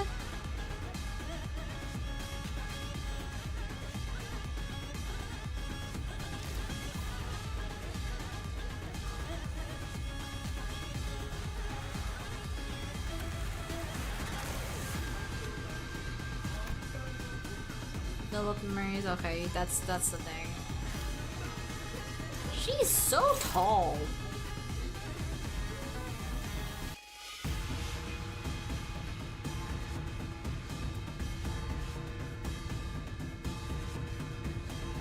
I think I might want to start getting the Arcalgia off immediately.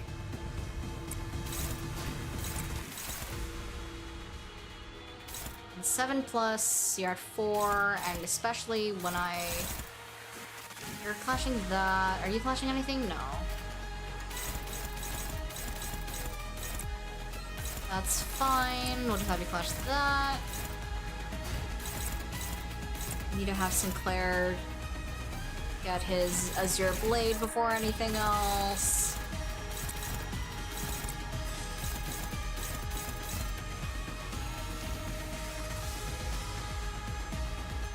Oh, I could just clash that with that then. Yeah. You're good. 죄를 새겨주겠어.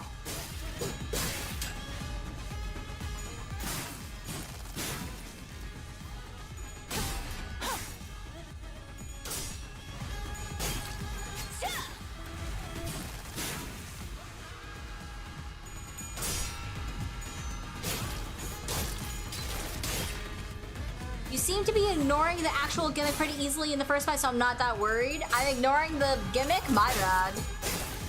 Lol, LMAO.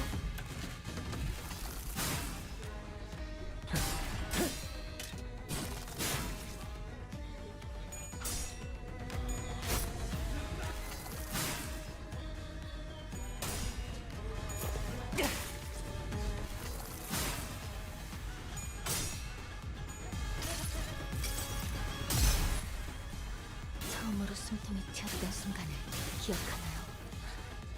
저는 지금이군요.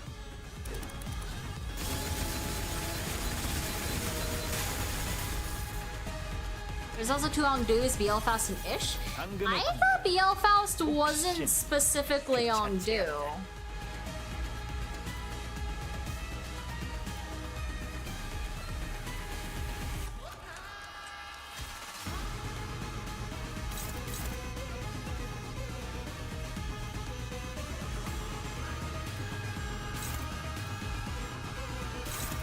Rippling Lucian, Rippling Flame. Oh, you are. Should I let you clash that? You're at 7, you're at 6.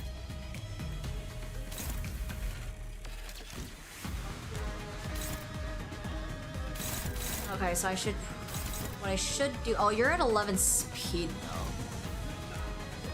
No, I don't think I should let you clash that. So I'm gonna clash this instead, have you clash that. Am I coming up on a skill tree? No.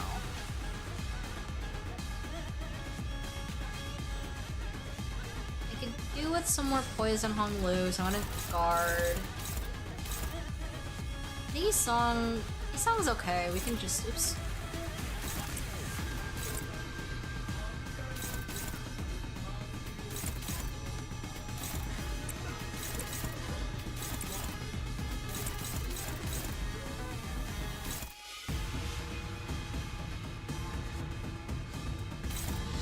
I mean the most bleed. 3 plays potency on self to gain final power +2. It's a red coin.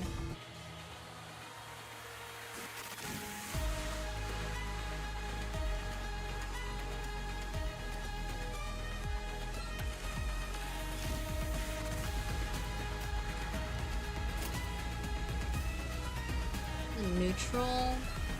I think we'll be okay. I think you still have the passive where you get. Oh, that's new.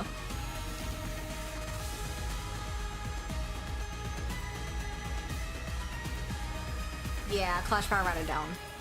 벤담 4월을 건다.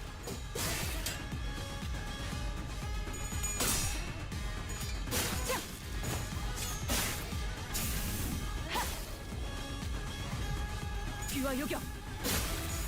전형 삼수. 상전. 정민화. 징계팀 직원이라면 당연한 판단이겠네. 잘했다는 칭찬은 생략하는 게 좋겠지?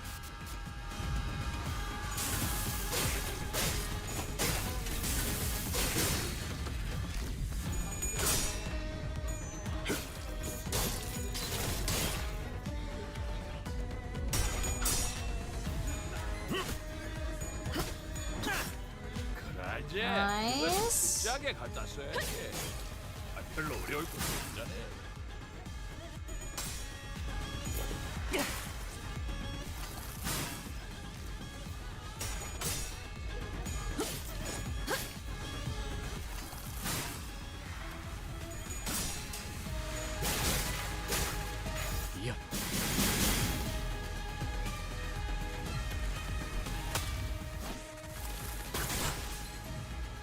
Ouch.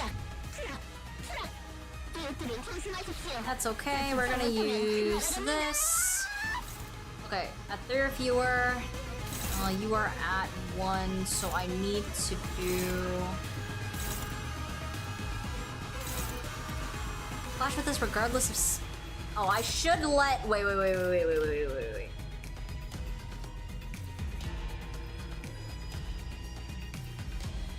Do you have attack weight? You do.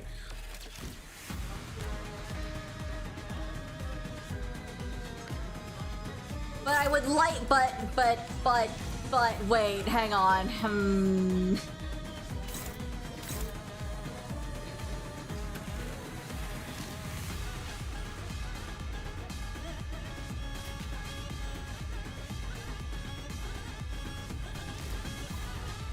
He's the lady one though, and said to be capable enough to be one of the cloudbursts, which if you didn't know are known to be some of the strongest fixtures in the city. Well, that's interesting.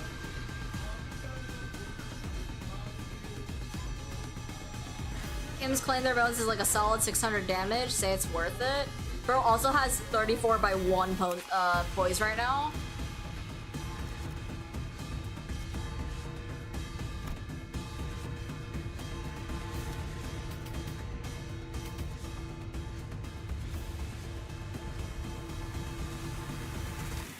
I'm going to...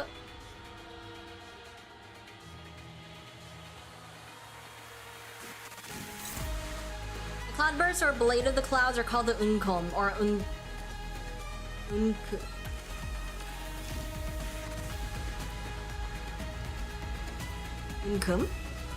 Unkom? Where'd this... Okay, wait. Faust, where'd the second one come from? Because kom in Korean means sword.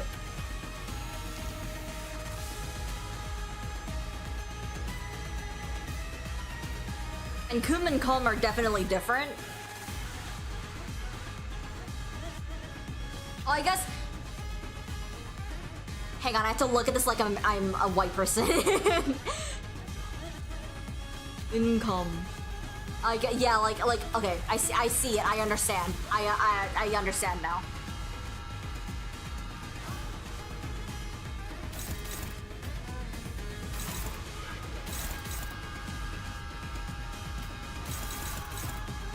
What am I doing here? I'm gonna take so much damage. But like, it would be funny though. You're also negative 45 sanity, so like...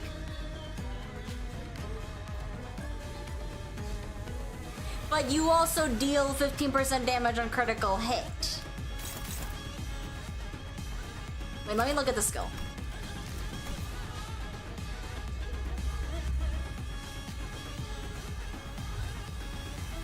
You also... Oh, but doesn't hit critically. Okay, I'm gonna let him win. It's fine. It's fine.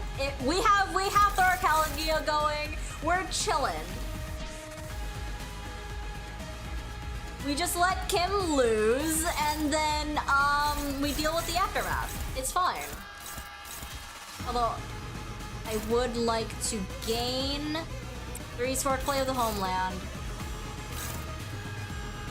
gonna put me at 3, which then let me do these 2. So that I'm gonna do another Thor Calgia because they don't have a pride skill. So these 2 will be fine, and then I do Sword of the Homeland South so that she loses 3 sword play. And then I do... And then I can do whatever I want from here on out. Okay.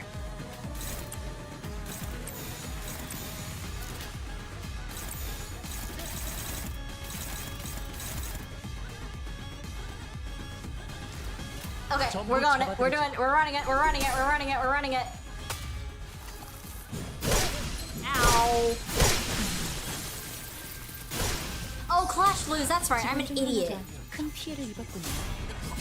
그러나 아시다시피 우리는 앞으로 나아가기만 할 뿐 돌이킬 수 없어진 Oh, he 것은 didn't even... 눈길을 주지 Whatever, 않기 man. 때문입니다. How are you alive?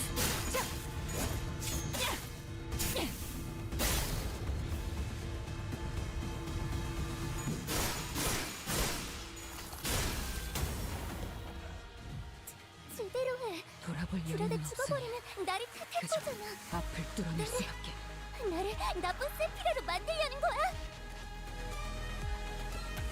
No, it's fine. I put this on myself because I forgot that he has to...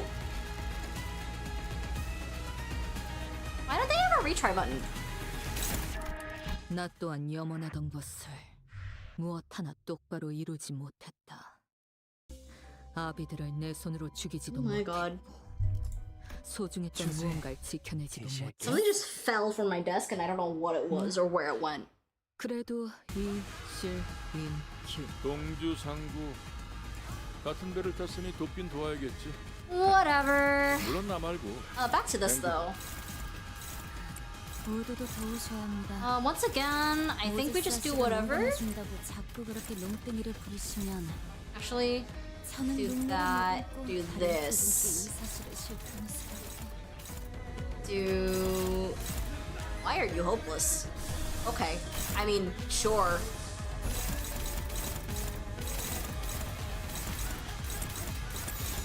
And leave this one for the assist, because it should be... Yeah, we're fine. 죄를 새겨주겠어.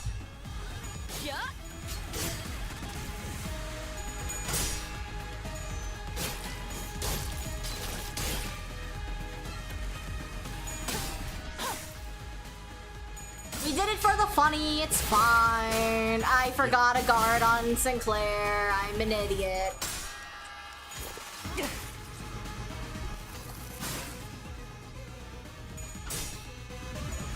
Just start off with the Dark Calgia. We're fine, we're chilling. 처음으로 숨통이 튀었던 순간을 기억하나요?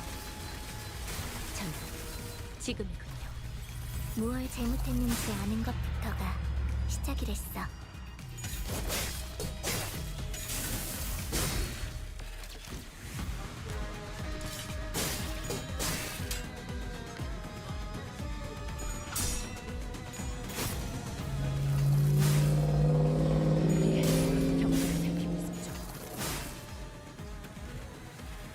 기세가 좋군. Give fire. 맑은 바람이라도 쐬는 표정이야. Okay, back to this. At 7 plus, we shouldn't be close to that. Yeah, no, we're good. We can just have Ishmael do that.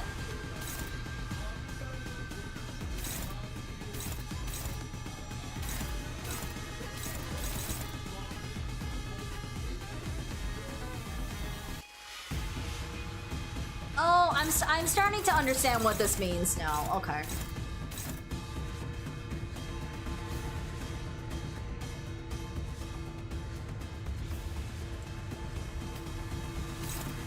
That's fine. Power guard this. We'll have her assist defense not done, right?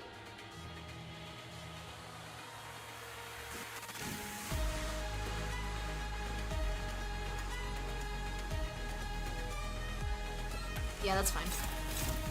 Maybe? I mean... If I lose 3 and then I gain 3, I'll still be at 4 and that'll just make it easier for the next turn. It's fine. Just whatever. have... Just don't clash it until later. Easy.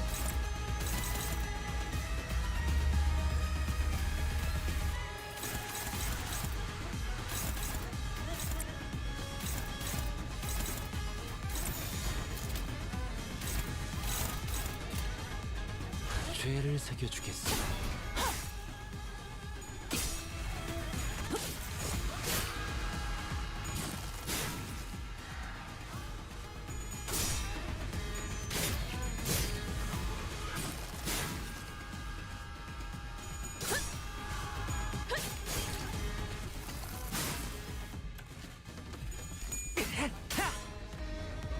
순순히 오라를 받으시죠. 정상값이네. 사실 그 상황에선 그런 공격밖에 부를 게 없었지. You wanna do 그치? 1 damage? Epic?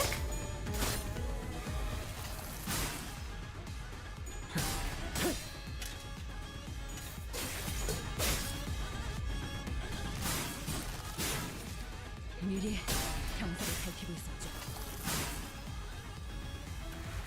네. Okay, you got the Arcalgu going. Oh, I see you. I want to use you. 기라는 뜻이다. Just do the Arcalgu again for the resonance, and we'll do. We can do Remain Oneself. Why not? 내가 그 로싱 Okay, at 7 plus, you're at 6. So honestly, we don't really need to worry about it that much. But more than 6. Should I mean, just to be safe, I can just do this and then do that.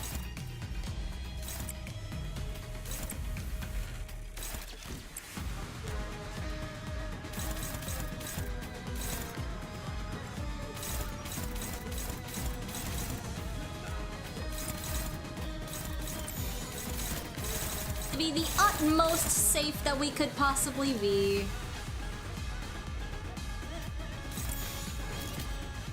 발광, 차단, 귀와 요격, 함수, 정민화. 방금은 좀 쩔었는데. 귀와 요격, 균형 삼수, 상전, 정민화. 공격 능력 평가, 야노. 어우, 제대로 꽂혔는데.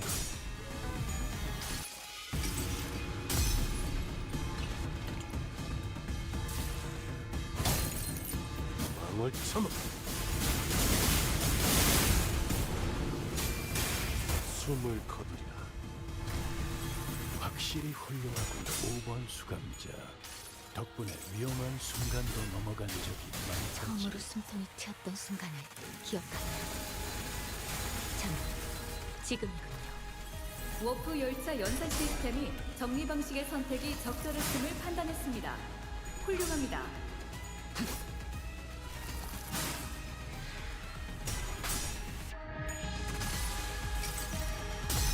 흐릿한 등화. 곱게 접은 종이. I really like this ego. I think it's still such a shame that we're just never gonna see the Archknights of that again. Like,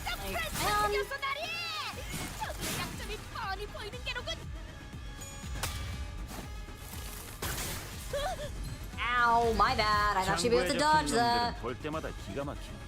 I have 우리 중지가 this. 엄격합니다. 감기처럼 이해할 수 없는 걸 요구하는 것도 아니고. Unfortunately, I really don't have a place to use it at this exact moment. I really should clash it properly.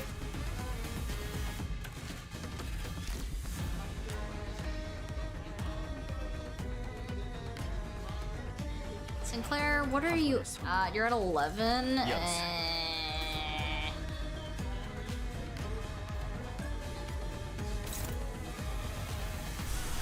could Ishmael Blind Obsession here. 3 or fewer. You're at 1, so I'd want to go up.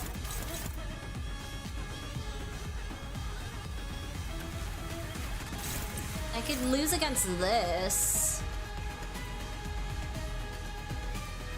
Actually, no. We're gonna do this normally, and then We'll clash this, and then we will clash these, and then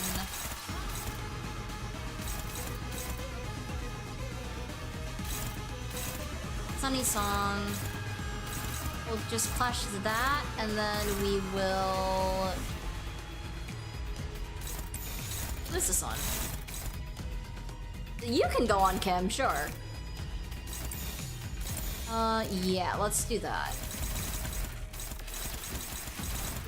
It's a guard. I should win this.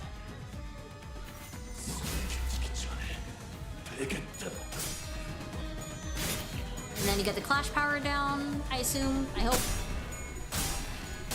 I mean, considering you're rolling ones, I guess you want. Ishmael! 종원, 조명이 전멸하는 저곳. 파도가 모든 것을 쳐부술 거다. 꽤 잘 먹혀 들어가는 공격이었습니다. 제 지시를 정확하게 이해하시군요. That's still ow.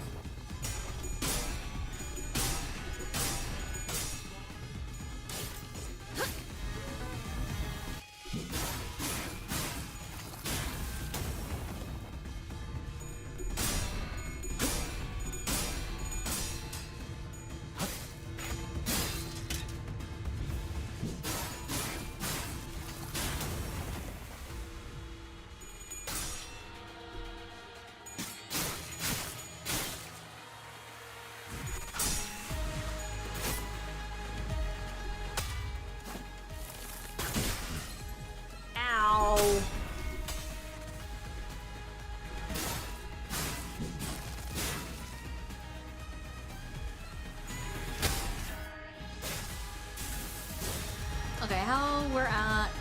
We have to go through the entire health bar, right? 더 싸울 수 없으면 걸리적거리지 말고 비켜.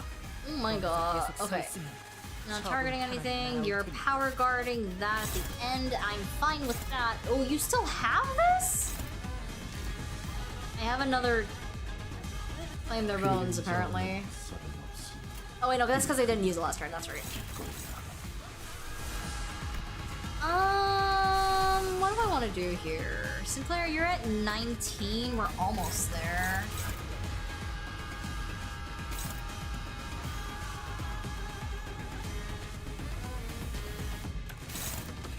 Okay, we'll have Ishmael do...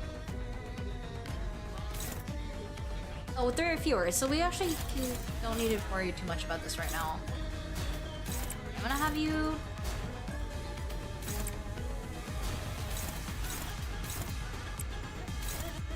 You should use your Claim Your Bones here, and then we'll have you lose... I think to... I think this is gonna be okay.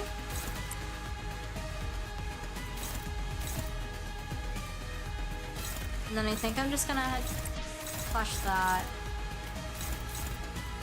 Have Honglu use Remain Oneself again, and then just do a normal skill here, I think?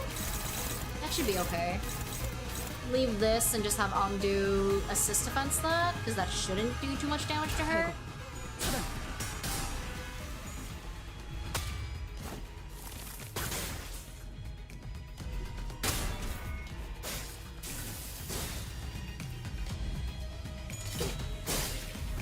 Still Claim Your Bones rolls 0 on heads, so by the way, well, yes, I'm trying to activate the,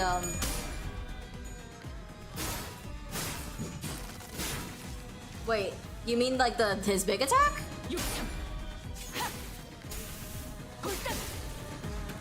징계팀에서 다 망가뜨린 줄 알았는데 멀쩡한 장비가 남아있었나 봐. 갈고리가 쉽게 돌아간다. 어렵지 않게 내 요리를 뜯어낼 수 있을 것 같습니다. 세상에, 여러분들 괜찮으세요? I wanted this to no, he lost his last coin! 되길 잘했네. Whatever, man, we could have had it all!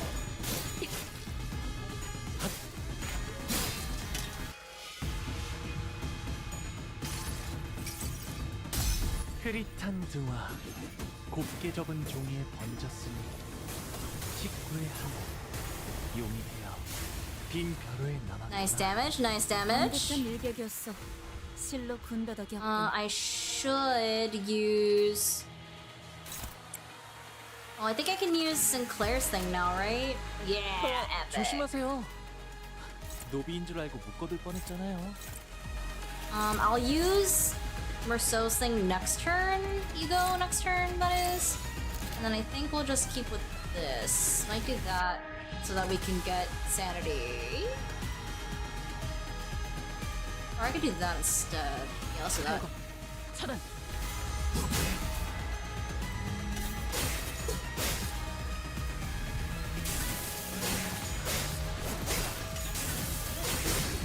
Yo, I'm just gonna die to bleed.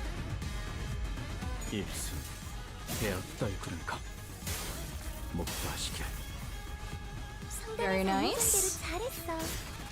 역시 상담 프로그램을 듣는 건 Oh, she's dead.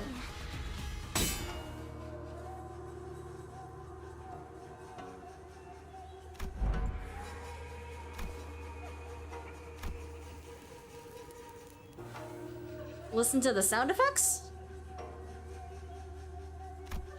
That blade work is far beneath him. Seeking the end here, is he?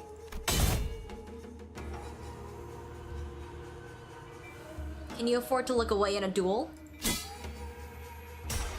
What are you doing? You'd rather lock your sword with mine than parry it away?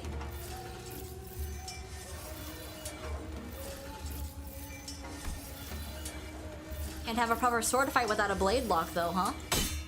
The duel between the mentor of a syndicate and a military commissioner of S-Corp is neck to neck. Clash after clash, the two warriors eventually lock their blades in a contest of might before it comes to a close in a final fatal bout.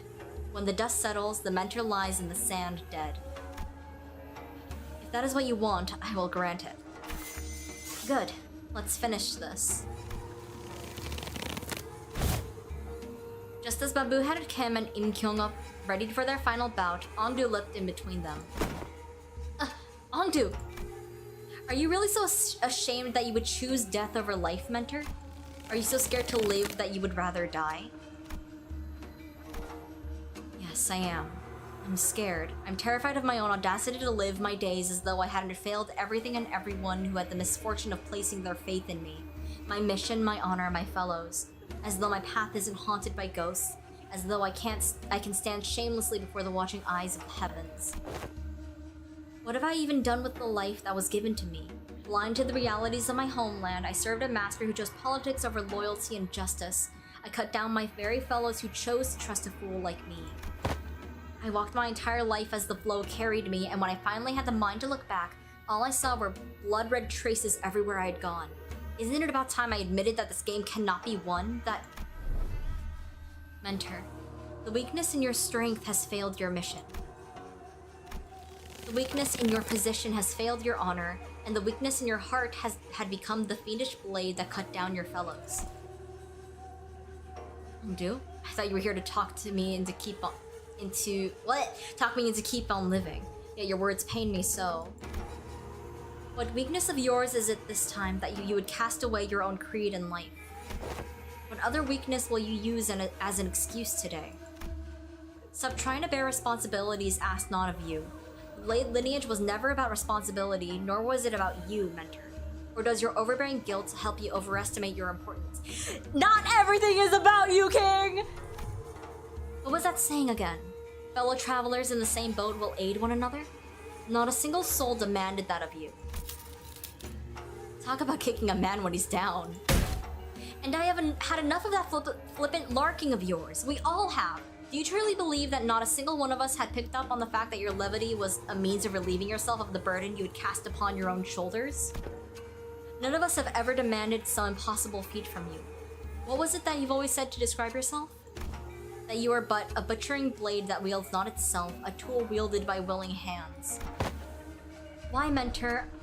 I know not what kind of shame or responsibilities a mere tool has, do you? Because I fail to see any. If the shame does not subside still, then shroud your face with that bamboo of hat of yours and live on. Live on so that you may repay your debts.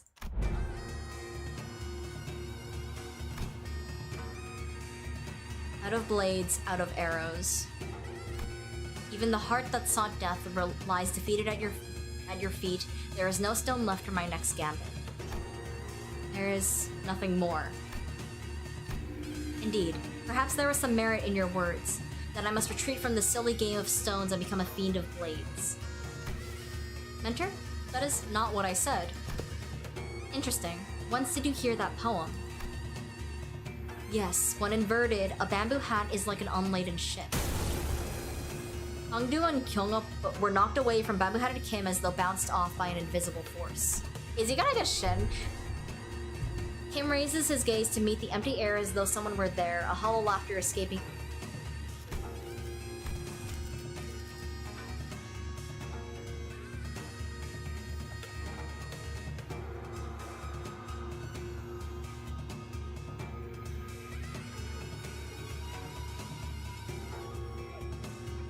Is he talking with Carbon? We know who he's talking to.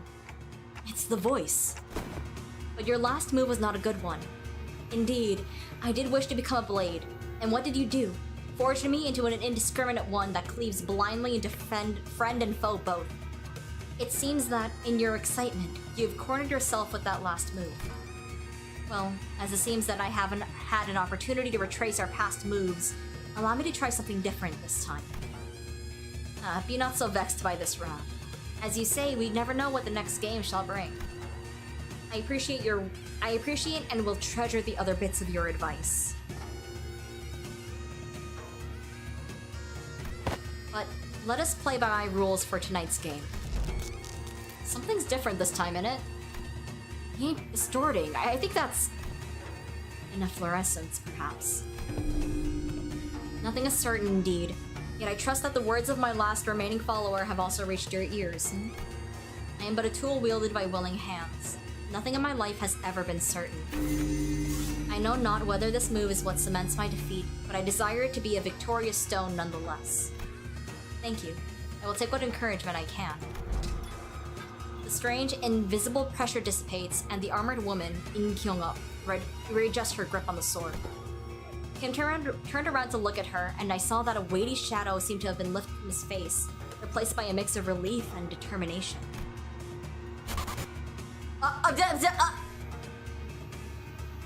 A bit embarrassing to change my stance now, but now I fight to live. Go, Sans Undertale! And I suppose you will be okay with that? Of course. To hide from heaven's gaze, this hat I wore. An empty boat, it bore my friends along. In bambooed veil, we drift from shore to shore. With wine, I don my hat to watch blooms throng. In mirth, I doff that shroud to moon adore.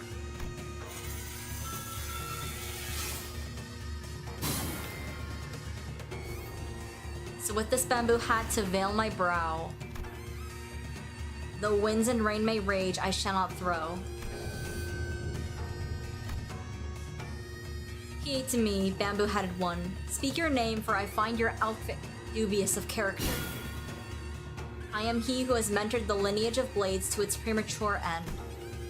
I am he who has sought to bring salvation to the downtrodden to no avail. What to call a man who has failed to disturb himself of the world? How to name a man who has failed to bear the weight of the world? There is none.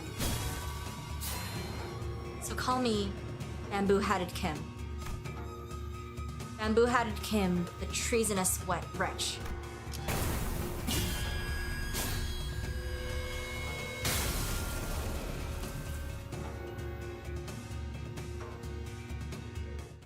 좋아, 이걸로 사건 해결.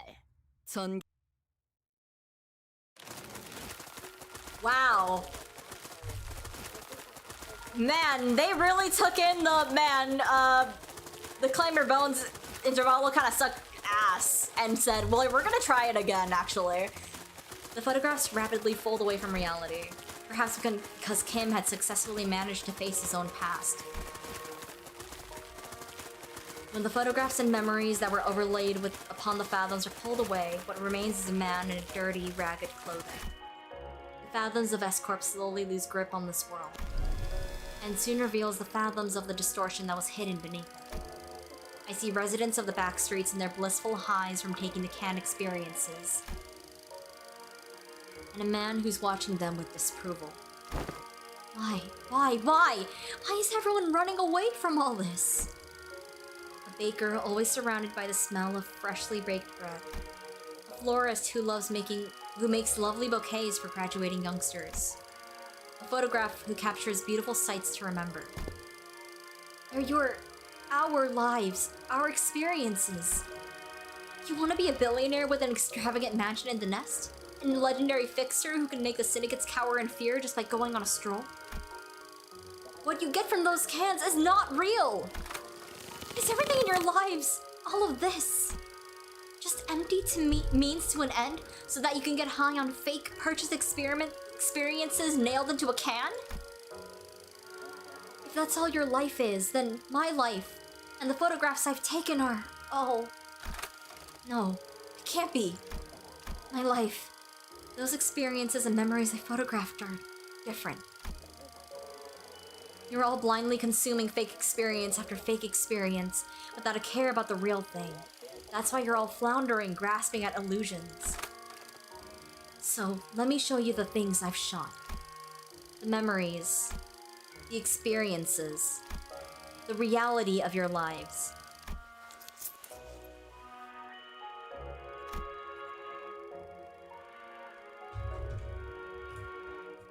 It was only in passing, but I glimpsed an unmistakable grimace, a scowl on Merceau's face. I reflected upon the events of today, and could at least begin to guess as to why that might be.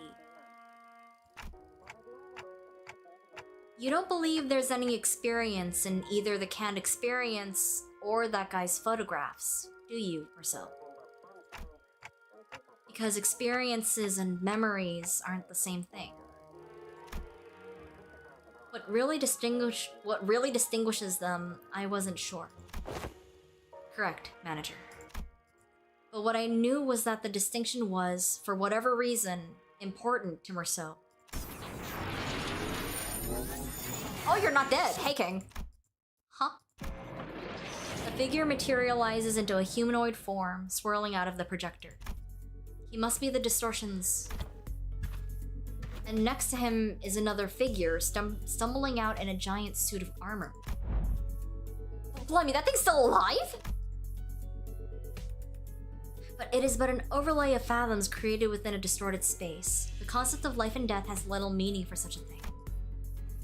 Yet faint as she grow, it must be that the distortion's power is waning. Hark, accused one, for these are your crimes. The crime of fomenting chaos in a foreign wing while impersonating schnookens of Selfie agro industries. The crime of exploiting the suffering Selfie agro industries downtrodden as a mere veil for one's own fathoms. And though it be but part of reenactment, impersonating a military commissioner of the kingdom without the royal decree. Pursuant to the law of the homeland, the accused is to be sentenced to death by beheading. Oh! And before we even had the chance to step in or do it or anything, the Fate Mirage-like warrior brought down her sword on the docugrapher's neck, decapitating him. Oh! Can an entity of the fathoms slay one outside of it? Such an instance has heretofore never been observed, but as it is happening right now, right before our eyes, I can only say yes.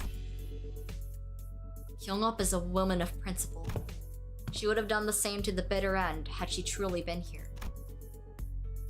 As the headless body of the inflection point crumples to the floor, Im Kyung-up's shape slowly phases out of reality. And we found ourselves back in the projection room. And there...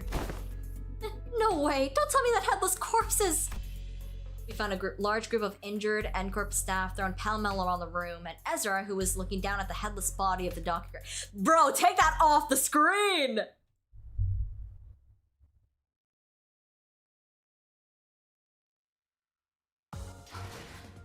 돌아오고 있어요. 뒤틀림에서 다시 사람의 형상으로. 살수의 방식으로는 절대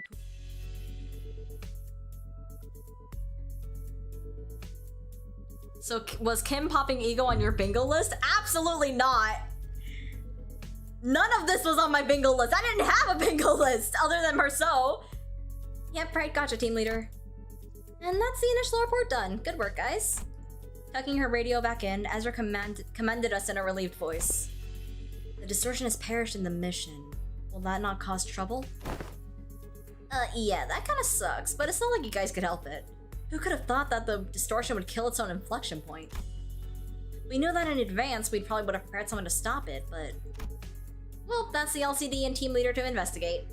All in all, this mission was still a success, since we managed to eradicate the distortion from CORP, not to mention satisfying our client. Also... Ezra looked toward Ongdu and Kim with a lighthearted shrug, clearly less concerned than she had been earlier. Now I finally know why you've been disappearing on your own without letting us know. Glad you don't seem to have any more reason to, though, so it's all good. Hey, that's the real win of the mission in my book. Whew, the point is, we did it! We did the thing, it's done! Gosh, I swear I'm never doing one of those without the team leader ever again. Seriously, I got this close to losing him more than a few times. It seemed that the responsibility of looking after her LCD juniors had kept her stressed and high-strung throughout the mission. I hadn't noticed it, but her brows had finally relaxed, bringing back the chipper Ezra I was more familiar with. Thus, I shall not abide by more of your indolence. You will now join us on missions and tasks as you are expected to. Is that understood, Mentor? Would you mind releasing the hems of my sleeve? Oh, what I wouldn't give to lie down and pass out right about now. The raw emotion in Kim's voice had likewise faded, and with Ongdu's voice no longer as barbed as it had been in the Fathoms, it seemed to me that the two were back to the more relaxed selves that I knew.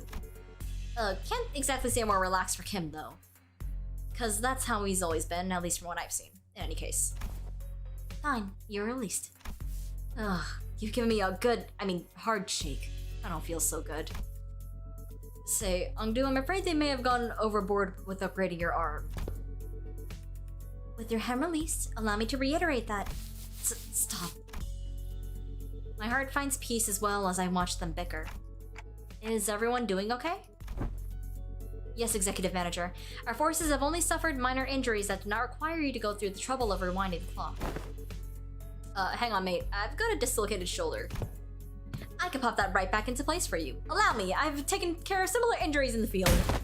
Yeah, guess what happened the last time I let you do that? You rotated my bloody arm the wrong way and turned the bone in my shoulder into little chips.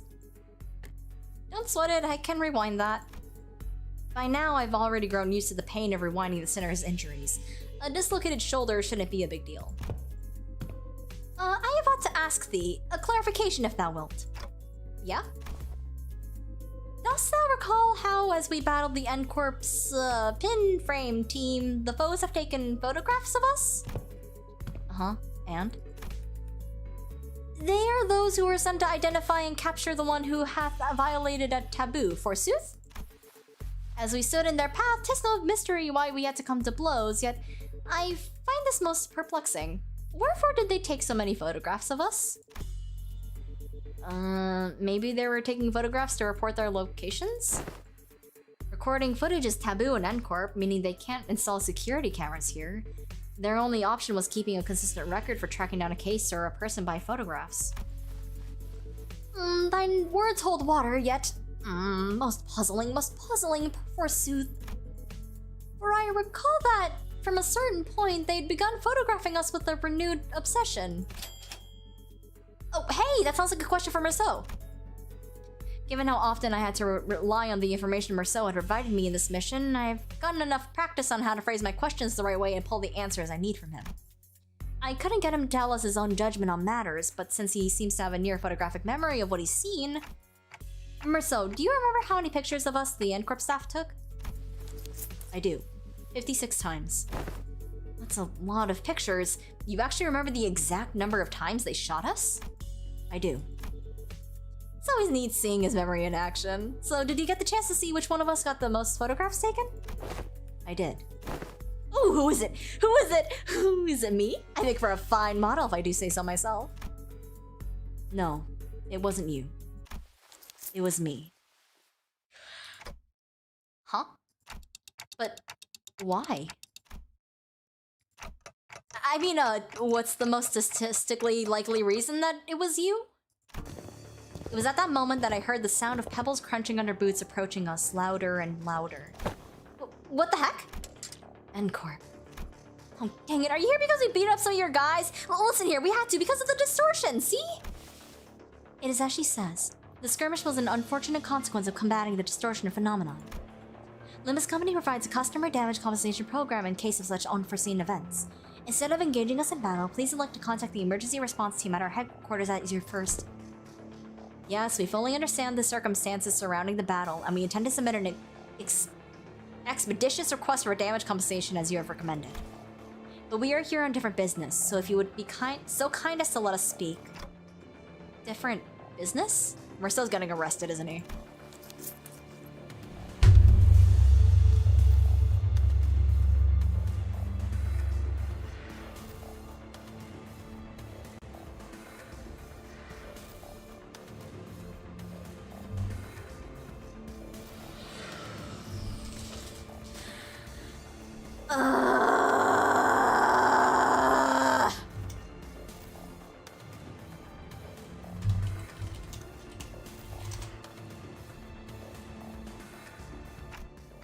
Hold on, Merceau. Let's hear the map. Wait, what?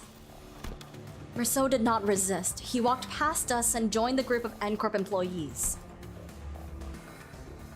Please confirm that you are Merceau, formerly One Who Nails, and a former member of the maintenance and management team at the Grand Magician Sisyphus headquarters. Confirmed. By the degree of the Giants, you have been expelled from NCORP with imprisonment as the penalty for non-compliance. Pursuant to Article 12 of the Eviction Regulations, you've also been informed that remaining in NCORP's district for more than 6 hours may subject you to immediate arrest. Please confirm that your memory pertaining to the above incident has not been expunged and you are of sound mind to recall it in entirety. Confirmed. Very well, then, in keeping with the regulations, I hereby notify you that you are now subject to arrest and transport. Place your hands behind your back and please offer no resistance. I am required to inform you that resistance may incur further penalties. Wait, stop! What the hell is going on? Wait, forget all that! Did you know that this would happen, Merceau? Merceau, who stood calmly with his arms behind his back as the NCORP employees handcuffed him, nodded placidly in my direction. I did, manager. Then why the heck didn't you warn— It was less of a question and more of a reflex, but I didn't need to hear his reply to know why. Right. I never asked, did I? You did not. I'd say you should have warned us way earlier, but you'd just reply, I will follow those instructions going forward. Right? Yes, I would. Subject now in custody. From this moment onward, you are considered a suspect and will be transported to NCORP headquarters for your trial. As for the rest of you, would you be the organization the suspect is a part of? Organization your arse. What in the bloody hell do you think you're— Heathcliff, you are about to antagonize NCORP, a wing. In the absence of a reasonably justifiable cause, such as a contract, engaging in battle with the city's corporate entities is strongly discouraged. Yeah, and we're just supposed to twiddle our thumbs while they drag him away? This must be another piece of information they neglected to tell me. Yet another development that was set in stone. Despite her calm and collected explanation, I could tell that this was not a pleasant situation for Faust either, as she was sending an uncomfortable glance at the NCORP's employees. So where are you taking him? A retrial will be scheduled for the execution of the exile's sentence. They replied dispassionately as they took Merceau into custody. We looked back at them, not knowing what to do or say. The late afternoon sun pricked at us like 1,000 hot needles. Merceau, now in cuffs, gazed at us with an expression that would not have seemed out of place on any ordinary day. Are you kidding me? I can't believe we're going Phoenix Wright Ace Attorney. What?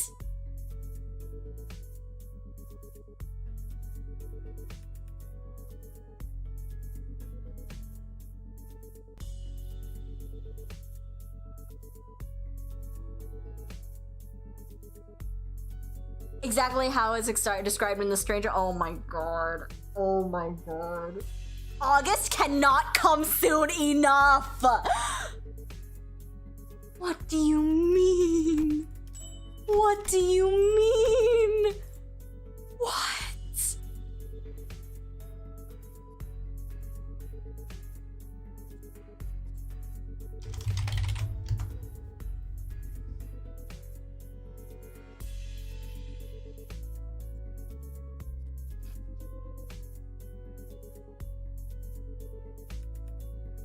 Honestly, I expected it to be sooner as someone who read the book.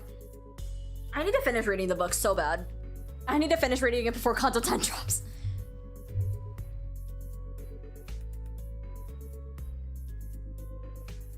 Dude. Dude, what? Phoenix Wright, get in there!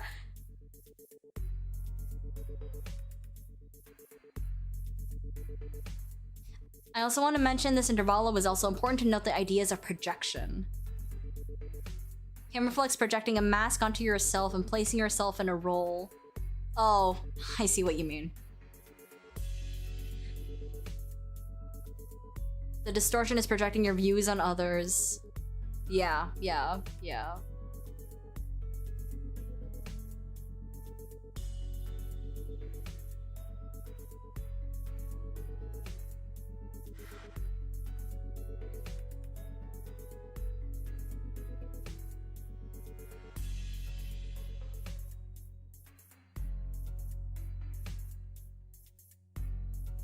Rousseau's content will focus on the projection of others upon him, their perspective on him. Yeah.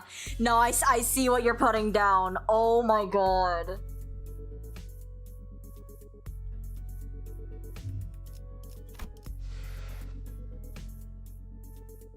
What an Intervallo. What an Intervallo. Release my goat, true! Okay, I am way over my time that I thought I would spend on this Intervallo, so I have ran out of time officially. So I need to go. But thank you guys so much for being here. I will see you guys next week, Monday. Oh my god. Oh my god. Oh my god.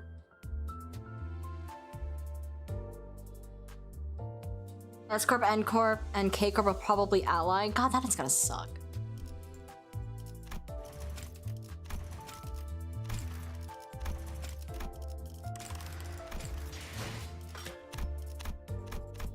I'm gonna be thinking about this Intervallo for the rest of the week. While I'm at work and everything. Oh my god. Oh my god. Okay. I have to go. Thank you guys so much for being here. I will see you next week Monday, as I said before. Bye-bye.